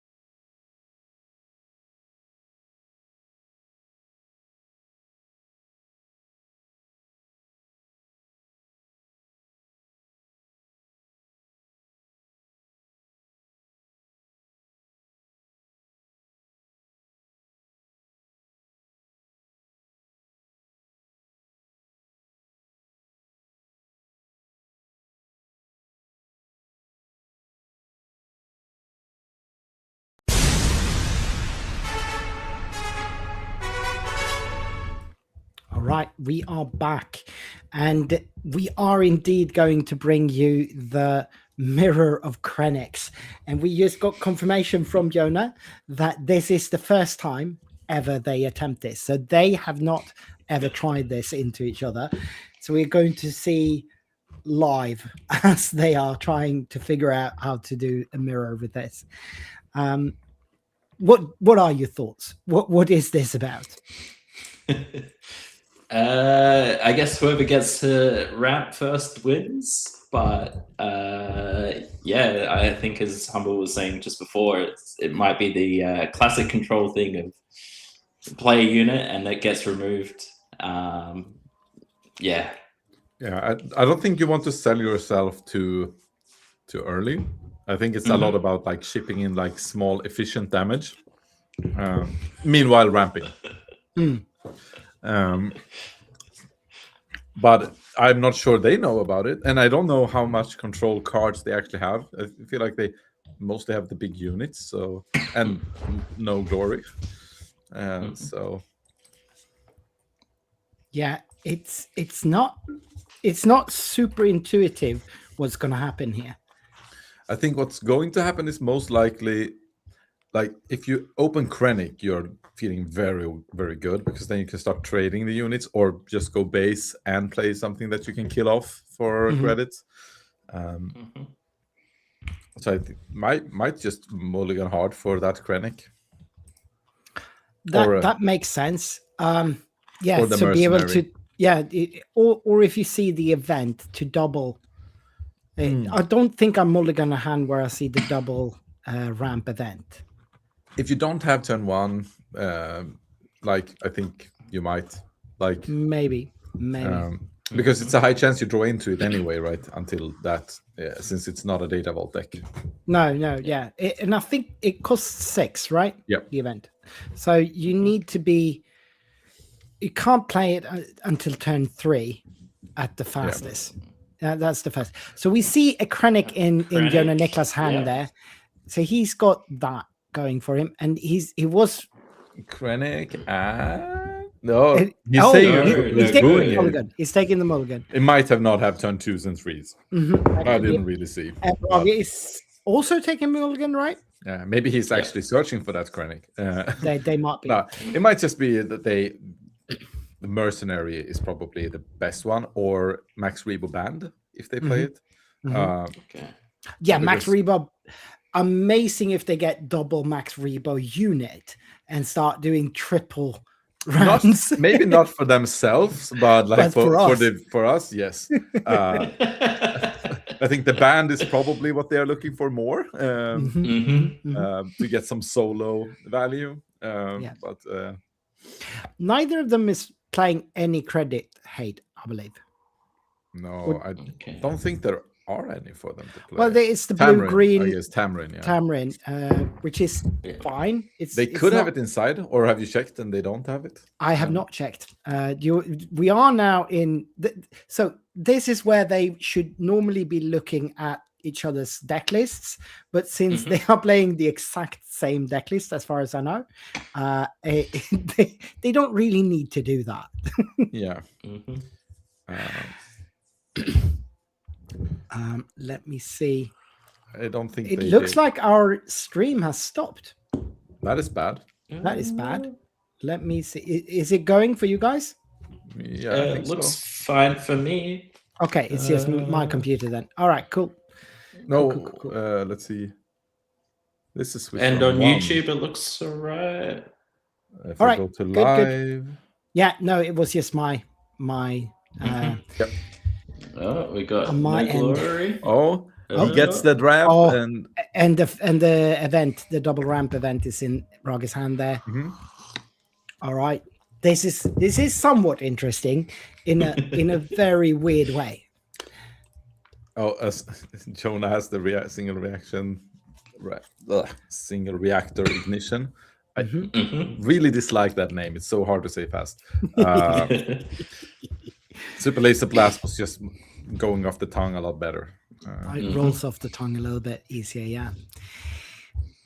So we got... Jonah is going to go first if he wants to. and he wants to. Krennic. Playing that Krennic, enabling the ramp. Take initiative. Does he have the ramp? He did resource the plot Sentinel, and now he sees First Light as well. So he's got 2 good plot options, and he does indeed resource that one. Yep. Okay, let's see here. What is Brog? He didn't play anything. He has claimed. No, just claimed. Oh, It's for 2 for the Night Sister Warrior. Oh, this is not good. No, it's terrible, actually. That's absolutely terrible. Yep. And Jonah. oh, that is just he's even considering doing something else instead here. He's playing it, but he's not necessarily sacrificing it. Keeping it, yeah. Oh, yeah. And only playing for 1 resource there. So. They are definitely telling each other some info about what they have in their hand, because they're not shy about their hands. Yeah. So 2 ignitions to the resource pile for Jonah. The resets are getting low. Yeah, he's not interested in resetting this board. Is he playing another 2-drop? Yeah. Brog's, at least he gets to draw something this time, but Brog's hand has been absolutely less than optimal. But now he gets the but ramp. he'll take that. He takes the ramp. This is good for him, and he can, if he gets to kill the Spice Runner himself. Now if Jonah plays correctly, he should not, right? No, yeah, he should kill it, and I assume that's what's happening here. No, it costs 4. The resource price costs 4, so it doesn't matter. No, so Jonah, go to base here. Yeah. Why not? Probably correct. And then Brogge does get to kill his own Spice Runner for a credit. Jonah's yet to spend any of his 4 resources here. Oh no! Well, at least both of them are doing it. I guess first light, another first light. One is already in the resource pile. Yeah, I think at this stage Brage wants to do something that Jonah doesn't do, like at least something slightly better, because this isn't great. No, and I think that's the ramp. That's the ramp, yeah. Jonah. And he can't afford it this turn. No, but next. Or actually, no. Interesting. Not even with credit, yeah. I mean, because he had already used Krennic's ability for the nicest. Otherwise, would have. Yeah. And he can use it next turn. So it doesn't really matter if he spends this credit or not. Yeah. I think it's time for the warrior to end the Krennic's life. That's what I would do. Yeah. Unless he really needs the credit. Yeah. But he does not. So Krennic is not long for this world. 3 to base, I assume?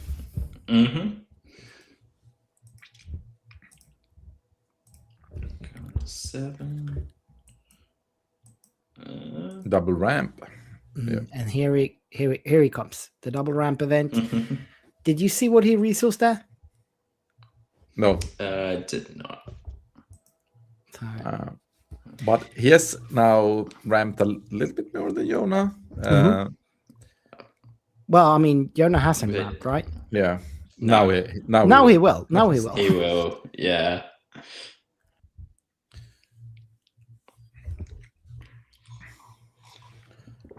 I think Jonah has another single reactor in his hand. Does. Oh, it's resource 2 and kept 1 then. Yeah. Is that the case? Yeah. I believe so. Yeah. I know his resource 2, so if he has one on hand, that's the last one. And he might want to hold on to that one, right? Just in case he gets into a sticky situation. So the board is not too terrible now for Brage and No, yeah, Jonah has not been playing any bombs of any sort. He's just slowly been putting out smaller units. Krennic wants to go to space. I think they are going to correct that soon. Mhm. Commanding the ship. Yeah, at least he needs to put on a suit if he's going to do that. So we have a first light, Good. and I guess Clears it's the board. yeah. I And think I draws a would have card taken from the this. first light. Oh, because both, yeah, of Yeah, course, yeah, he's ambushing Yeah. and he's hitting for 5. That's good. despite That's good. runner. But Mhm. now Yona can do the same, and his first light will survive. Yeah. And he might not even have to ambush here. He could just use the Krennic. And not take. Yeah. Yeah, but I think he does do the damage to Krennic. I think Yeah, that's yeah. Okay, correct. so he does ambush. He should have 5 damage on that first light then. Yep. Yeah, Yeah, and they got it. and There you Krennic go. obeys. Yeah, I mean he has to, right? There's Yeah. no reason not to, because he's getting killed now. Unless Jonah just says, "I'm going base. I have more power on the board anyway." Yeah, Could be, Yeah. and that's indeed what he does. Going to 13. because what he does if he kills it is like open up for a blast, and if he doesn't Right. have a good answer to it, Mhm. it might get dicey. Yep. True.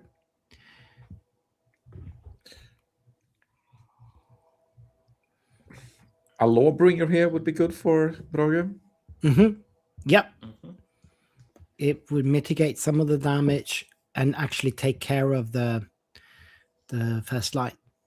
Yeah, it would like effectively remove 7 out of 9 damage Mhm. and save his Krennic. Yep, exactly. And maybe that's it. Lawbringer. There That it is it. Yep. There I it don't is. think I guessed the right card on a player so many times on the screen as I've done now. You and Brage and I Brage, are vibing. you and Brage are very well synced here. Yeah, we're vibing hard. Yeah.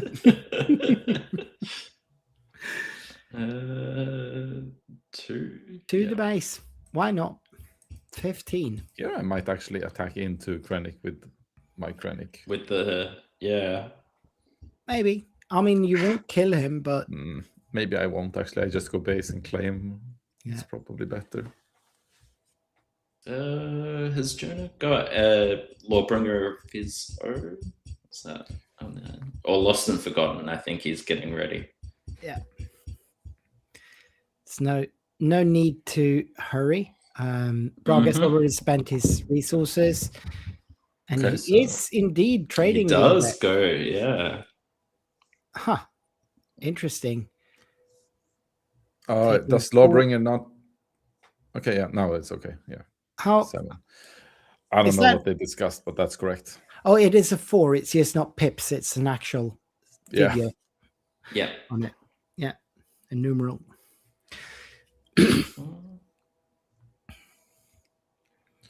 So Jonah now spending resources. That's 5 resources. So he's playing the Sentinel, I assume. It looks like it. I'm not sure if I like that play. No, but me neither. It makes no sense to me.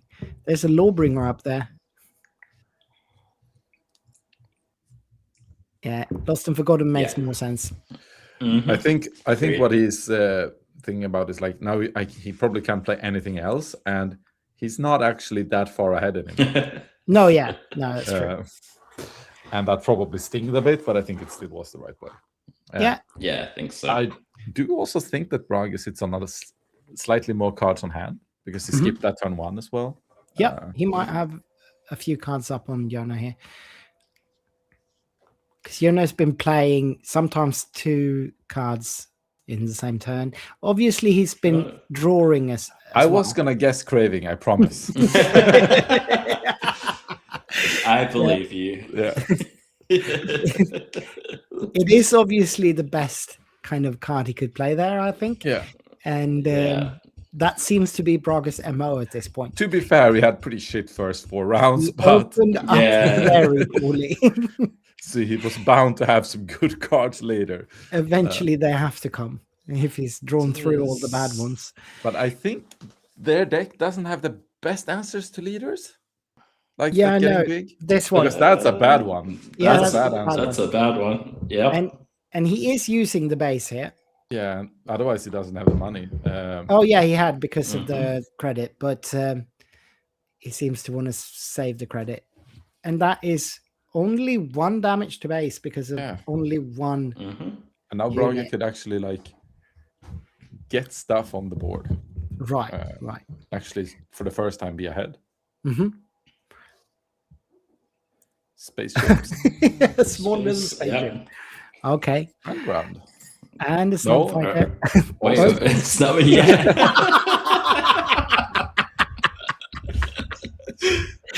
Yeah. So Jonah's drawing these expensive removal cards here, and they are not what he wants to see here.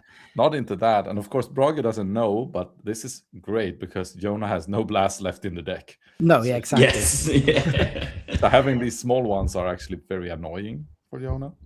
Yeah, he can't effectively deal with them with his cards. So I think First Light is probably his best option here. And that's what he's doing. Taking out the Sentinel.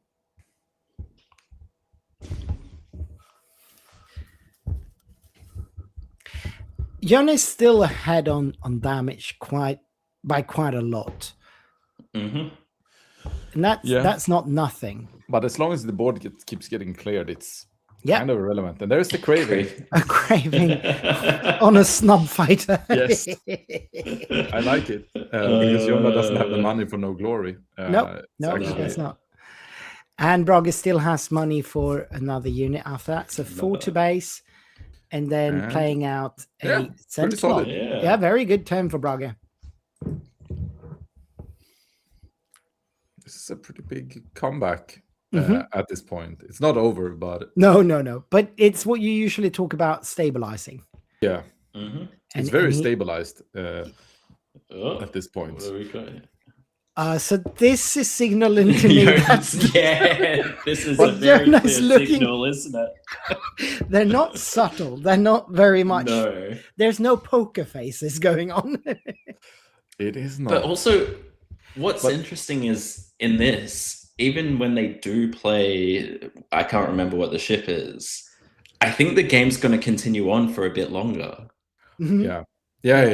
Like if he plays that ship, and Brage just plays no glory on it. Like you're now out of resources, and these credits are the only thing you have to play for the rest of the game with. Exactly, and of course you have you can still resource next turn.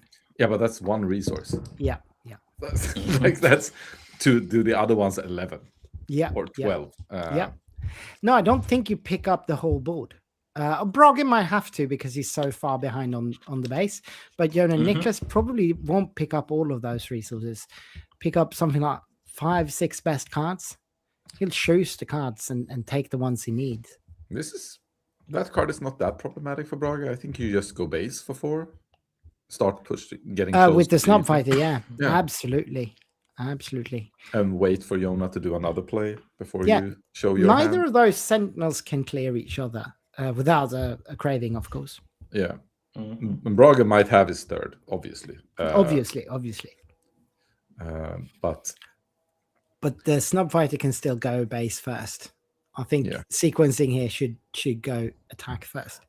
Unless he actually has that craving, maybe you do craving first. But it would be unrealistic to have another craving.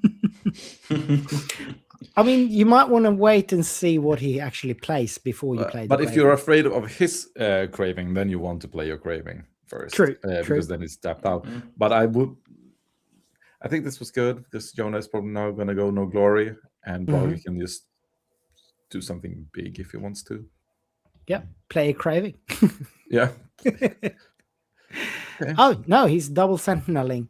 The Jonah Nicholas favorite. Yeah. Double sentinel on the ground. It did him good last time he did it. Yeah. They still both need to hit that guy. And then they would mega die to a Lawbringer. Yeah, to anything really.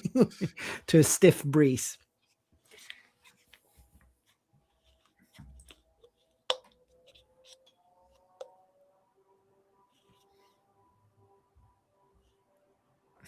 Yeah, I think that's decent because Jonah is not showing anything big. He gets a small heal back.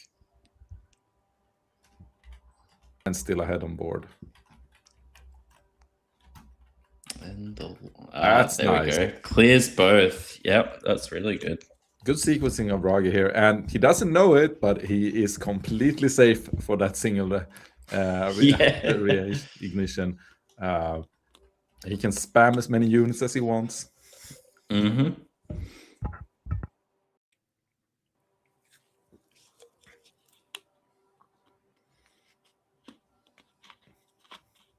Who said this was not going to be an interesting matchup? I know, this is a very interesting back and forth.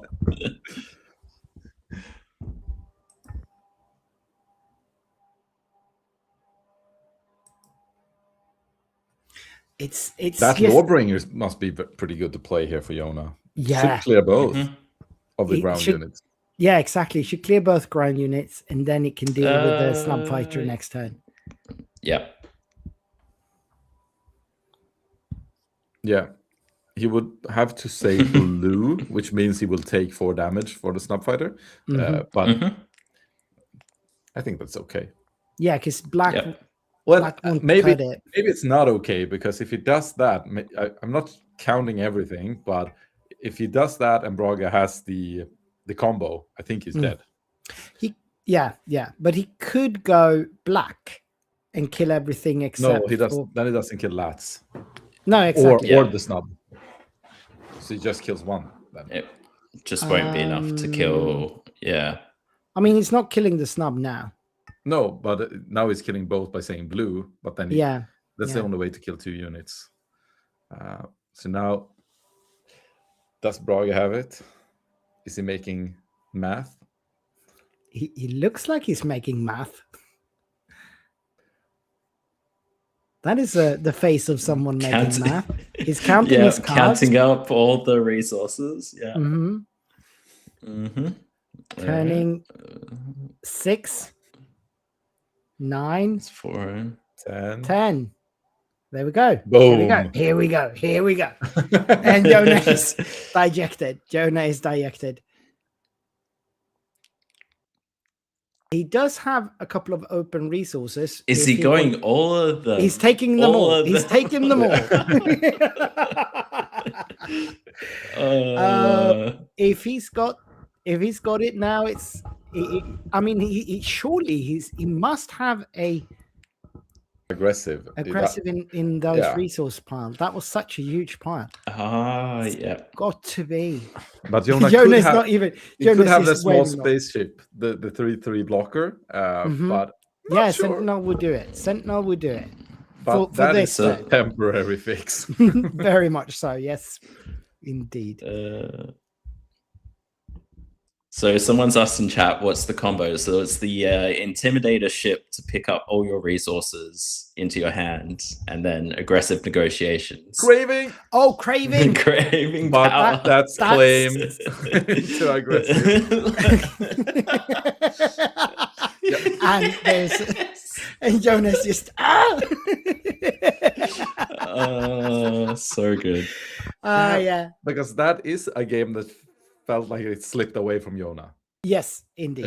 He had the start for sure. He very much did. But he was drawing all of these 2/2s and just drawing another card, getting a resource, a credit, and not really accomplishing all that much.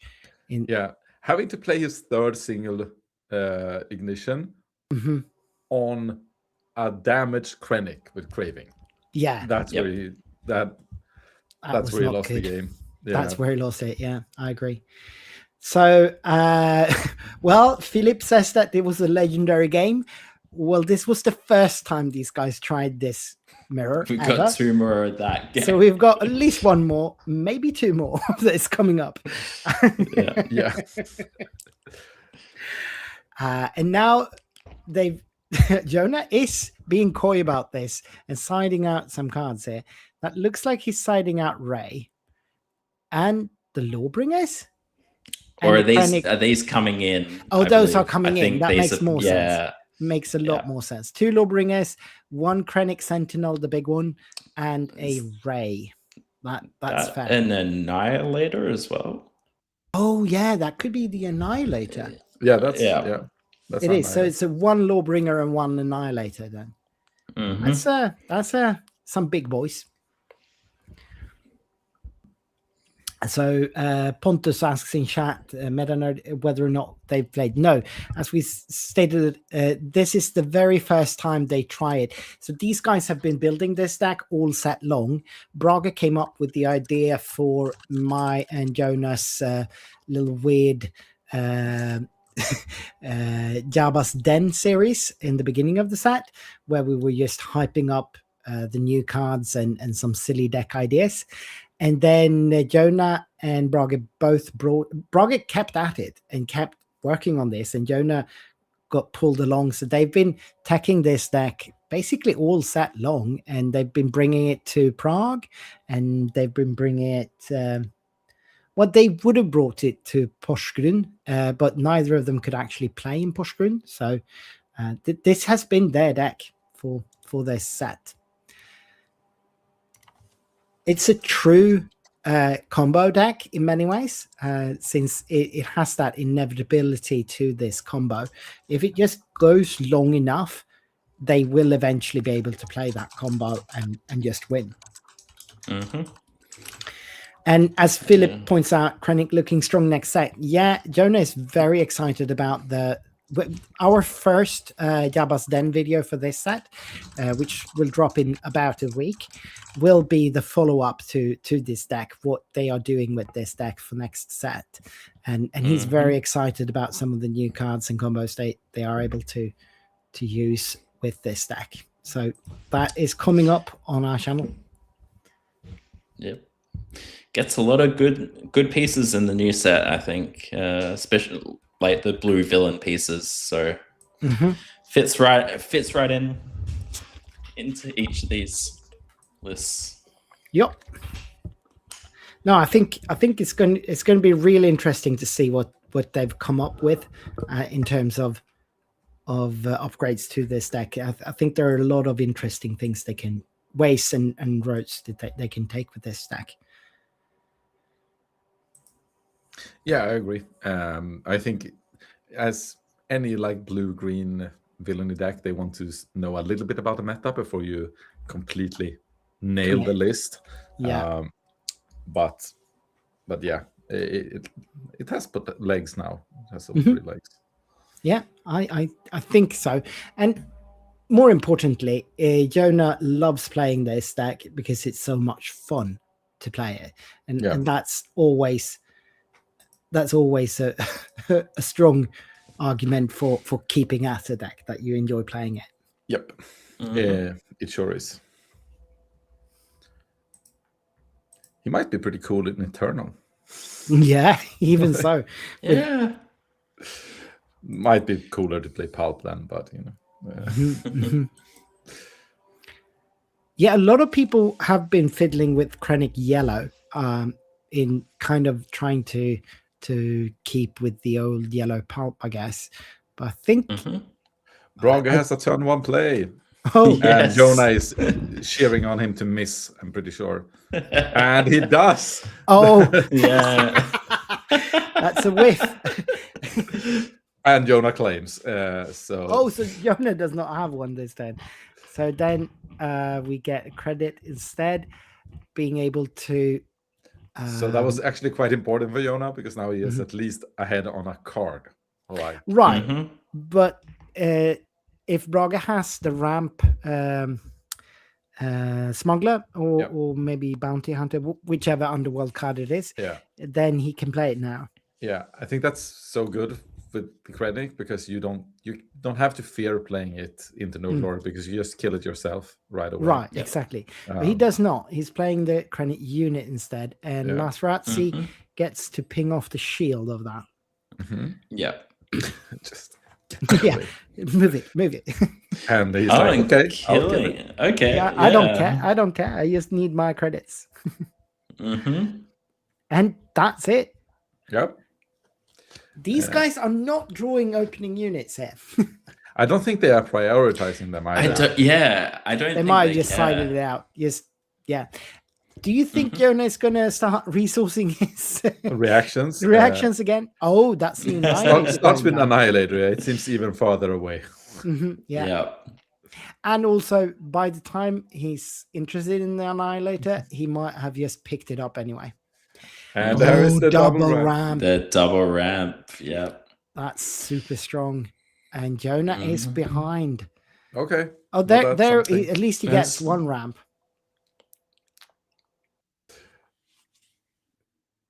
That is. Oh. No. no. So an Intimidator went down there. So that's one. I guess they're playing 3 of that, right? Yeah. It Yeah. makes no sense to play less. Like if Yeah. the whole deck is revolving around It one is play. combo deck. They should be playing 3. Let me double check that. But It's I actually see- only That's 2. just true. Oh, they only play okay. 2 Intimidators and 2 Lawbringers, and 1 Annihilator and 1 Supremacy in the main deck of Jonah. And I think it's the same here. Yeah, they're exactly the same. So he brought in 1 more Annihilator, 1 more Lawbringer. All right. It's checking. Yeah. But Braga is ahead here.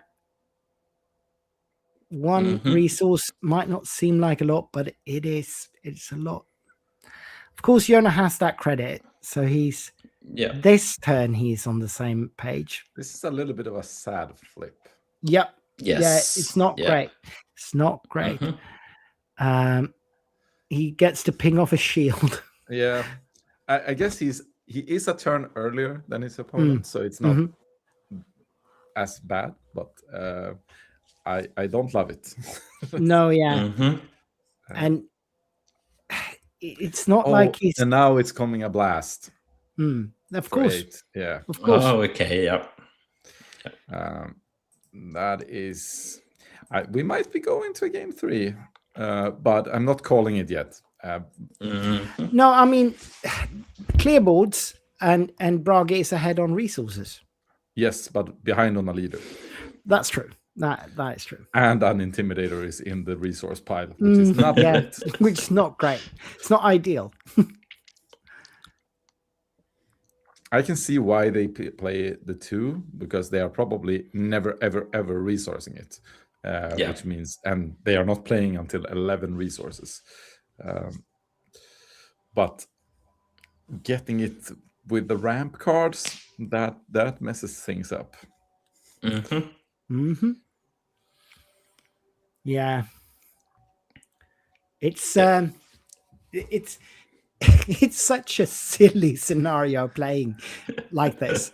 A lot of the cards they are playing are just very much less efficient in against each other. Like this 5/5 Sentinel, it's not as good into another Krennic.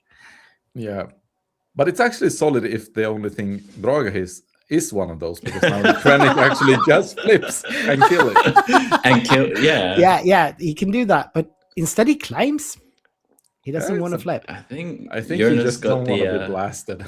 yeah, true. Time to get Craving of Power a go, maybe.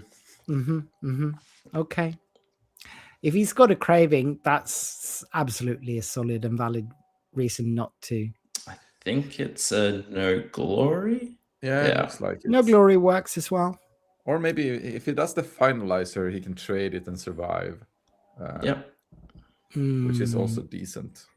3, 6, 8. He said 6, 7, 8. Because yes. I think the reason why he didn't want to flip Krennic and kill it is he doesn't want Braga to just claim and blast him. No, yeah. Again. But I still think he's the one a little bit ahead if that happens. So yeah, because then he's got resources to play things. Yeah. Now and he's he no glory. Another 4 damage. And now he's no glorying for most of his resources. Yeah. So if And Brage no gets, glory. yeah, and if he gets behind on the board now, Brage will still just blast, right? Yeah. If he has it, then yes. Mm. But it's gonna Well, play I no mean, glory. yeah. Oh, okay. No. But now I- you've got a standing 5/5. It's at least you'll get 9 damage in if you flip, kill it, and hit Yeah. with both. Yeah.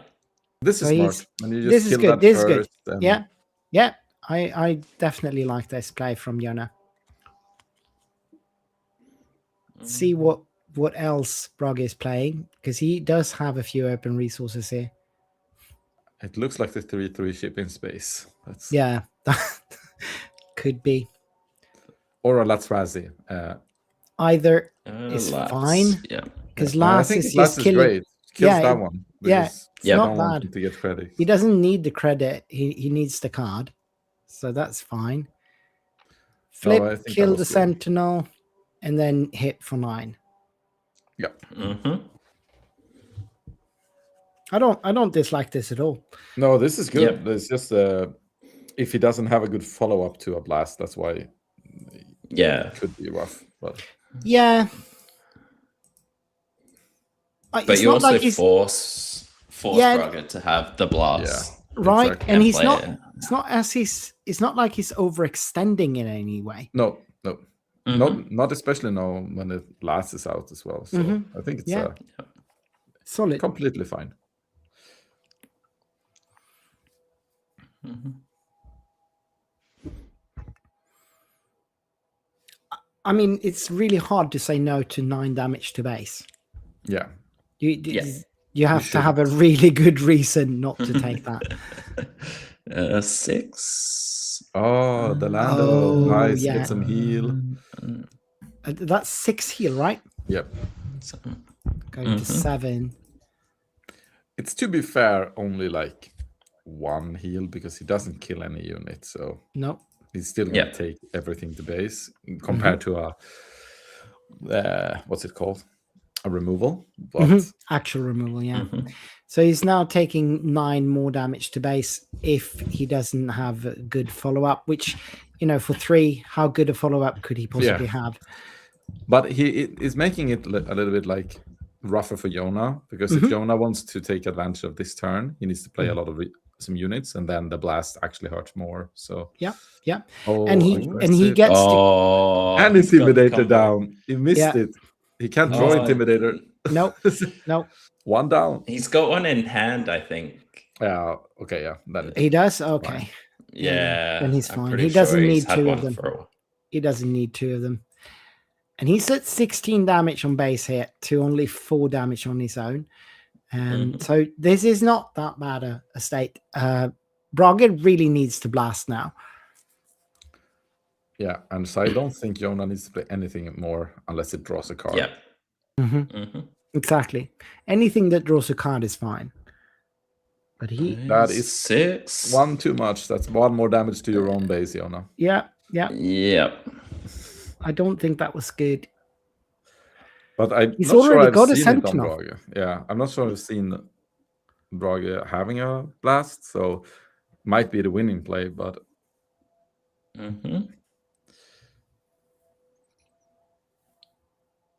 Yeah, in isolation, it feels slightly overextending into this board, but It's especially since he already had a Sentinel. yeah, he might have done the read that I think that Brage doesn't have it, but in my opinion, Brage has played like he's had it for a while. Yeah. And also Brage might just draw into it. If he, for some reason, has a good read on him, he doesn't know what he's top decking. Yeah.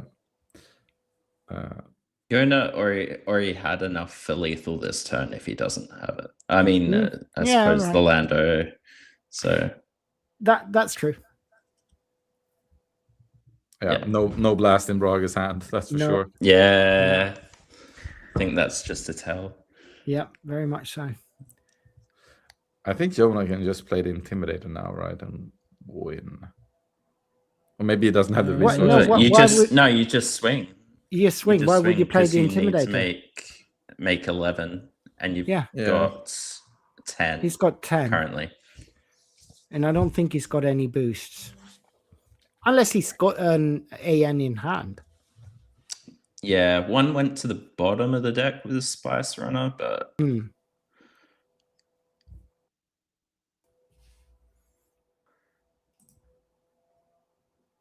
oh, we're seeing an Intimidator.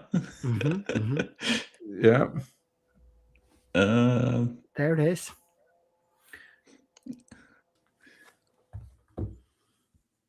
So if Jonah doesn't have removal in hand, he kind of needs to claim, right? Yeah, but I think yes. I think he's got a No Glory or possibly a Lost and Forgotten. Yeah, but I think this is. I think it's a good play of Braga. Is like forcing Jonas' hand at least. Yeah. Mhm. No, yeah. I don't Because disagree he is with slowly it. losing. Yeah, he is. And this is an out. It's one way to actually win it. Because Jonas currently cards. Lando has grit, so hits for 11 currently. Yeah. But there is a Sentinel in his way. Mm-hmm. So 4 more to base here. Jonah is not too worried then. He's going to 20 damage here, 24 even. Yep. So if And Jonah then- has an aggressive on hand, it's already over. Yeah. Exactly. The Spice Runner will take him to 26. Mm-hmm. Well, Braga should have a Sentinel though, but Also, a blast from Jonah will win him the game. yeah, that's true. And he had a blast Uh-huh. in hand before. So if he just hits base, he doesn't even have to hit base with the Spice Runner at this No. point. Just Because blasts that's 3 it, units. So just blasting this board will win Jonah the game.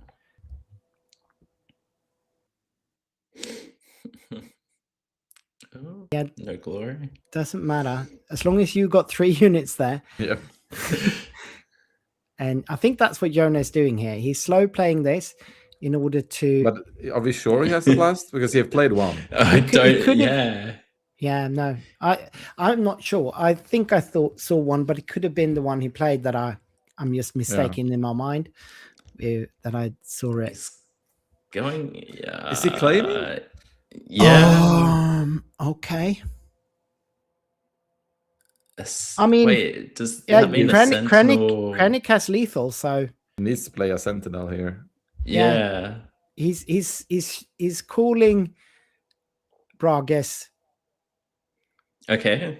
representation here. Yeah, Yeah, and That's- I will Yep. see. that's good. That's good. If he draws into a blast, if he gets any way to put 4 damage on bait, 3 damage on bait. Oh, there it is. Oh, there it is. He got it off the top. He got it off Yeah. the top of the deck. Yeah. Got it off the top of the deck. No Yeah. way. You've got a top deck as well. That's a skill you have to have in this game. Wow. Yeah. All right, so we're going to game 3 here.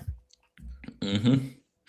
And we still have well over half an hour, 36 minutes on the clock. So plenty of time. Yep. I I'm going to hope step away chat for is 1 minute. enjoying this. I hope you're enjoying the silliness of what's going on your screens, because this is not, you're not going to see this that often. This is brilliant. I mean, we haven't seen it much for this set, but I wouldn't be surprised if we see a bit more of this in the coming set. Could be. This could be a So- preview of a meta deck. Mm-hmm. 2 underrated skills in SWU: top decking and cutting your opponent's deck, I think. Absolutely. I think that's what people should be practicing. Yeah. Sequencing, resourcing, all of this is a little bit overrated.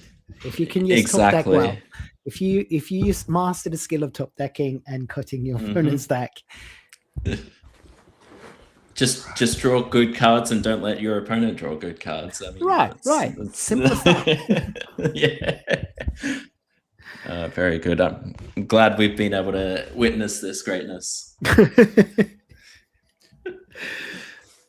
So Nicola is complaining in chat that you can't on melee, you can't see The other quarters, yeah. The other quarters.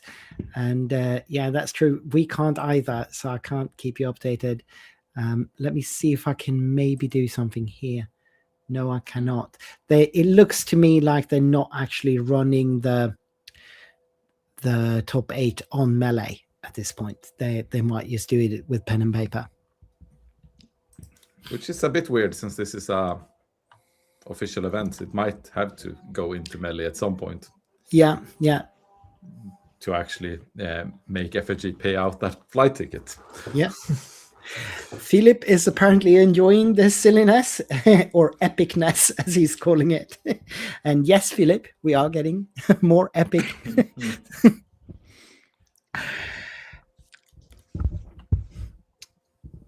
All right. Krennic for Jonah. Not bad. Not bad. And a Spice Runner. He's showing us the Spice Runner. It seems like that's the one. Oh, but he does have the ramp. He's got the ramp as well. Didn't he have a Krennic as well? Maybe not. I was actually behind. So okay. I was looking game 2, I think, or something on the normal screen. Okay, so Spice but it was Runner, not wrong because both are playing Krennic. So. Yeah. Ooh, craving. But with the Spice Runner and I think making is a very good card in this. In the mirror, he can play the ramp unit on turn 2 here. Mm-hmm. No, yeah, exactly. Craving Power is not as good a card here as it is. No, I think it has been a very good card here. Oh, really? That's actually what I think. It's been really good here. I mean, any removal is good. But it puts like you make a small unit to a bad boy, which they don't want to deal with, but they have to deal with because the damage pile on and they know the Intimidator play is coming. Yeah. No, we've seen a lot of small guys get cravings on them in this series so far. The Snub Fighter in last game. That's like the craving was one of the main reasons Braga managed to steal game 1, for example. Yeah, I agree. And also, it's one of few cards in this deck that can deal with double ramp and actually turn 1 and turn 2 play. Yeah, looks good. Is he resourcing it open? Brog is very confident now. Jonah, you better show one of your resources now. It's like... No, yeah. I forgot what I was saying, but Braga might actually have... Was it 2 snubs from the start or was it just 1? Okay, I think so. I think there were 2. And there's the other one. And Spice Runner is a better play. It hits. And it hits into a Snub Fighter. Not that the other Snub Fighter is staying around. Oh, I think that's misplay. I think Braga put down the Snub Fighter in the resource pile. Oh, yeah. He did. That's obviously not intentional. I hope they catch it. Yeah, I hope they catch it because that would be a problem if he's ramping with the Snub Fighter. And he's not caught it yet, but he might catch it now. Should. They are probably fairly exhausted, so... I bet. I hope they catch it. Oh, yeah. Jonas like... Yeah, come on, man. Come on, man. You can't have this many reasons. Oh, but he's going to... No. Well, it's better, but it's not perfect. It's very much not perfect. No. Super laser snub. All right. They are still discussing it, I think. What? Yeah. Look at your resources and you will realize. Look at your discard pile. Oh, there we go. There we go. They called it. Great stuff. And that's when the judge goes in and DQ. I think that's where you pass. You don't openly play that guy. Yeah. Yes.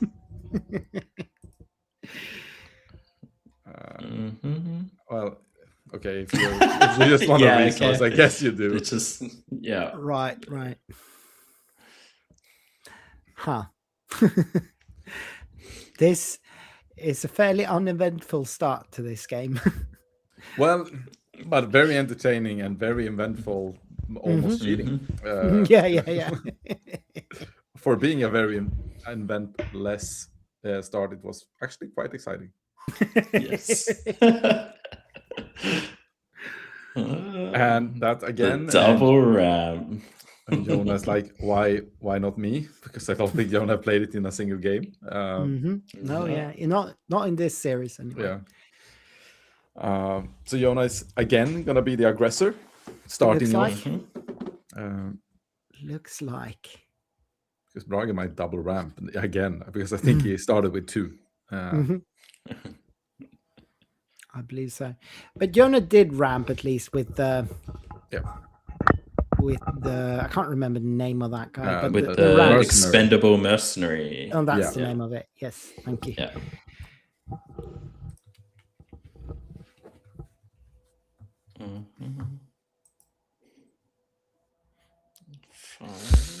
Okay, no glory. That's fine. It's fine. I was afraid he was gonna play Sentinel himself and just get craving. Oh, that's a good round if he hits. If he hits. And he does not. That's a whiff again. Brage is not hitting those. Nope. His Spice Runners are not on target. They're really poor. And if I was a drug lord, I'd fire those guys. For sure. It's not the spice you're looking for. No. Yeah. And Brage is actually not killing it, interestingly. Okay, super late. Oh, double ramp, but it's too late. What? What? Why is Jonah resourcing the double ramp? It feels like it's too late, I guess. Yeah, I guess. But like, is it though? He will lose tempo. Yeah. I guess mostly because he doesn't think he gains much on it. Right. I don't know that that's the right call though. I think in this matchup, being ahead is just always being ahead. See, he is ramping. We'll see who is right then.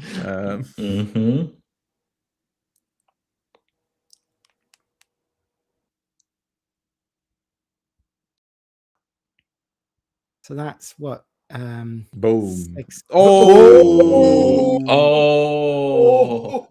Yeah, that's probably game. That's disgusting. It's effectively double ramp. Yeah, effectively it is. Wow. That's what happens when you have not played the mirror much. Yeah. That hurts. That hurts so bad. And both of them are holding off deploying Krennic as well. Right. Yeah. I have forgotten to update the damage totals here because they are not very active. They're not rushing it. Nah. But Jonah is soon more than a third away.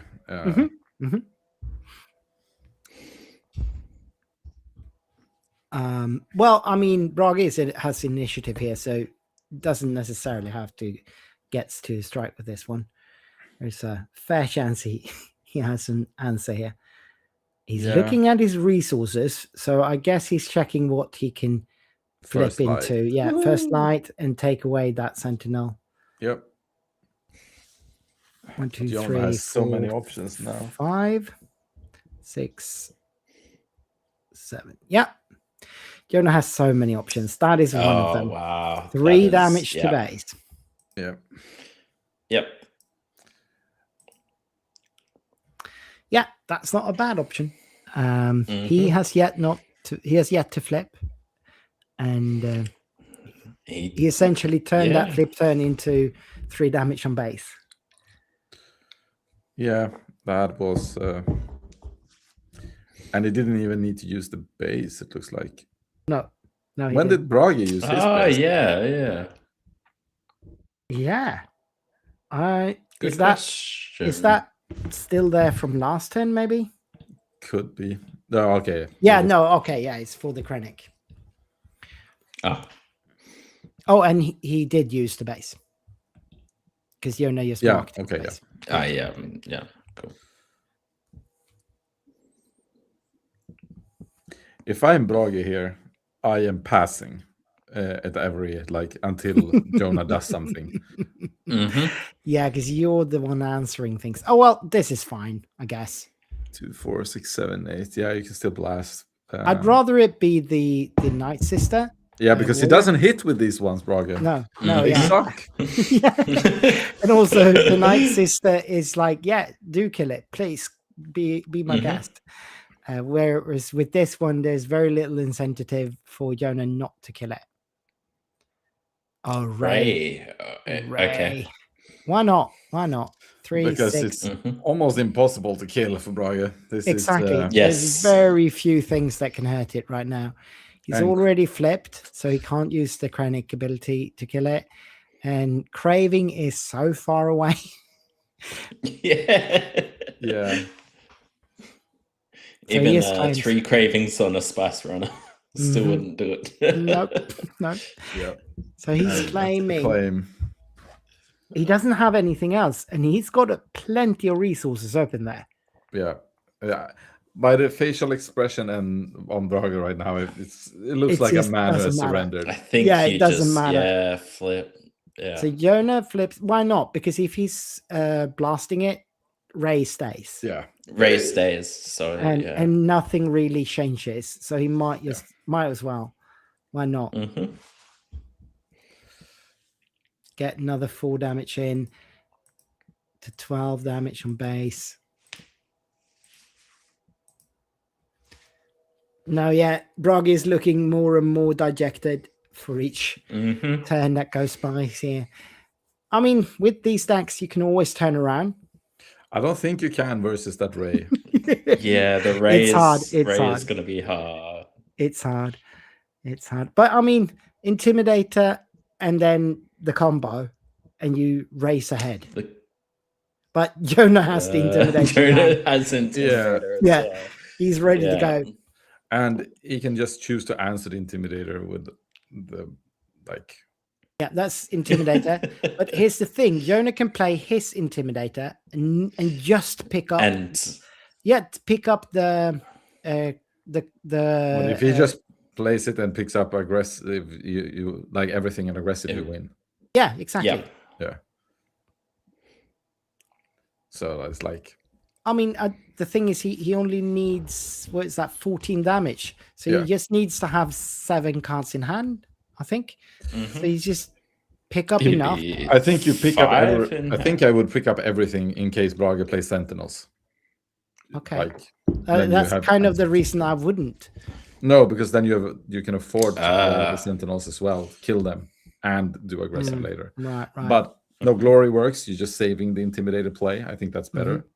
And Brage there we go. Brage is conceding the game. He has nothing left, and Jonah does. He's almost presenting lethal this turn between the 2 units. And AN and Ray on the bottom. Yeah. See what I said before? Cutting your opponent's deck. It's a real skill. Yeah. It's how you win games. All right. Yeah. I don't think we have results or any meaningful way to get results from the other games right now. Yeah. They are probably done. That was I would say. This was almost an hour. This took a sweet while. It's 20 minutes left, but almost an hour. But the data vault decks like Lando's don't go that long. No. Boba does not run 75 minutes into anyone. I don't think so. And the Shui into Mother Talsin should be over by now. Should be over, yeah. Yep. So probably we will have round the top 4 start in not that long. We will take a break because we are going to try to get Silk in as a guest commentator. But before we do, Tim, do you have anything you want to plug before you leave us for tonight? I just want to plug my local game store, Beskar Forge. They do online single sales in Australia, New Zealand, Singapore, all that Southeast Asia. Really good local, really support the SWU community. So just want to shout them out. And also the Australian community for, I guess, pestering FFG enough to get us a sector for Homeworlds. So looking forward to seeing a lot of international people join us for that. If you can, I understand Australia is a long way away, but would be great to see as many of you down there as well. But yeah. Yeah. All right. Thank you so much for joining us. Thank you for having me. We'll be back as soon as we are ready for next round. See you.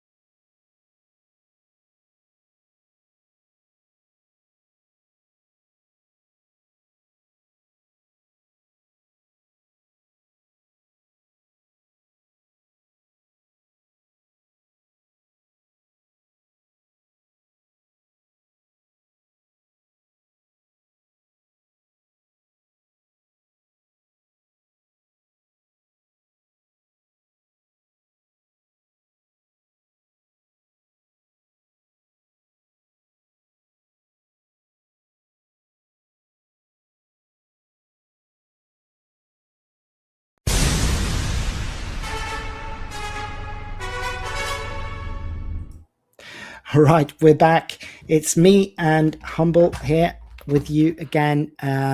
Silk is stuck at work and might be joining us for the final.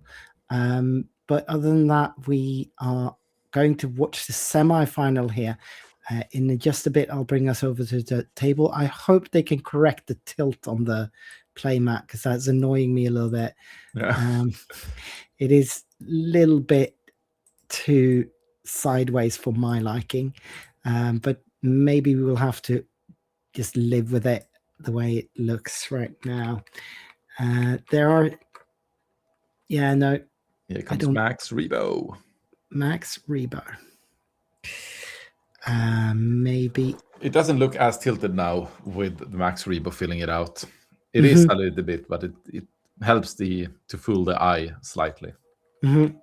Yeah, I agree. Maybe we will have to just live with it then. Let me see what happened there. Is that Yoda Matt from Star Wars Unlimited, really?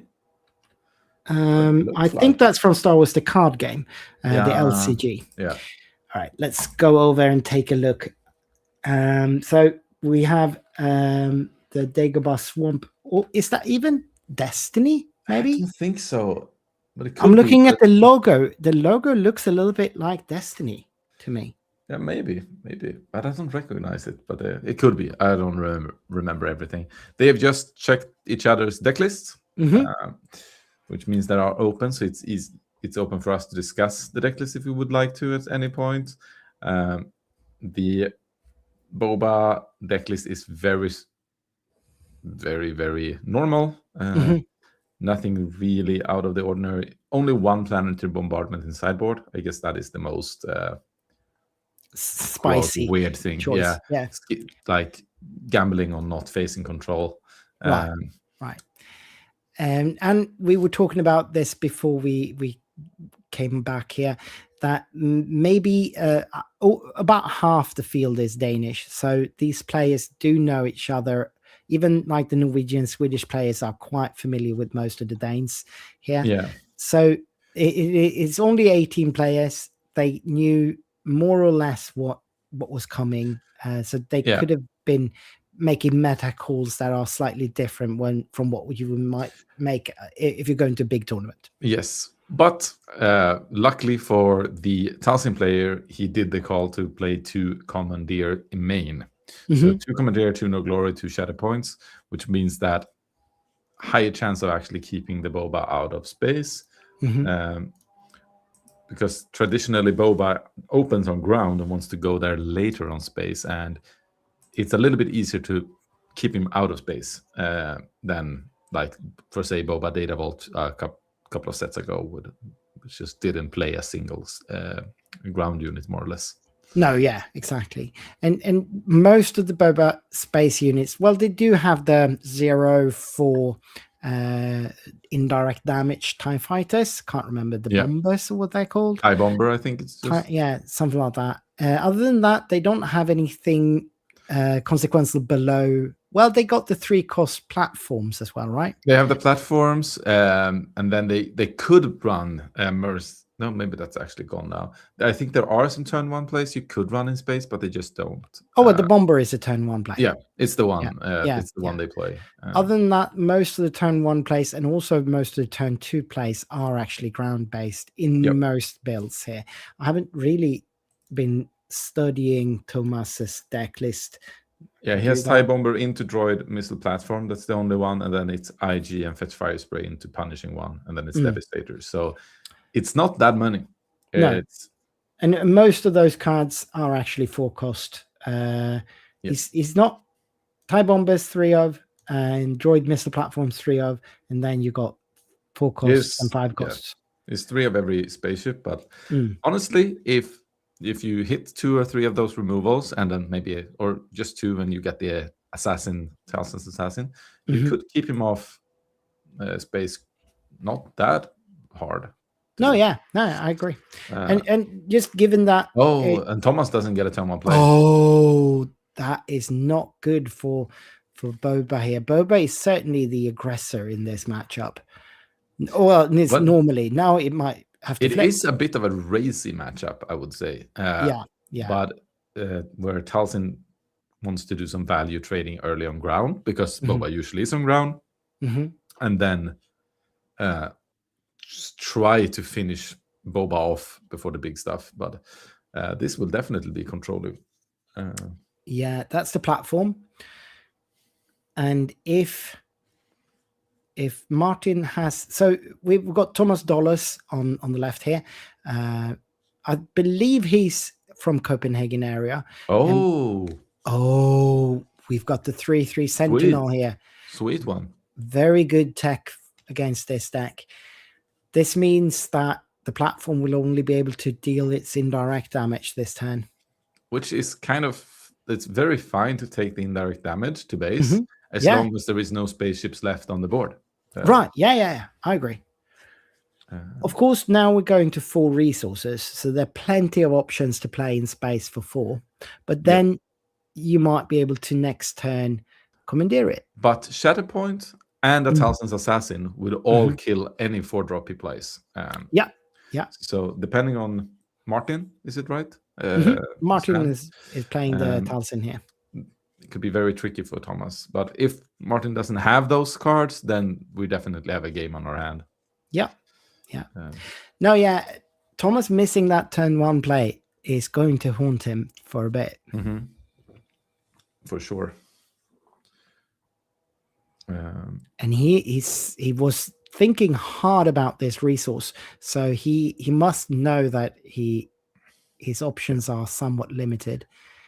And I would just take 4 to base here. Yeah. Why would you damage that? It would go under the shield, but it would super die to Boba on a flip with a topple. Right. Yeah, no, Boba and topple is just too problematic. So that's a Shinhati. Not great. Yeah. And that's the fairy spray. Yeah.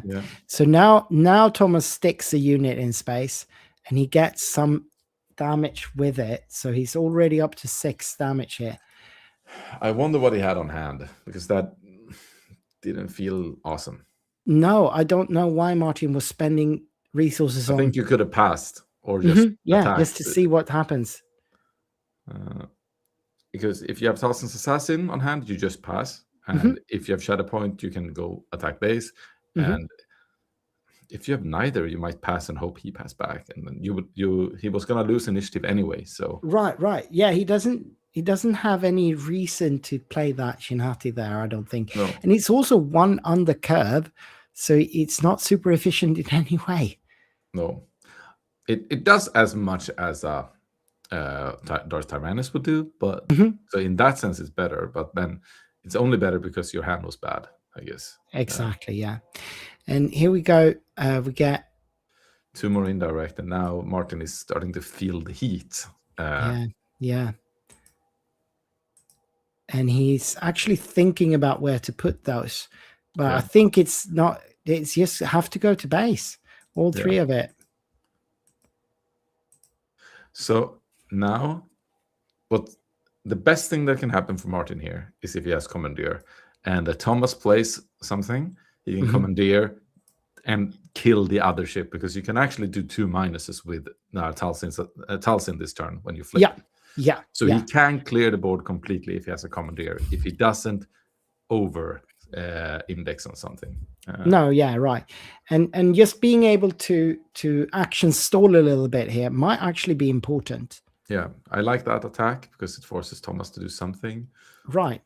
Because Thomas can surely not just pass here. It's too important a turn for him. It's also good. And if he keeps passing, I think you can still play Commandeer and not attack if he passes another time. Right. Okay, there we go. Here the aggro. Now it's a race, which I'm not necessarily sure Talsin is winning. No, yeah, he's starting 6 HP behind. And the board, the way it looks right now, it's not too... See, if he would have had Commandeer here, this is not great. And he claims that's so bad. Oh. I think here you just had to... If he's going to race, he had to race. Yeah. Because a commandeer won't help now.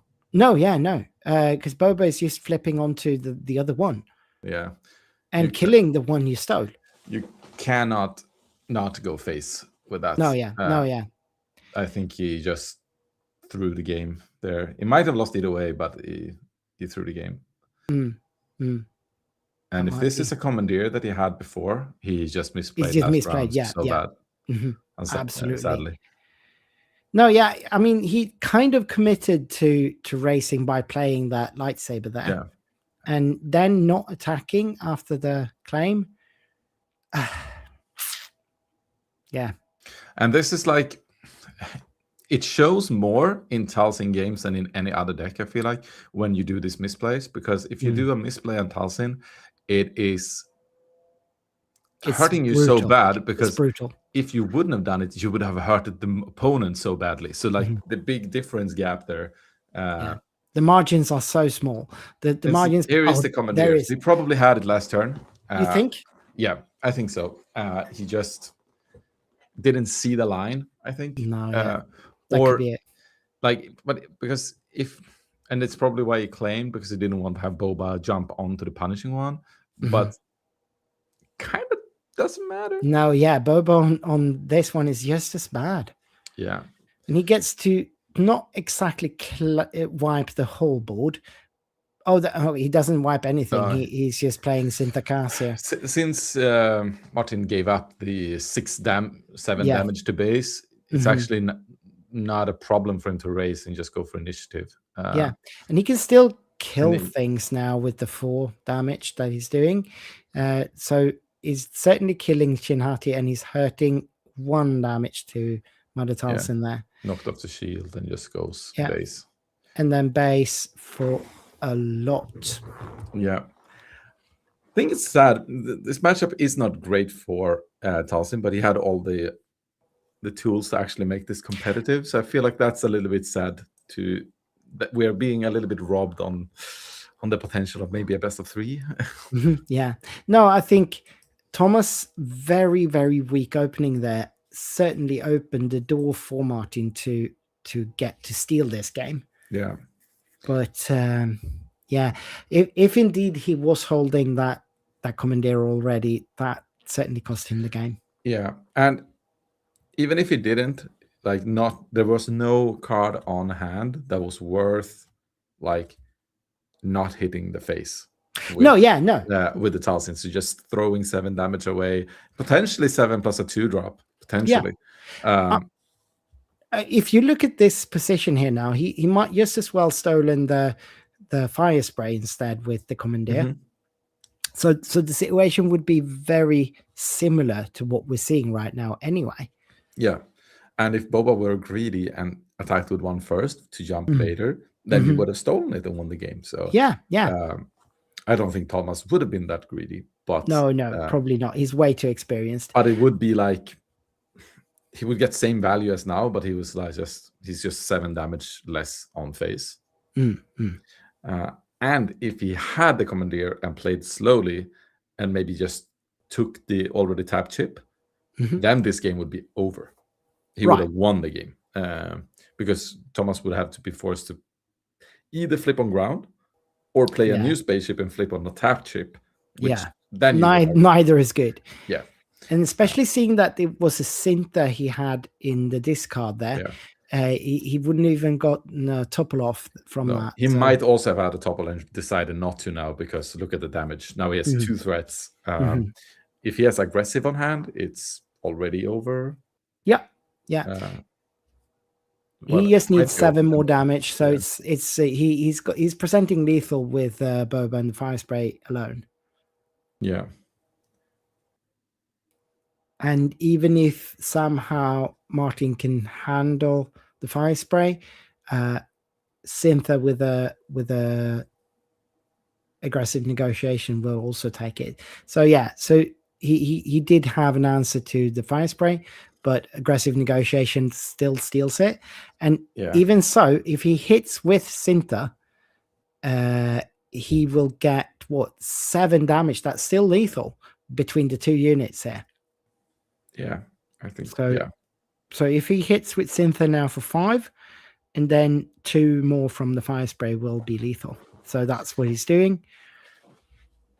Going to 26. And Boba, even with a condemned, is Well, presenting he's doing exactly the- -1, so it's. Oh yeah, Talsin's on the board, so he's doing that's but right. it kind of doesn't matter. You can just he's in doing a way, 1. He could have claimed probably and just 1 because it would. He do 2, needs and he's another scooping. unit. Yeah, he's scooping, but he needs another unit. No, because for then it would do the 2 because he would not be enough. Oh yeah, Talsin wouldn't. Right. But he had open resources, so the best thing would probably just be drop 3 something. units.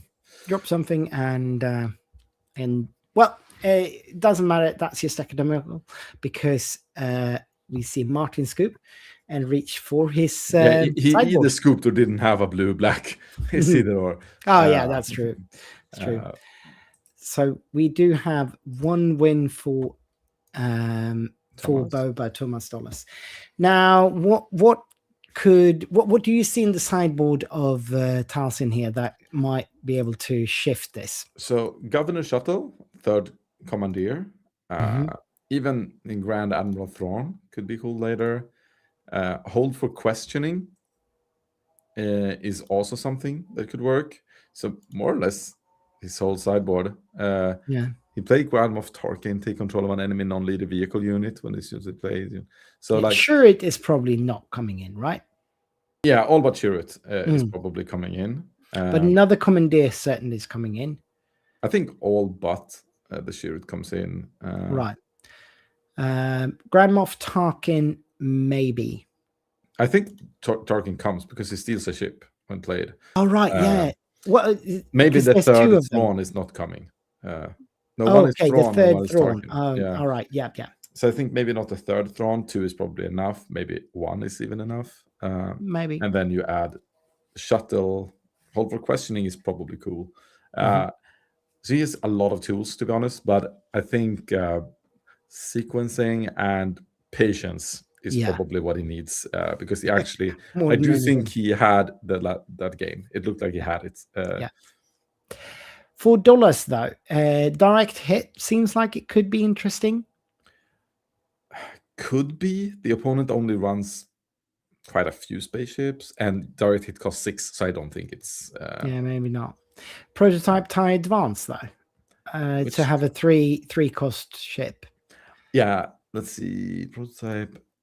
It's the one that when it's upgraded, it does more damage. In a way, no. Prototype tie advance is a 4/3 for 3. Oh, I'm mixing them up then.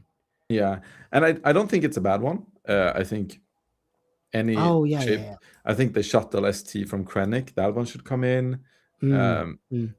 I do think those are still scary for a Talsin Assassin, but like I think you would like to just threaten space as much as possible, because you should not win a ground battle versus Talsin. So. So I think that would be the smart move, in my opinion. There's 1 Outer Rim Constable to deal with lightsabers, possibly. Yeah, it's not terrible. The TIE Bomber is a good start for Thomas because that's just a spaceship that if he gets the 3/3 Sentinel now, though, then it's fine for Martin. But so it he's looks like he doesn't have it. No, he's taking the force here, which means that Thomas can just go 4 to base here. I assume all is going to go. Might not be all to base when it's a Caris. Right. Because Caris has actually some good cases of being dead, and then you would have like to have taken some damage on her. And he does. So 2 to each. Yeah, and the reason why he doesn't take 3 is because he doesn't want to be IG 88'd. Right. He wants to be in control of when it dies. Yeah. And then we get Darth Treya. No, Shin Hati it is. Because it's a Shin Hati. Okay. Darth Treya would have been a lot better. Yeah. And collateral damage, not too bad. No, it takes out the Caris and the shield from and I'm thinking not too bad for Martin's perspective. No, another spaceship would have been worse. it's still only the TIE Bomber now. Even though now on 4 the real threatening spaceships comes. But yeah. And it is also doing 4 damage to base this turn because you're not putting damage on Shinhati here. no. It is a pretty powerful turn 1 play when it's a 4/4 in space. When it functions like that, then it's hopefully for actually that doesn't save damage, but a Talzin's Assassin would be pretty good here. I mean, it's not killing it. No, but it will kill it afterwards at least. Yeah. That one is bad. That's very bad. A Charis, or how do you want to pronounce that? Trias Acolyte. It's the Acolyte. It's not Charis even. So even it's worse. Not a 2/4 is not what you want to see here. I think just to put damage on it, I guess. It looks like a Vader pilot's coming in here. Could be. It was one in the sideboard, so it could have been. No, he's just going 4 to base. I feel like he's gonna take. I might put all 4 on the Acolyte. He's not. He's putting 3 on the Acolyte. Yeah, the all 4 is interesting because 3 might be worse than 4 if he has IG. Exactly. Yeah. Doesn't look like Thomas is rocking a 4-drop ship here, at least. No. Pride. Oh, Pride. That's and that's not what I was expecting here. The 2/3. Which one was it? It is the 2/3 that hidden Sith thing. I'm not exactly sure. The shadow that allows you to give ambush to things when it dies. Yes, I think it's that one. I'm gonna check and see. And we get BT1 here. So those are actually turn 1 plays rather than turn 3 plays. Not exactly what Thomas was hoping for, as well as having him enter the Sage.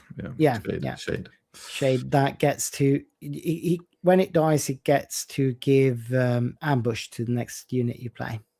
Yeah. Okay, so this is an interesting board state.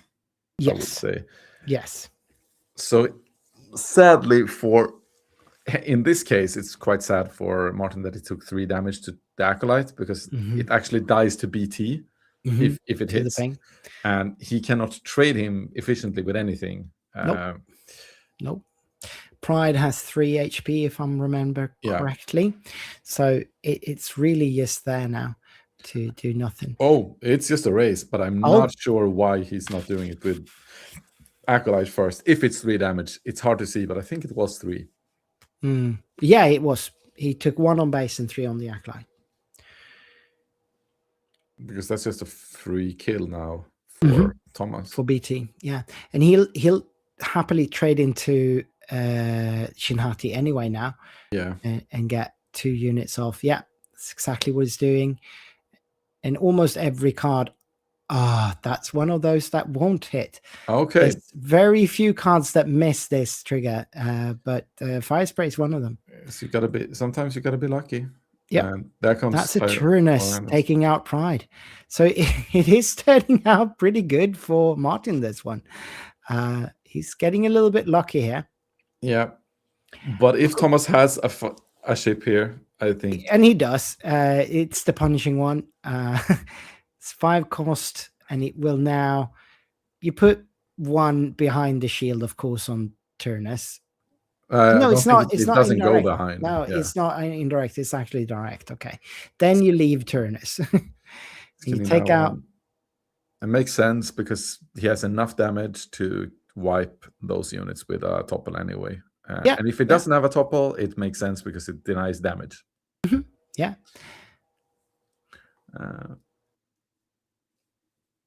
And he has yet to hit with the TIE Bomber. Yeah, he's technically behind in the race, but it's the board state is not telling the same story. Yeah. So flipping Mother Talzin here, of course, but it's just not going to help him much. He's only got 1 open resource, so there's really nothing he can play with that. Shade is a 1/3, I believe. Oh, he's debating how to... 2-3, 2-3. It's a 2-3, okay. Yep. So he's just debating how to distribute these damages here. And yeah, he might as well do that. 2 to base. And we are in the situation now where a commandeer doesn't really make or break it again. No. I think what the best thing could happen here, which is not that good, is if he flips and goes topple and you play a commandeer. Because then you're actually not taking much damage. The problem is he board wipes you with a topple. Yeah. But he does that either way. And yep, he does. Topple is just going to take care of everything here. Okay, maybe actually like the Synta is probably better for you if you have commandeer, because then you save yourself for next turn with the commandeer and you push all the damage. But I mean, of course, Turnus won't be killed by Topple if he wants to kill Talsin in the same. If you want to kill both of them, he's got to put all 4 on Talsin. True. So it's just removing the shield, basically. But yeah. All 4 on Talsin, and then killing the Shade and Talsin, and removing the shield off of Turnus here. Yep, Shade is gone.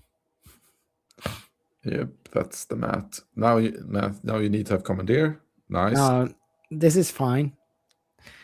It's not great, but it's fine. But it's actually pretty good, because now the Punisher doesn't kill Tyrannus. It's actually the best thing you could have in the deck. Absolute best. Yeah. Well, actually, maybe Cantwell. Direct hit. And next no, not direct hit. System shock. Oh, system shock. But he had another one here. Yeah. Nice. The problem is that card that he has left a blue-black?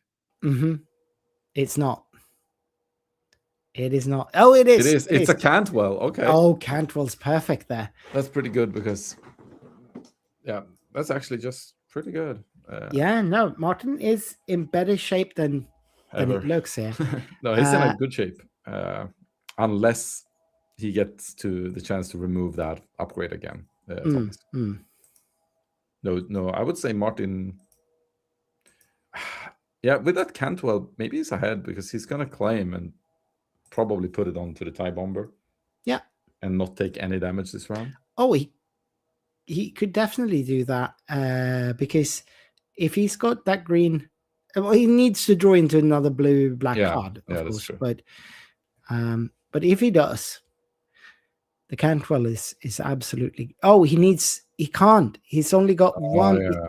He can't resource and use it, disclose. He can't disclose if he Oh, no, he had enough. No, he's just playing it. No, he's just playing it without... To probably be able to tank the indirect. Yeah.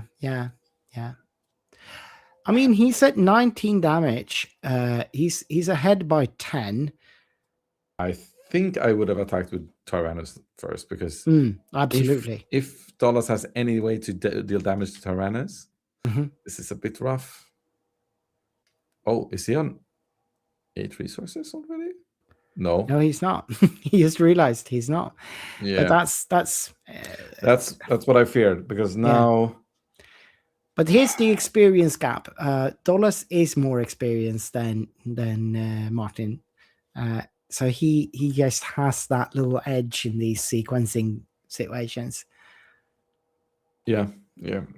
There is some missed damage there. Could have been 40 base, and that would have been 1923, which is still like 11 left, which is not nothing. Nope. Not a Cantwell. I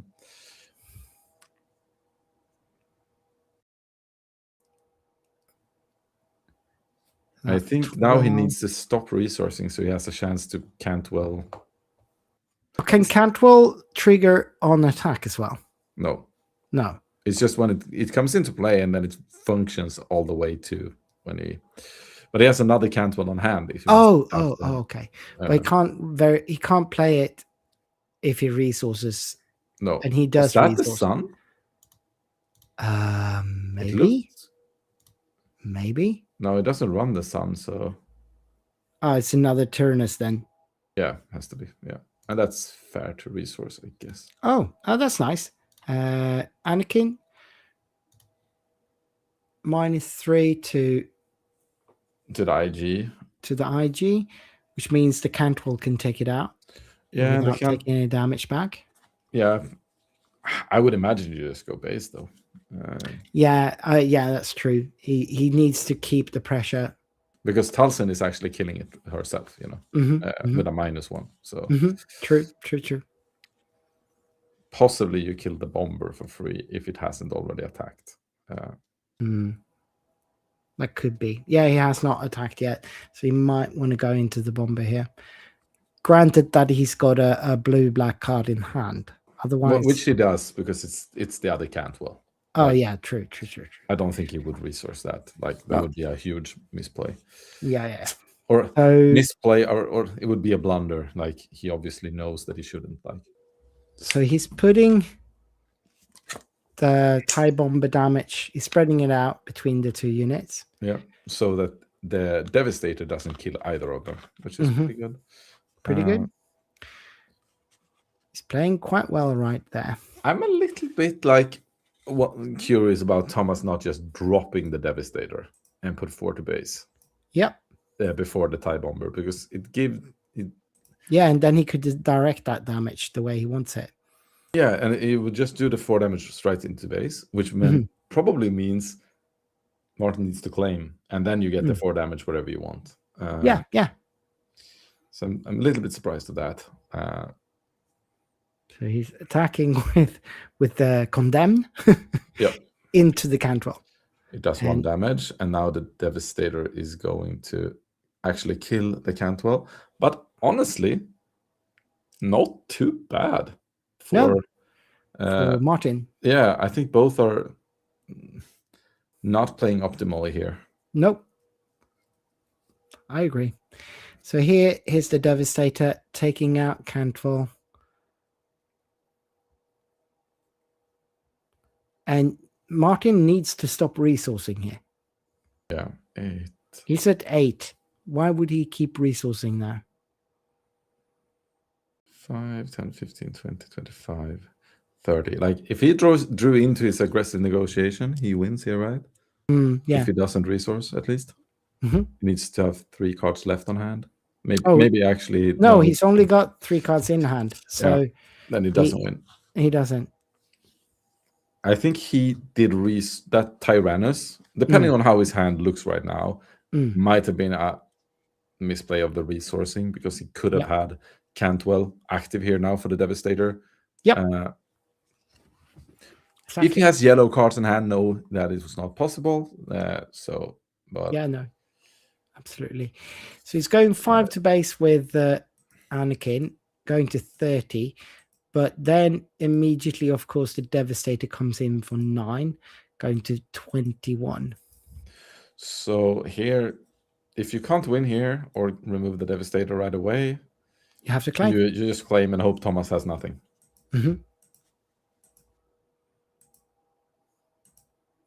22 even, actually. So that's 6 more damage. I mean... what? So he's baiting that he does have something to remove Devastator with, but now he still needs to claim and nothing changed. No, right. Well, okay, nothing. Well, why didn't he just play Planetary first? Yeah, I don't know. That's pretty BM. Yeah, he already won. Yeah, it's like 13 damage, 12 damage straight to base. Yeah. Yeah, okay. Maybe he was just tired and didn't see it. Yeah. So Thomas takes the game in 2 straight. Yeah. And like we said, Talsin does have some answers, but it is all said, it is favored for Boba. Yeah. And Talsin, to win most games, needs to play perfectly. It's not a forgiving deck. Maybe in your good matchups, you can do some semi-optimal plays, but when you're playing your bad matchups, it has to be perfect sequencing and also good draws. I think we actually saw, especially in game 1, good draws with not good enough sequencing. Game 2, we had 2 players that didn't draw that super well, to be honest, and that shaped the game a bit. I agree. So the final, what we've been streaming today has been anything but what you expect to see. But the final might be more meta than the rest of the tournament has been, because we do get Boba Lay Country in the final. And what do you think he will be facing off against? Because we only know that there's a Krennic and a Lando data vault. So we already know that Jonah has beaten Gustav. Right. So this is a rematch. Yeah. I actually think, by looking at that game, and just in theory, I think that Jonah has a slight edge in that matchup. So I would think we will see a Krennic in the final. I'm not surprised if it is Lando. Not at all. But I think we're going to see the Krennic, and honestly, I have no idea how that lines up in the Boba. It feels bad in my head. It does, but I'm not entirely sure. Yeah. It feels to me like Boba is the kind of deck that has been gatekeeping the Krennics and that sort of decks from the meta. Yeah. But I'm not sure. I think what is like kind of nice, if Thomas wins, I'm pretty sure he's going to Vegas either way. So this is a guy that actually is going to use the tickets. Absolutely. Which is nice. I think Jonah would as well if he won. I think so. I'd be so surprised if he doesn't. Yeah. So, and I'm not entirely sure if Gustav would make it, because it kind of depends on other things as well, right?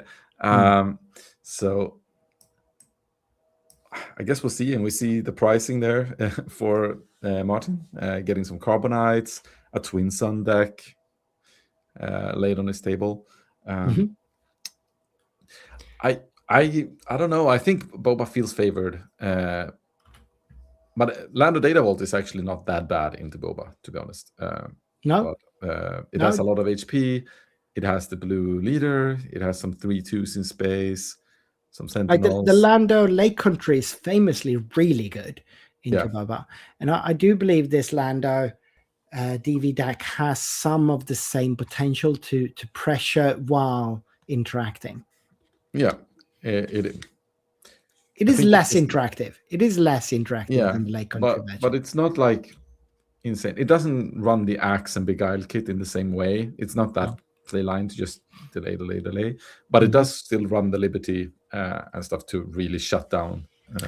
And the Mandalorian to capture and kill. You got the Depa Bilaba to interact on the ground with. Yeah. Not that this Boba deck is playing big units on the ground. No, but if he has cleared the space, then you can at least take it for free.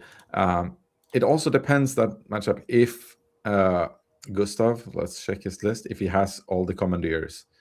He has 2 in the sideboard, and he does run 2 hyperspace disaster in the sideboard, but I think 9 resources is a bit too late.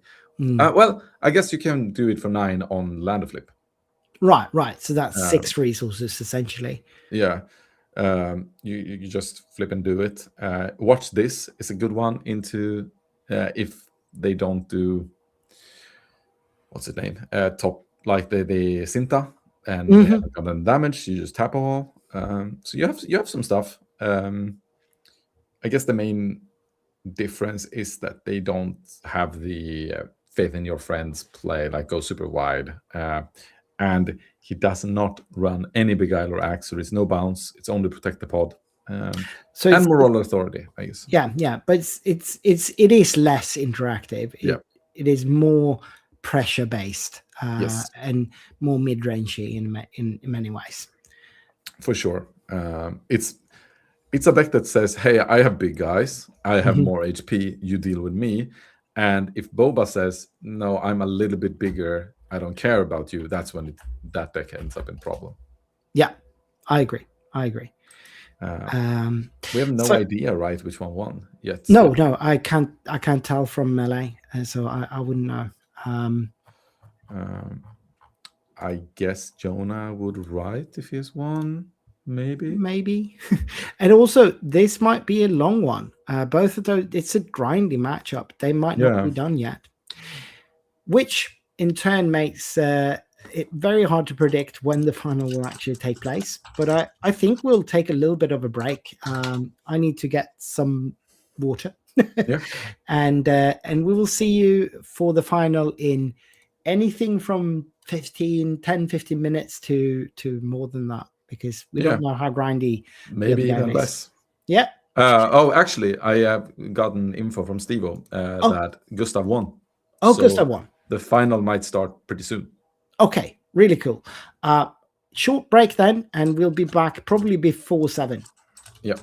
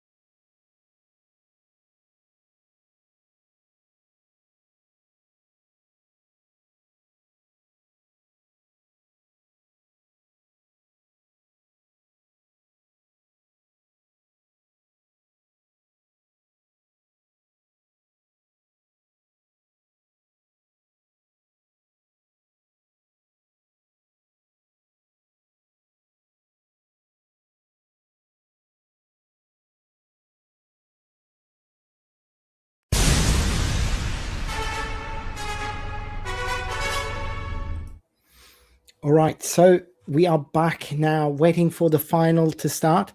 We have got some word on what that is, but before we do, I want to introduce Silk from Deckstar Plans, joining us from the UK. Welcome. All right, great to have you with us.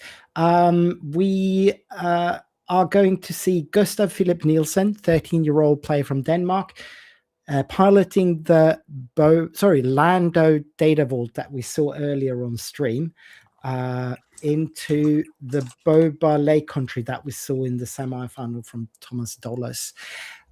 Is this a matchup you would feel familiar with, Silk? Yeah, I mean, it's a matchup I've definitely played out a few times myself. So congrats to both players making the final. But yeah, if it's a Lando data vault, I like Lando. I'm hoping Lando wins, but we'll see. We'll see. Yeah, I mean, we were talking just before we went to the break, me and Adam here, that Lando is having good game into Boba often, but that's mostly the Lando Lake country.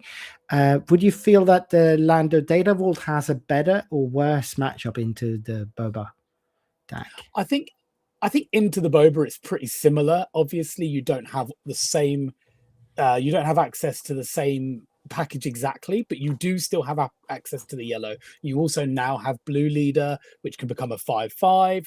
You have access to Liberty still. You have access if you wanted to play. I haven't seen the guy's list, but he may be playing Watch This and things like that. But you can definitely have your space ambushes and space units to deal with the Boba space side. You have big health units, and if he goes to the ground, you have Qui-Gon. I do really like Lando's chances here. As long as it's played well, I think Lando's got a good matchup for this one. Yeah. It would be great to see Gustav win. Of course, we need to have more kids coming into the game because we want longevity of the game, obviously. I think one of the most important cards in his data vault list is the 2 Grogus that he main decks. That might be a very good call against Boba. Yeah, just siphoning off that indirect damage straight back to his opponent. It's putting it on your leader. Putting it on your units, and then using Grogu's ability to send it back to them is so powerful. And if he has that in the main, I think it's definitely going to be a good shout. He can do that, and then he's an amazing target to use for Protect the Pod on 4 resources. Then, absolutely. So we are seeing the players looking through deck lists a little bit and setting up the game. So I'll transition us over to the play mat so you can see what they're doing here. Now we have Gustav on the right, and we've got Thomas on the left with the Boba there. Now, would there be? Is the starting hands very important, or is it just have a turn 1 play go? For Boba, I think it's just have a turn 1 play and go. I think the turn 1 play matters a little bit more to Lando because it needs to actually answer the Boba pretty good. Yeah, I think if he gets Gungi out, he can suck up some of that damage and then go straight into Grogu turn 2 if he gets it. Or if he gets if he's playing Fireball and the Boba starts in space and he's got a good target for space. Do I know who's the highest seed? So who's going first? Thomas. So the Boba is. So okay, yeah. So pride would also make a huge difference to this game. That's what I was wondering. Mm-hmm. Definitely. So this is the new sort of beside the regular structure tournament, the Casual League final, or what they call it. So the pricing here is just off the charts. Whoever wins this game wins a free trip to Vegas and qualification. And maybe Thomas is qualified already, but I don't think Gustav is qualified. He's come in second at the PQ. I can check. On Thomas, I don't think so. That is an incredible prize. Wow. Yeah, on top of some amazing carbonite packs and displays and whatnot. So the pricing for this tournament is just incredible, even though there are only 18 players because it's an invitational sort of tournament. They still get there's crazy amount of goodies from FFG for these events. You yourself, Silk, has also already qualified for a free ticket to Vegas, coming in top 32. Yeah, I did it. I was quite surprised. The way they've structured it this time is much better because they're announcing regionals and sectors a lot earlier. I'm a business owner, so I couldn't get to sections and regionals if they were announced too late. But now that they're doing it earlier, we can get to them. So I did a lot of my grinding on PQs, and I ended up with 780 something points, I think. So yeah, Not bad. I done all right. But onto the sectors and ready for Worlds now. So will I be seeing you at Worlds, Victor? I wish, but I'm not able to travel this time. I'm not qualified because I've been streaming rather than actually playing more of the big tournaments. Also going jank decks when you have been going. Oh, that too might be a problem. Well, I can see a champion mat in the back for you. So am I going to be seeing you at Worlds this year? Not this year. I am having a baby during Worlds, most likely. So congratulations. We're both grounded. I'm passing on this one. Was quite clear, like around Christmas time, that this was not going to happen this time. Okay. So I'm just helping the other Enigma boys to practice. Yes, of course. Yeah. Now, I think we are about to get started here. They are shuffling each other's decks here. No, he's shuffling his own deck there, Thomas is. And Gustav is proudly playing those Moisture Farmer sleeves that he's had printed out for his team. So Gustav is kind of the team captain for the Moisture Farmers, as far as I gather. Only 13 years old, already captaining his own competitive team. And obviously playing very well if he's got to the final in an invite-only tournament. So I'm looking forward to see some of the gameplay here. And obviously he's chosen my boy Lando, so I'm already rooting for him. Yeah. I think we are starting there, so I'll start the timer and we'll see. I don't know if they're strictly adhering to time here, as it's the final. Yeah, it is kind of, it's weird. I don't even know if they are playing by strictly competitive rules for this tournaments, seeing how it's part of that casual league. Might actually be casual rules. Either way, I mean, these guys are, it's a deck that both these decks will either not aggro each other out, but they'll finish fast. Like Boba will do its thing, and if it doesn't do its thing, Lando will win. Both have very few actions. It's a very telegraphed. I would say this can't go. This can't go to 75 minutes unless someone slow plays. Like, I would agree with that assessment. Now, was that mulligans from both of them? Both players, both players. No one's happy. So apparently they do care about their opening hands a little bit. They might not have an opening hand. And I also think if you're Boba in this position, you've got the initiative. You're probably wanting to put Pride out. Right, and he's playing so many turn one plays, so he can afford to be a little bit greedy with his mulligan. We have seen him miss though while going for it. He did in that semi-final first game. He did. I saw there was a Krennic in the semi-final before I managed to log on. It's a shame we didn't get it to the final, but he actually, Gustav lost to that Krennic in Swiss, and then he beat him in the semis. So interesting. He learned from his mistakes, apparently. And Gustav was the one sneaking in as 8th seed. So this is it 8th versus 1st seed? Wow. No, I think Oscar was first seed. Oh, that's true. Yeah. Of course, because he's already knocked it out, the first seed. But he has knocked out the first seed. That's for sure. Okay. In a mirror. Oh, that's a shame. They were also teammates. So yes, okay, fair enough. Well, I've met Oscar before. Lovely guy. I didn't have the pleasure of playing him, but I would have loved to have played him. Yeah, he's quite nice. I played him. He's nice. He's a colorful person. So we did get the Pride and the Gungi by the looks of it. It looks like, and that's just a very good opening for Boba. Gungi can't kill it in one action. and he's not having initiative anyway, so it's going to be 4 to base. Yeah, he Gustav would really have liked to get Jin to an answer here. Yeah. Yeah. But hard to get the perfect answer when you run Data Vault. Right. Mhm. So we're resourced and ready to go. And I mean, it's just go time. Yeah, of course. Of course, it's the first unit you attack.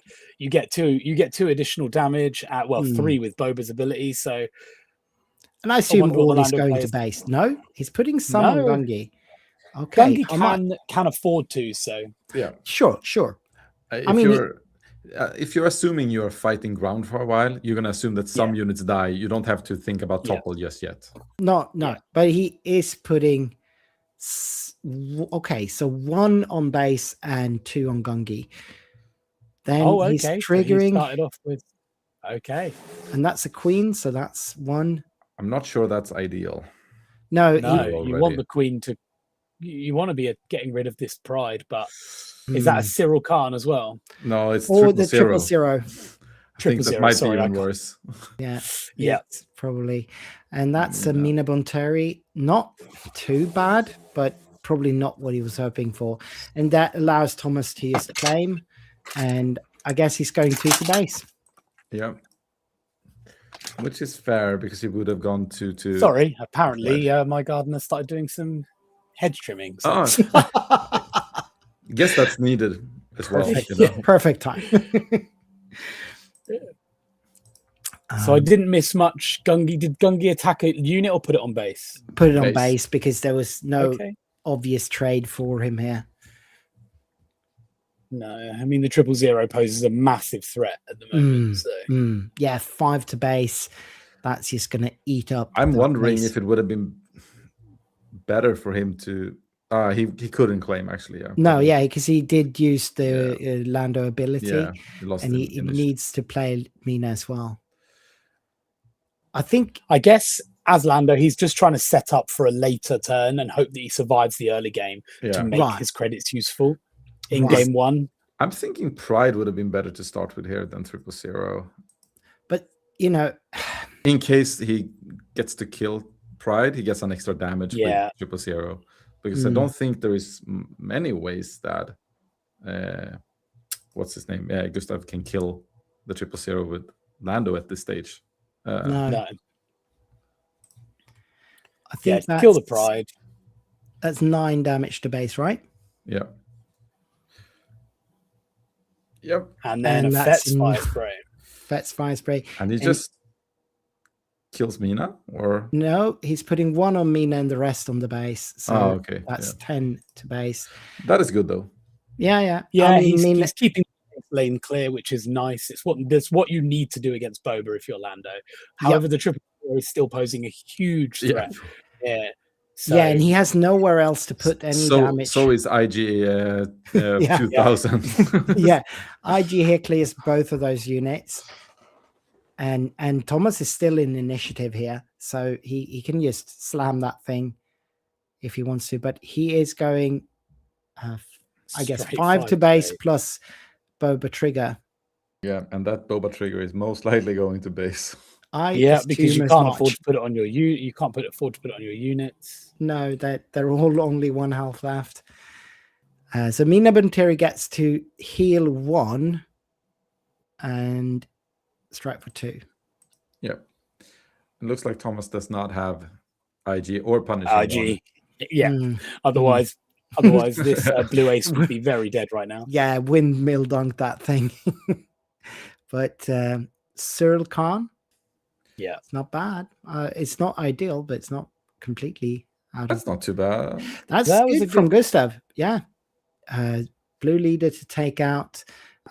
Finally get rid of that 000. Unfortunately, the blue ace is very much locked out at the moment because there's still many resources left open. I think he's just tapped to see what he's going to play, but it means the blue ace can't attack because it will just ready something. Yeah, exactly. So Thomas is choosing between 2 units, it looks like. I guess it could be a platform and another 000 he's choosing between here. Yeah, depending on the percentage in the deck, like if the Gustav, I think it is, Cat wanted to, he can action cheat by just spending the credit to make another credit, so that he has, instead of passing, so that he doesn't give the Boba player the chance to just claim, which could be quite nice if needed. Yeah, probably not a bad idea here, but so collateral that's a damage. collateral. Okay, well that is good for the Boba player. Yep. And is there a reveal for Mina? No, you either missed it or there wasn't one. Oh, that is sad. So I'm guessing you took initiative. Yeah, I assume as much. Yeah, otherwise it would see a blue leader attack or blue ace attack. Yeah. Mm-hmm. So he is considering just flipping immediately here, which makes sense. Like the space lane is clear, and if he has Liberty on hand, if he flips first, he can, or if he has Mando, then he can just capture the spaceship if it's played. Yep. So that's what he's doing. Getting to 3 resources, I believe. Yeah, or 3 credits. Yeah. Oh, sorry, it's 3 credits. Yeah, indeed. 9 possible resources. And I'm guessing the Boba player, we haven't seen his main list, but he doesn't run Skeen in the main. Otherwise, we'd have probably seen it by now. I don't think it's the main, but one in sideboard is the only thing. Okay. One in sideboard. Oh, actually 2 Arvel in main. My bad. Oh, he is. Oh, okay. Well, he was unfortunate not to see it. Yeah. And there comes the IG. Which, it's a little bit too late. But still doing some nasty stuff. But if he gets Mando here, it's not cool. Well, this is good enough. Morality. Okay. Yeah. No, I love that card, so I'm glad to see it in the main. Yeah, I played it quite a lot myself. So this set, so it's pretty good. It's a good one. Cyril Khan coming in. Do we have the disclose? He doesn't have all that many cards in hand. He has 2 cards in hand, I think. Oh, yeah. I mean, most of his cards are red, but he needs a black icon as well. Yeah. Let's see. Okay, he doesn't have any fingers. So he's changed his mind. Yeah. He is removing... Probably didn't have the disclose thing anyway. No, exactly. I guess. No, if one of the cards is a constable, I doubt he had disclose. Yeah. I mean, it's got to be a red-black card, the other one then, and I don't know what that will be even. A fireball. I guess, space. Fireball's just action stalling. It's just action stalling at this point. Yep. To see what if his opponent goes to ground, Yeah. To be fair, 18. Boba does survive since he removed that one. So I think Boba should probably just go ground and start hitting. Yeah, I mean, he's way ahead with 18 damage to 4 here. I think he can't afford to delay the flip. He has to flip. And he doesn't mind Lando attacking his units because he's IG back. Yeah. No. I think absolutely. Yeah, okay. That's claiming and then 5 to base, I believe. Maybe. Well, it's only 4. But it looks like he's going for Lando to get the IG back. Lando, get IG back. Not entirely sure if I like it, but I don't think there was any need because the Lando player would have wanted to trade into the ground anyway. So I think that was unneeded. I think he could have just gone to base. However, he freed his IG, freed up another unit. The fireball will take some damage if it hasn't already. He's forgot to put the token on, but here it comes. That's it. There it is. So we'll see here. So he's just spending probably Mando. Probably Mando, either Mando or Qui-Gon. Yeah, because he can't play Liberty now, right? No, he's only got 7. I don't think he's got any credits left. Oh, he does. He hasn't touched. Oh, he has all the 3, so he could. Because he only played Moral Authority, didn't he? Yeah, that and Fireball, which is not that nasty. So here we go. A Liberty. He should be spending 1 or 2 credits as well, right? He should spend 1. Yeah, there you go. And he's tapping down Boba leader there, but Cyril comes in for 2, going to 20. And that is a 20 token for those of you not seen it before. And this time he can disclose. That's a pretty good disclose. Which will kill the fireball. I don't think it's worth losing a card in hand. I think you just lose the fireball and then claim. Like, Yes. The problem is that he showed that he's going to kill his liberty. yeah, Absolutely. And here it comes. 3. Isn't he just dropping Devastate? Oh, maybe he doesn't have the resources this turn. Oh no. Okay. Yeah. no, it'll be next next because turn. they're on 7 resources. Mm. But he did just kill one of the credits, which is what we were talking about. And gets pinged to the base. So 21 damage on that base now. Only 12 more to go. And he's showing way more than 12 damage here.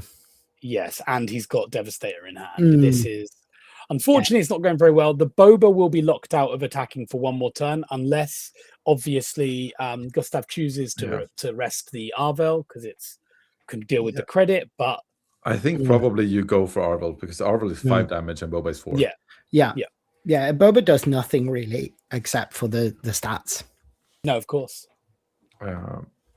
But it's a common mistake some people do just by natural tapping You leader. you just assume that leaders better, but especially then a 2-drop, like turn 2 play. Like oh, he went Qui-Gon. Oh, Qui-Gon, that's nice. That's a shame. I don't think it is that great now because he knows his Liberty isn't going to do any damage.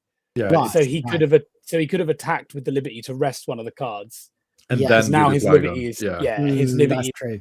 That's true. So unfortunately, the Qui-Gon was ill-timed, in my opinion. I agree. Now Now I think about it.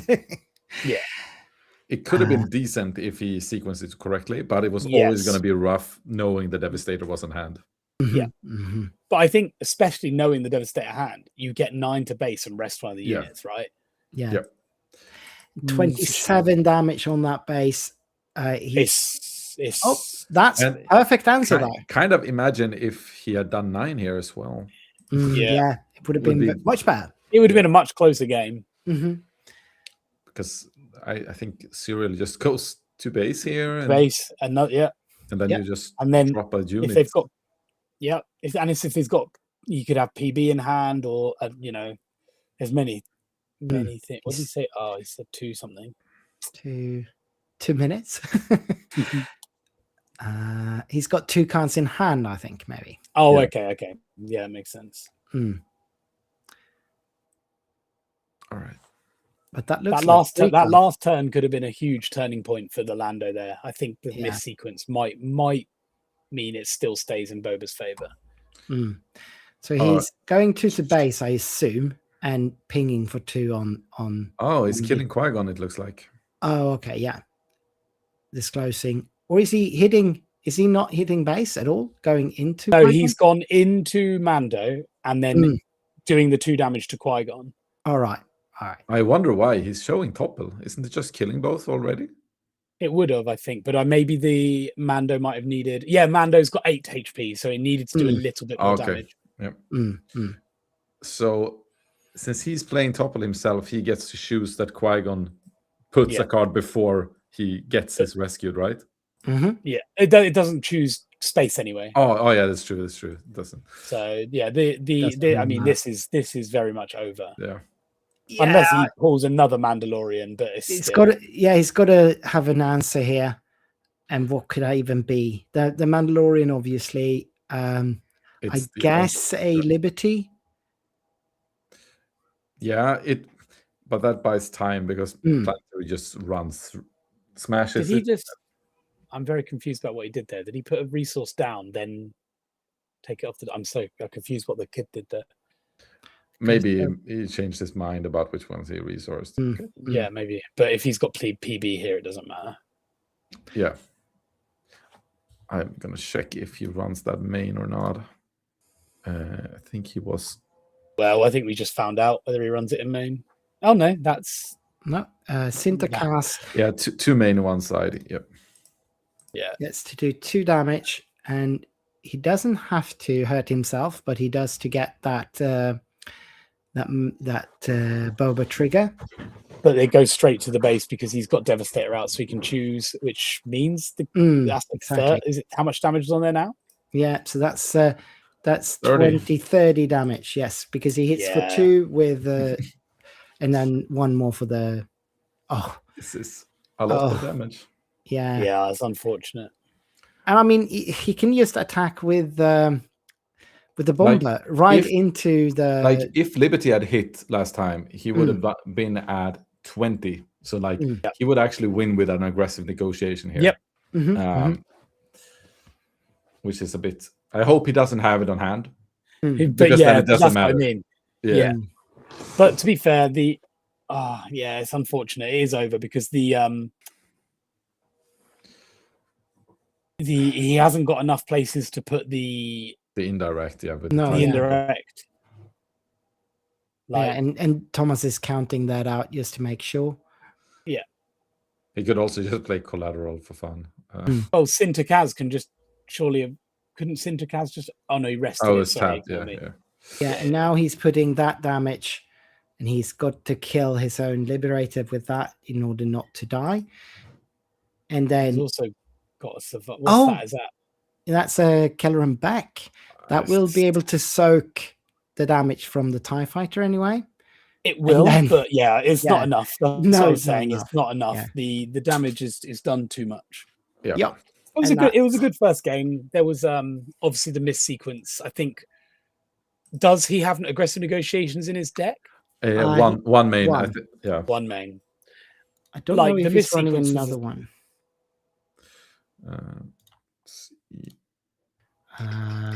No more. He's just running the one. Yeah, and that's probably what I would do as well. You're not usually having that many cards in Data Vault, but sometimes, it's really, really nasty. It's basically feels the same function almost as in Leia Data Vault. Of course. Only that Leia can actually use it to also to buff herself as she attacks. Yeah. I think the thing the Lando player's got to take here is early trades. He needs to get rid of them ground units because dealing damage to Boba's base isn't as important early game for you. You need to clear up the units so that you can be the aggressor later on. And I think the Lando player misjudged his role there and actually decided I'm going to hit base a little bit and try and soak up some of this indirect damage. And it didn't really work for him. He also got pride this time. This game he won't get prided. I think Thomas had the perfect opening there. Yeah, more or less. It's hard to get a better opening there. Yeah, it was good. He did, though. The reason why it stayed close was because he actually didn't have a spaceship. If he'd have had IG, that wouldn't have been close at all. If he'd have had IG on turn 4 resources, it wouldn't have been. No, Gustav was very heads up towards what he needed to do at the different steps. It was just in the end there, the sequencing and the like prioritizing the right targets were off. But so was Thomas sometimes. So yeah, it's we're like we've all been in finals. Like it's horrible. You make terrible decisions sometimes, and then you look back and go, why did I do that? Like I've done it. We've all done it. And I think they've been. It's warm today. Like I don't know how the weather is over there. Actually, it is warm. It's very warm here. Yeah. And there's a lot on the line. 3 flights to Vegas. Like it's going to make anyone like second guess their decisions, and then actually, I shouldn't have done that. It's what it is. Totally agree. Also, we are in a meta still that is, in a way, quite unforgiving because you don't have that many like actions or times in a game where you actually can make a tactical decision. There is a lot of just the best decision is usually just go base, especially as Boba. So if you miss one of those moments where you can actually make a tactical difference, like you might just not come back. Yeah, it's very true. It's very true. Boba is such an unforgiving deck. Like the damage just comes out of nowhere. At first, you're like, oh, it's 1 indirect. Oh, it's 3 indirect. Oh, it's 12 indirect. You're like, what is happening? And then you burn down the base. Yeah, I talked to Beton when he won his PQ. He said he did 1 misplay in the whole tournament, and that was because he chose to trade instead of go base. Yeah. Like you should always just go. Yeah, a lot of my team have jumped on Boba and like at the end of the last set, and I still haven't played Boba in a tournament because I've played it online and it's just so Boring. like you just do the same thing over and over Yeah. again, and it's like, well, it's like easy mode. Yeah. But I played Boba Data Vault once in a tournament, and that's the most boring I've been at the tournament. yeah. I mean, even so, Unfortunately. I know Fimi is not really on your team, but he is closely He's a related. local. He's a very Yeah, good friend yeah. of mine. Yeah, and I mean, he did take Boba Data Vault all the way to the Yep. finals in London, and he And was he's- so exhausted at the Yeah. end of that anyway, and he was almost having a nervous breakdown. Yeah, at and some bless points. him. And he took that deck from when it came out, and he just played it solidly. He's a great guy. So shout out to Fimi. Hope he's doing well. Yeah, he's a local player of mine. So proud of his achievement. And obviously, just because a deck has an easy mode, you can still do it wrong. Like Yeah. there's the game can go any way. You can still not draw the right cards. You still have to make the right decisions. So even if people say a deck's easy mode, it's not. And there are so many micro decisions. Like all players should be, rewarded for what they do. They're doing well. Yeah. These guys are in the final, so fair play to them.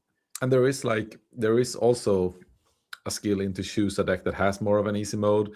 Yeah. Like it is rough playing Talsin in a major tournament, for example. Like you are more prone to do mistakes there. And if Boba is so good that it's the best deck and it's the easiest deck to play, it's kind of, you could think about it like being stupid not to play it. Like if you're super competitive, right? No shame of playing Boba, especially in this meta. It's honestly, if that effect was printed on a character I liked, I just have a real big disdain for Boba. Yeah. Like I love the effect, I love indirect damage, but he is just not my guy. Yeah, the indirect damage is like something I really like they introduced to the game.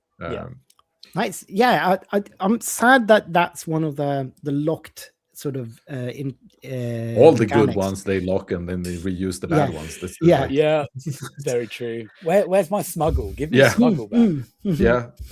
Why invent plot? Just reuse smuggle. Like just reuse smuggle. Yeah. Yep. It's all right. We see Mulligan from Philip. Gustav again. Yeah. Gustav again. Yeah. Thomas looks happy with his hand, so he's resourced there.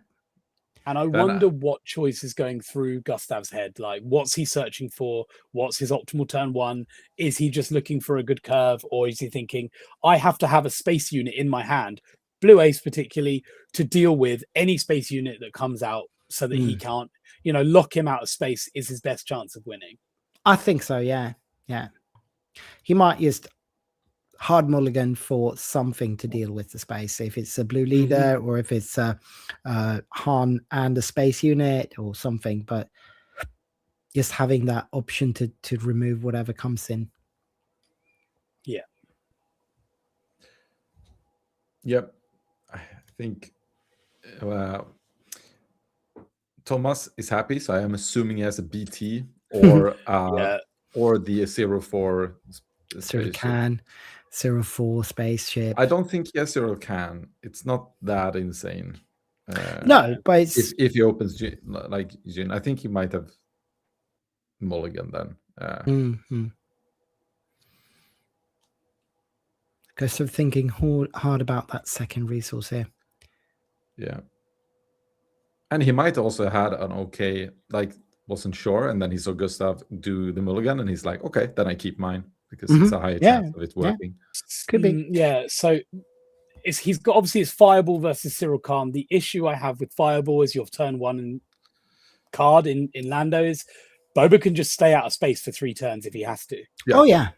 Absolutely. And then Fireball has no use here other than the 3 damage, which and Cyril Khan will put him in a bad position also.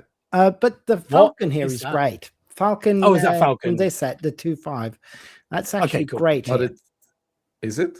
Yeah, I mean, it the debuffs space units. Yeah, but it's sequencing wise, you need to attack with a Fireball first, right? Oh yeah, of course. But because otherwise that happens. Yeah.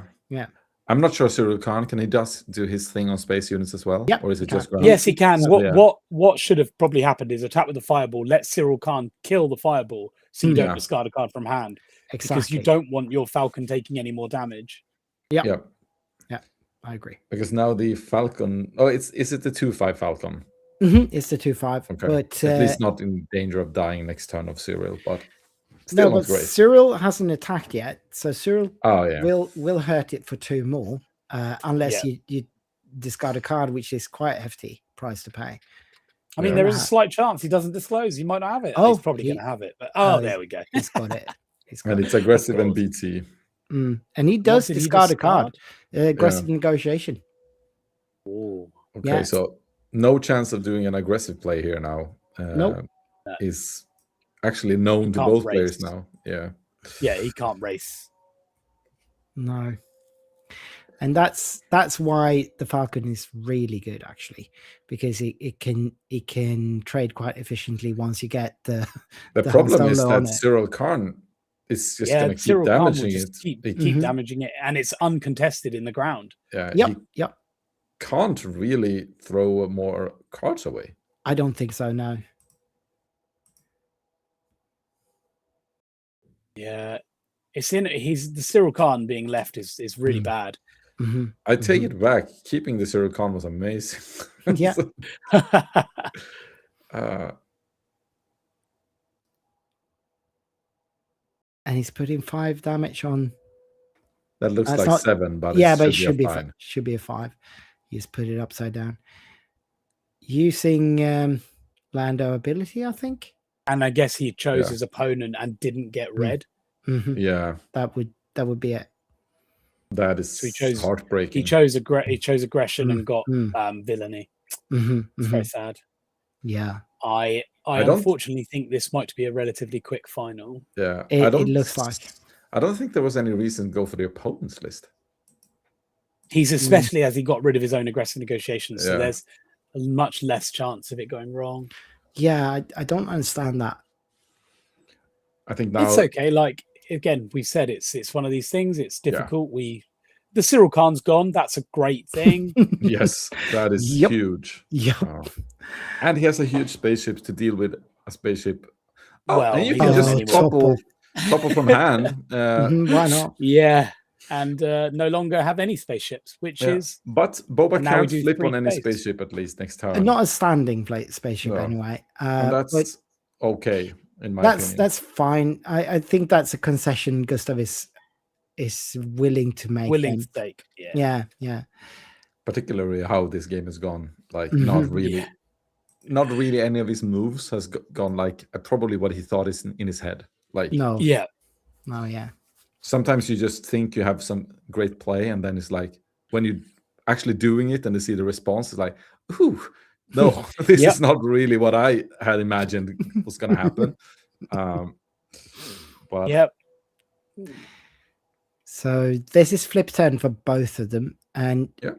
Gustav doesn't have a credit, so he needs to use Lando ability first thing here. yeah, And he chose his opponent again. He is ballsy, but he finds it This this He time. time. did get this it. time. Okay. Yeah. Phew. That's it. That is risky. Yeah. I mean, maybe he's thinking that he needs to take a little bit of a chance here anyway because he's so behind. So Yeah. if he's going to win this, he's going to have luck anyway. But he's not winning You on know the what? mill. No. It's Lando. He's gambling. I get it. Yeah. He's gambling. Clearly. Is that I think That's a he's platform. hoping that he might hit one of the big bombs. ships. Yeah. Yeah. And he It's might to- be afraid to lose his own bombs because he might not have them yet. Yeah. But I think like he's not going to take that much damage this turn, which is quite It's fine. good. Yeah. Uh, And it's this going might be to a Mando. 11. Yeah. That was a That is- greatly timed Mando. Yeah. Very much so. And he is very much looking stabilized here. Should not be standing, but otherwise it's pretty Yeah, I think he's just putting the cards in the wrong Yeah, direction. no, there. this is bless him. No. This is gone well. Now, this is a good turning point. It should be a good Yeah. stable point. And Boba chooses not to flip here. good. Makes sense. Yeah, makes sense. There's he wants nothing- to you topple. can't topple. No. And he probably wants to do that. Um, He might have a topple already primed and he just couldn't Yeah. afford to play it. So yeah. Like he's not that close to killing him, so it's no point flipping on ground. This is more of a now it's more of a like a mid-range board control game until you get a big enough lead. I think Gustav is the one like that can actually just start with swinging 8 base. Yeah. And Absolutely. And not feel ashamed of that at all. I mean, he might be greedy and want to wait to be able to actually use the ability here. But now I don't know why he wouldn't just go, topple here. Yeah. Yes, of course. Kills But the Lando. Doesn't kill the Mando. No, I don't think it kill anyone. Oh, no. sorry, Lando had just the one. from here. Yeah. Sorry. It's just one. This is pretty good. And that's a tap. Nice. Oh, very good. And now Thomas is almost tapped out. He's only got 2 resources. Mando can't. Well, it would be a trade if he hits Boba there. Yeah. Yeah, I think he should just go base. Just base. Yeah. Yeah, Gustav's in a really good position here. It looks like we may get to see the game 3, which will be great. It could definitely be the case. Does he get to capture the TIE bomber? No, only when he kills something, yeah, right? That's true. I have not played enough against Lando, clearly. All my tournaments, I've been running into Bobas every game, like 4 Bobas. Been free of the Landos. But Gustav, does he only have 2 cards or something? Might not have anything to play this turn for the last of the resources. Yeah, no, he didn't. Sad. He didn't have anything. It's a bit sad. If he had, it would be looking quite locked, I would say, for him. Absolutely. Now it's more up in the air.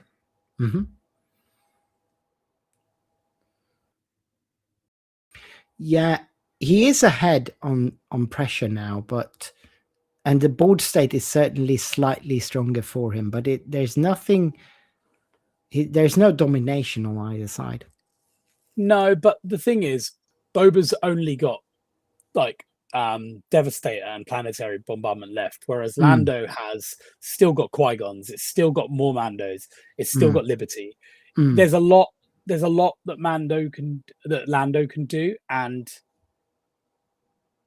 I think that's quite important to remember that actually we're in a good, because again, here it comes. Yeah, see, there's one of them. Every card Lando will be playing now will be a bomb. And that's if he draws them. Yeah, if he draws them. Yeah. But like worst case, he should draw Kelleran. Yeah. At this point, at least. Yeah. Unless he resourced a lot of them early, like it happens. But early, yeah. But then if he's milling his opponent, I don't know if he did resource them early because he's still expecting to draw them, I guess. Yeah. Right. Yeah. That's got to be it. But there's a Devastator. And he should be killing both Yin and Lando, I think. Yeah. And that seems to be what it's doing. 2 there, and no, 2 to base instead. Okay. Was that just 1 to base? Oh, maybe he had 3 elf left on Lando. Maybe. So he did 1 + 3 makes 4, so he had 3 left on Lando. Yeah, so just do the 1 to base. And if he's got PB in hand, then again, we can clear the board. And that puts Boba back into favor. If I am Gustav, I'm just going 9 to base and tap Devastator. Yeah, exactly. I probably want to get rid of the Devastator, to be honest. Because of PB. You'd attack into it. Attack right into it. I'd want to hand solo into it. Because then you've still got a live. It's not much, but it's alive. He's blocking at least one of them, probably both. Yeah. Kind of depends on what he has on hand. I would definitely go base if I have a Mando on hand. Yes, of course. Yeah. Then you just capture. Yeah. That's a big hand from the Boba player, and he's really considering. Gustav's considering what to do. So, yeah, if he had a Mando unit in hand, I don't think he'd be this deep in the tank right now. Mando, you mean, not Jin? Yeah, the Mandalorian. Yeah. I think it depends on it's still a big decision if you're hitting with the Liberty first or just going for it. Yeah, because he can't very well trade without the tap, and he's doing base. Yeah, yeah, fair enough. And that takes him to 20. Yeah, he's very close 27. to that now. So a Mando now would be very Well, by the fact that he's thinking so hard, he probably doesn't have planetary bombardment in hand. So I would say No. this game's probably Gustav's. yeah. And even with the planetary bombardment, if he's still got a Mando, that would still Commandeer. Be there oh, we Commandeer! Here Well, we go. very good game. Good game. That's so good. Now he's got Yeah, it's really nice. that's 3 damage, and it also means that he can't touch his liberty this turn. Yes, he can't kill it. And it just means that actually Gustav's in a position where he could just claim. He doesn't actually need to attack with No. Just take it out. Yeah. But he's still attacking. If he Yeah, has a that's ground fair. unit, it's fair. Otherwise, I think he should just claim. I would have just, I think in this position I would just claim, but He's going because 3 to your base. liberty can't 4 really be to base, removed actually, right now. because of the when attack. Yeah. Means look, Boba's only got 2 HP left, so that's quite nice. But yeah. 3. It's a lake country. Yeah, that's fair. Oh, it's a lake country. Sorry, I thought 3 data vaults. And the blue ace, that's pretty solid. Well, yeah. That would be game, right? If he doesn't top deck planetary bombardment. Yeah. Which is why I said about claiming in the last turn, because if you just claimed, you had game. Right. Sometimes claiming on 4 resources is fine if your opponent can't remove your unit. Because blue ace is 5, right? Yeah, it is. So he has 11. Yeah, it's He can still remove both of them. but he doesn't pull it. He doesn't have it. So we're going to game 3. Nice. Yeah, I did not expect that actually. With the Zurikhan doing that nasty stuff early. It looked so bad for Gustav there for a while. It really did. It really did. I'm glad that he pulled through, and it also shows the resilience of the deck. Oh yeah, a couple of bad draws from Thomas, and then he was just straight back into it. Yep. Yes, it shows how good Lando is at stabilizing. And also how bad Boba is when he doesn't get the flip on a ship. Yep. Actually, and that's why it's not that difficult with this version of Boba because they play so much ground stuff. Yeah, it happens more often than you think. Yeah, if you play into it at least, yeah. But it's going to be interesting. Now he can get prided again, and that is that's the difficult. Yeah, that changes the game, the matchup quite a lot. Yeah. And that's the power of actually having the initiative nowadays, or like having the higher seed. Yeah. That has not always been the case in SWU. I like the fact that they added it because it meant that IDs happened less. Like there's been tournaments I haven't ID'd in because I wanted the higher seed. Yeah. Like certain decks really want to go first or decide if they want to go second. So, and for me, I multiple times when I've been like been able to do 2 IDs, I usually want to do the ID first and then play the last round. Yep. Because then I'm in. Higher. Yeah, I'm in, and I will for sure be number 1 if I win it. I think that. Yeah, it's only ever done me in once. I didn't ID in an 8-round tournament. I got first in Swiss. I played against 8th place, and he went Gungi, General's Blade, kill me. And then game 2, he went Mina, Generals or something like another force unit. I think it was anyway. He did it again, and I just played Yoda, and I was like, well, I can't remove this for some reason, so it killed me. If I didn't do that, I would have been playing a different person. But oh well. Yeah. That's true. Probably would have. I think we have to acknowledge also the excitement from the Moisture Farmer team in Denmark having their own Gustav in the final. Yeah. This is the 3rd super chat from Jar 9, and we do appreciate it a lot. and we are as excited as you are to see Gustav do this well. It's really cool. Yeah, I don't remember if we casted that PQ when he lost the final last time. No, we did not. No. I wish we would have, but we weren't there. I think we who were there we are very happy it wasn't a streaming table as well, because that place was hot. That's the hottest place I've ever been to when I played. They had there was a store that was built on having AC or something, the ventilation, but it was broken. Oh, and we were like 64 people deep into the one, and the sun was just shining on all the the glass mirrors. It's like, oh, it was pain. Whereas we had a PQ in Stafford where the ceiling leaked and all of our cards and playmats were getting wet. So it was raining and we were like, we needed to move all the tables. That was crazy. no, man. That is also a crazy one, yeah. Yeah. I think Thomas is doing a mulligan here, probably looking for pride. Yeah. Yeah, of Gustav course. has got a good hand, he feels, so he hasn't needed the mulligan. No, yeah. And like we said, with these Boba decks, you can actually afford to be a bit greedy because you are playing quite a lot of 2-drops. Yeah. Yeah, and the deck actually doesn't malfunction by not playing turn one play. No, like we saw in the semi-final, Thomas was able to pull through even though he didn't open with anything. Yeah, it's more about if you can protect your space lane. Of course. Even though it helps to get this extra damage. Yeah, let's see what's in store for these two players now. So my money's still on Lando because I've got my little Lando guy here. Lando's got to win it.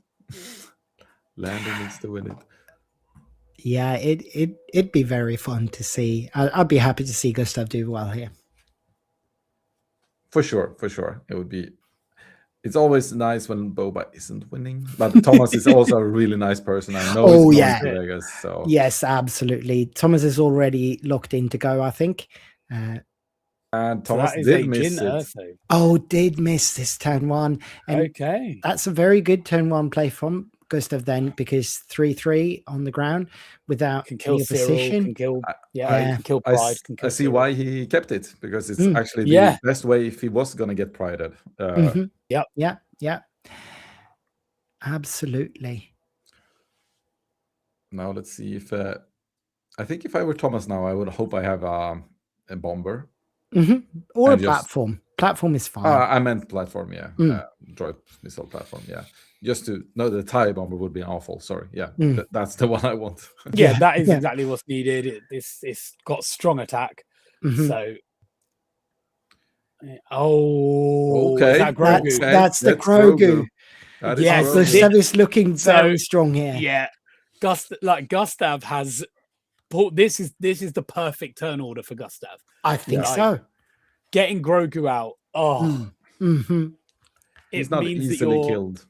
No, and it means that your indirect damage is damaging you. Yeah. So and it's such a good target for his protector pods.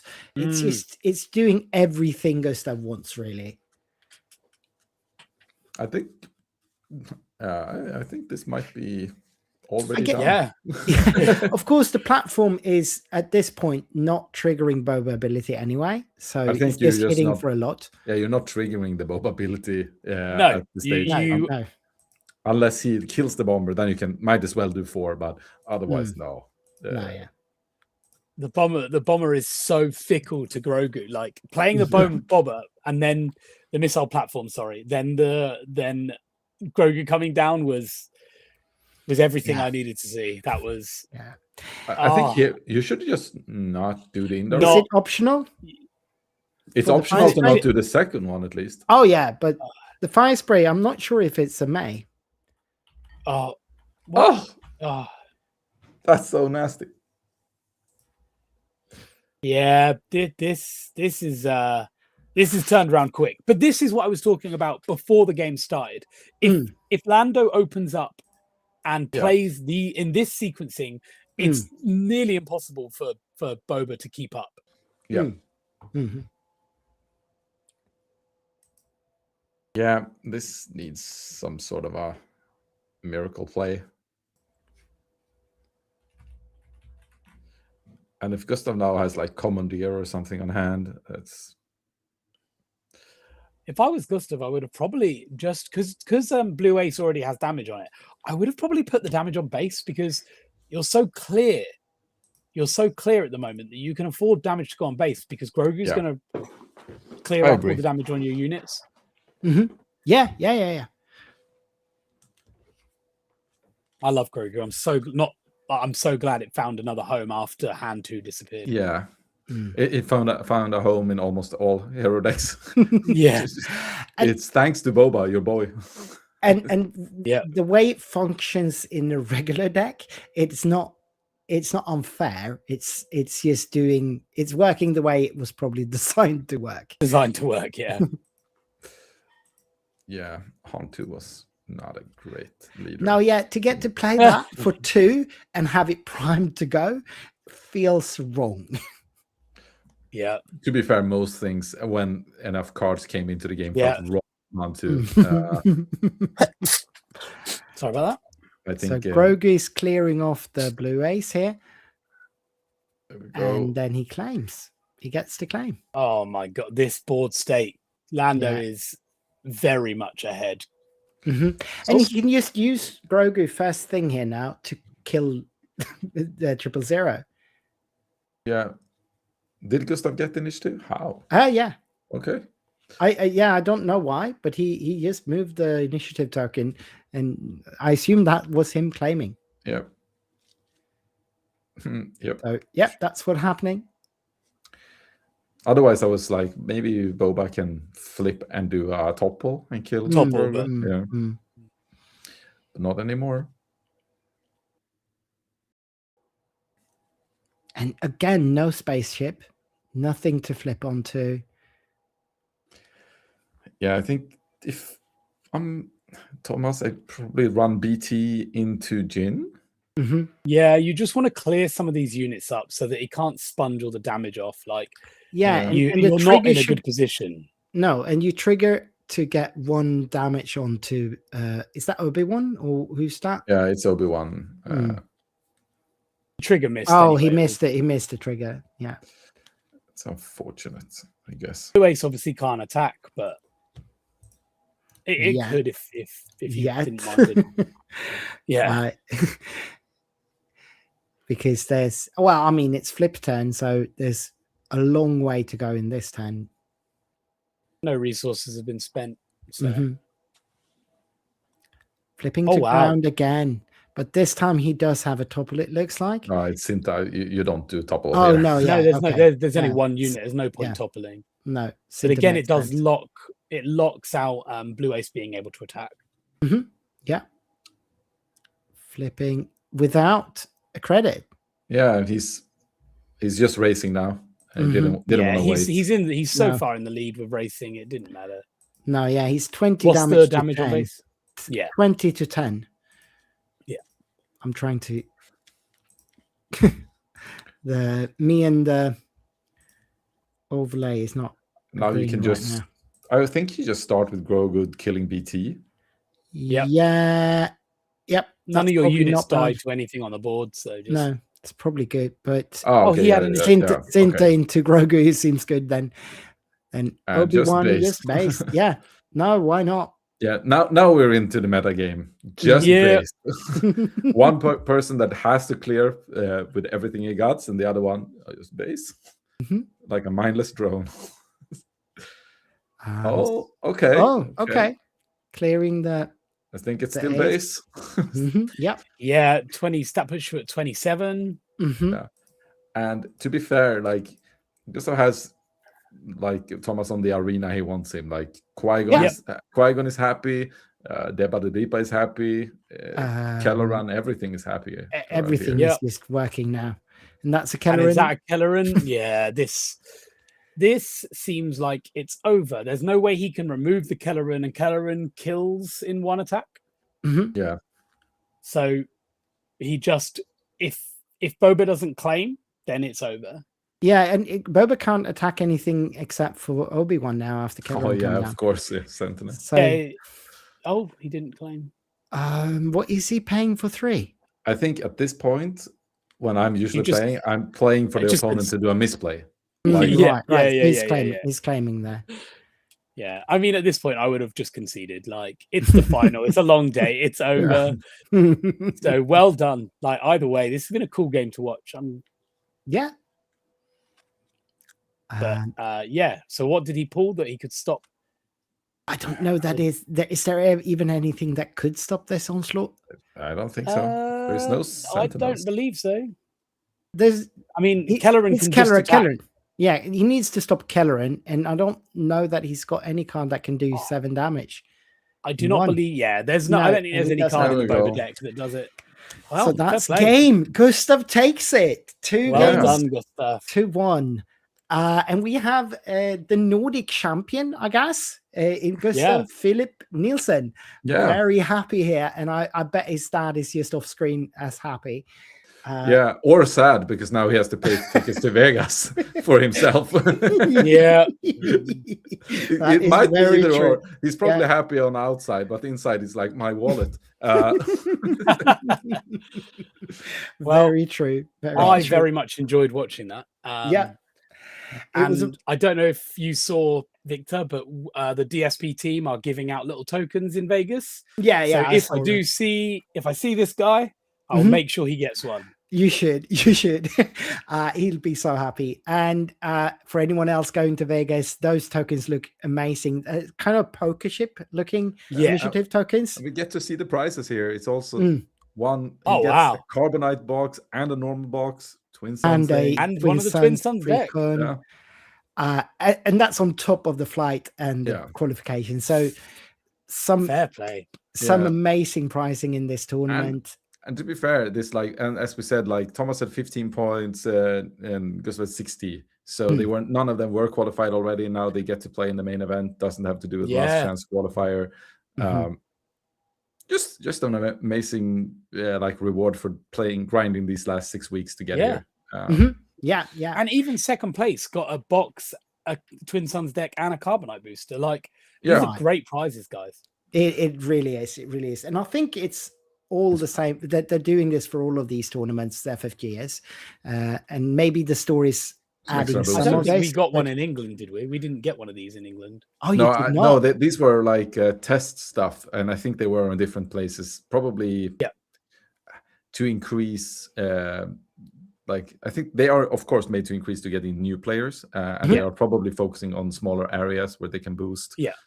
Without where they might not feel that they can waste more PQs. It makes sense. We have a lot of PQs here, so it makes sense. Yeah. It was so much fun to get to see all of these games. Some of the really good players from the Nordic countries were there. Not all of the major players made it, but a lot of them did, and we got to see some really interesting and cool games like this. So it felt like a very good way to send this sort of say farewell to this set and end this set for this for the Nordic countries here. And well played to Thomas as well, who took the second place. Yeah, both players played very well. Very well. Yeah. Now, this will end our cast. Before we say goodbye, is there anything you would like to plug coming up from the DSP team, Silk? Obviously, if you haven't already, check out our YouTube channel. We'll be doing content. I mean, we're not quite up there with the Enigma boys yet, but we'll get there. We're trying our best, and we'll see you at Worlds. If you want to ask any questions or just hang out and chat, we're a friendly bunch. Just come say hi, and we will play games and have a lot of fun together. And obviously, we'll give you the little tokens when we see you at Worlds. Yeah. All right. With that, we just want to plug our upcoming series of deck techs, or crazy deck ideas rather, in the second season of Jabba's Den, starting in about a week, which will feature the updates to the Krennic deck that we're looking forward to have. So yeah, do keep an eye on the Nordic Takedown YouTube channel. In the coming weeks, we will have a lot of interesting and good content coming the coming weeks. With that, we say may the force be with you, and have a good continued evening. Bye. Bye.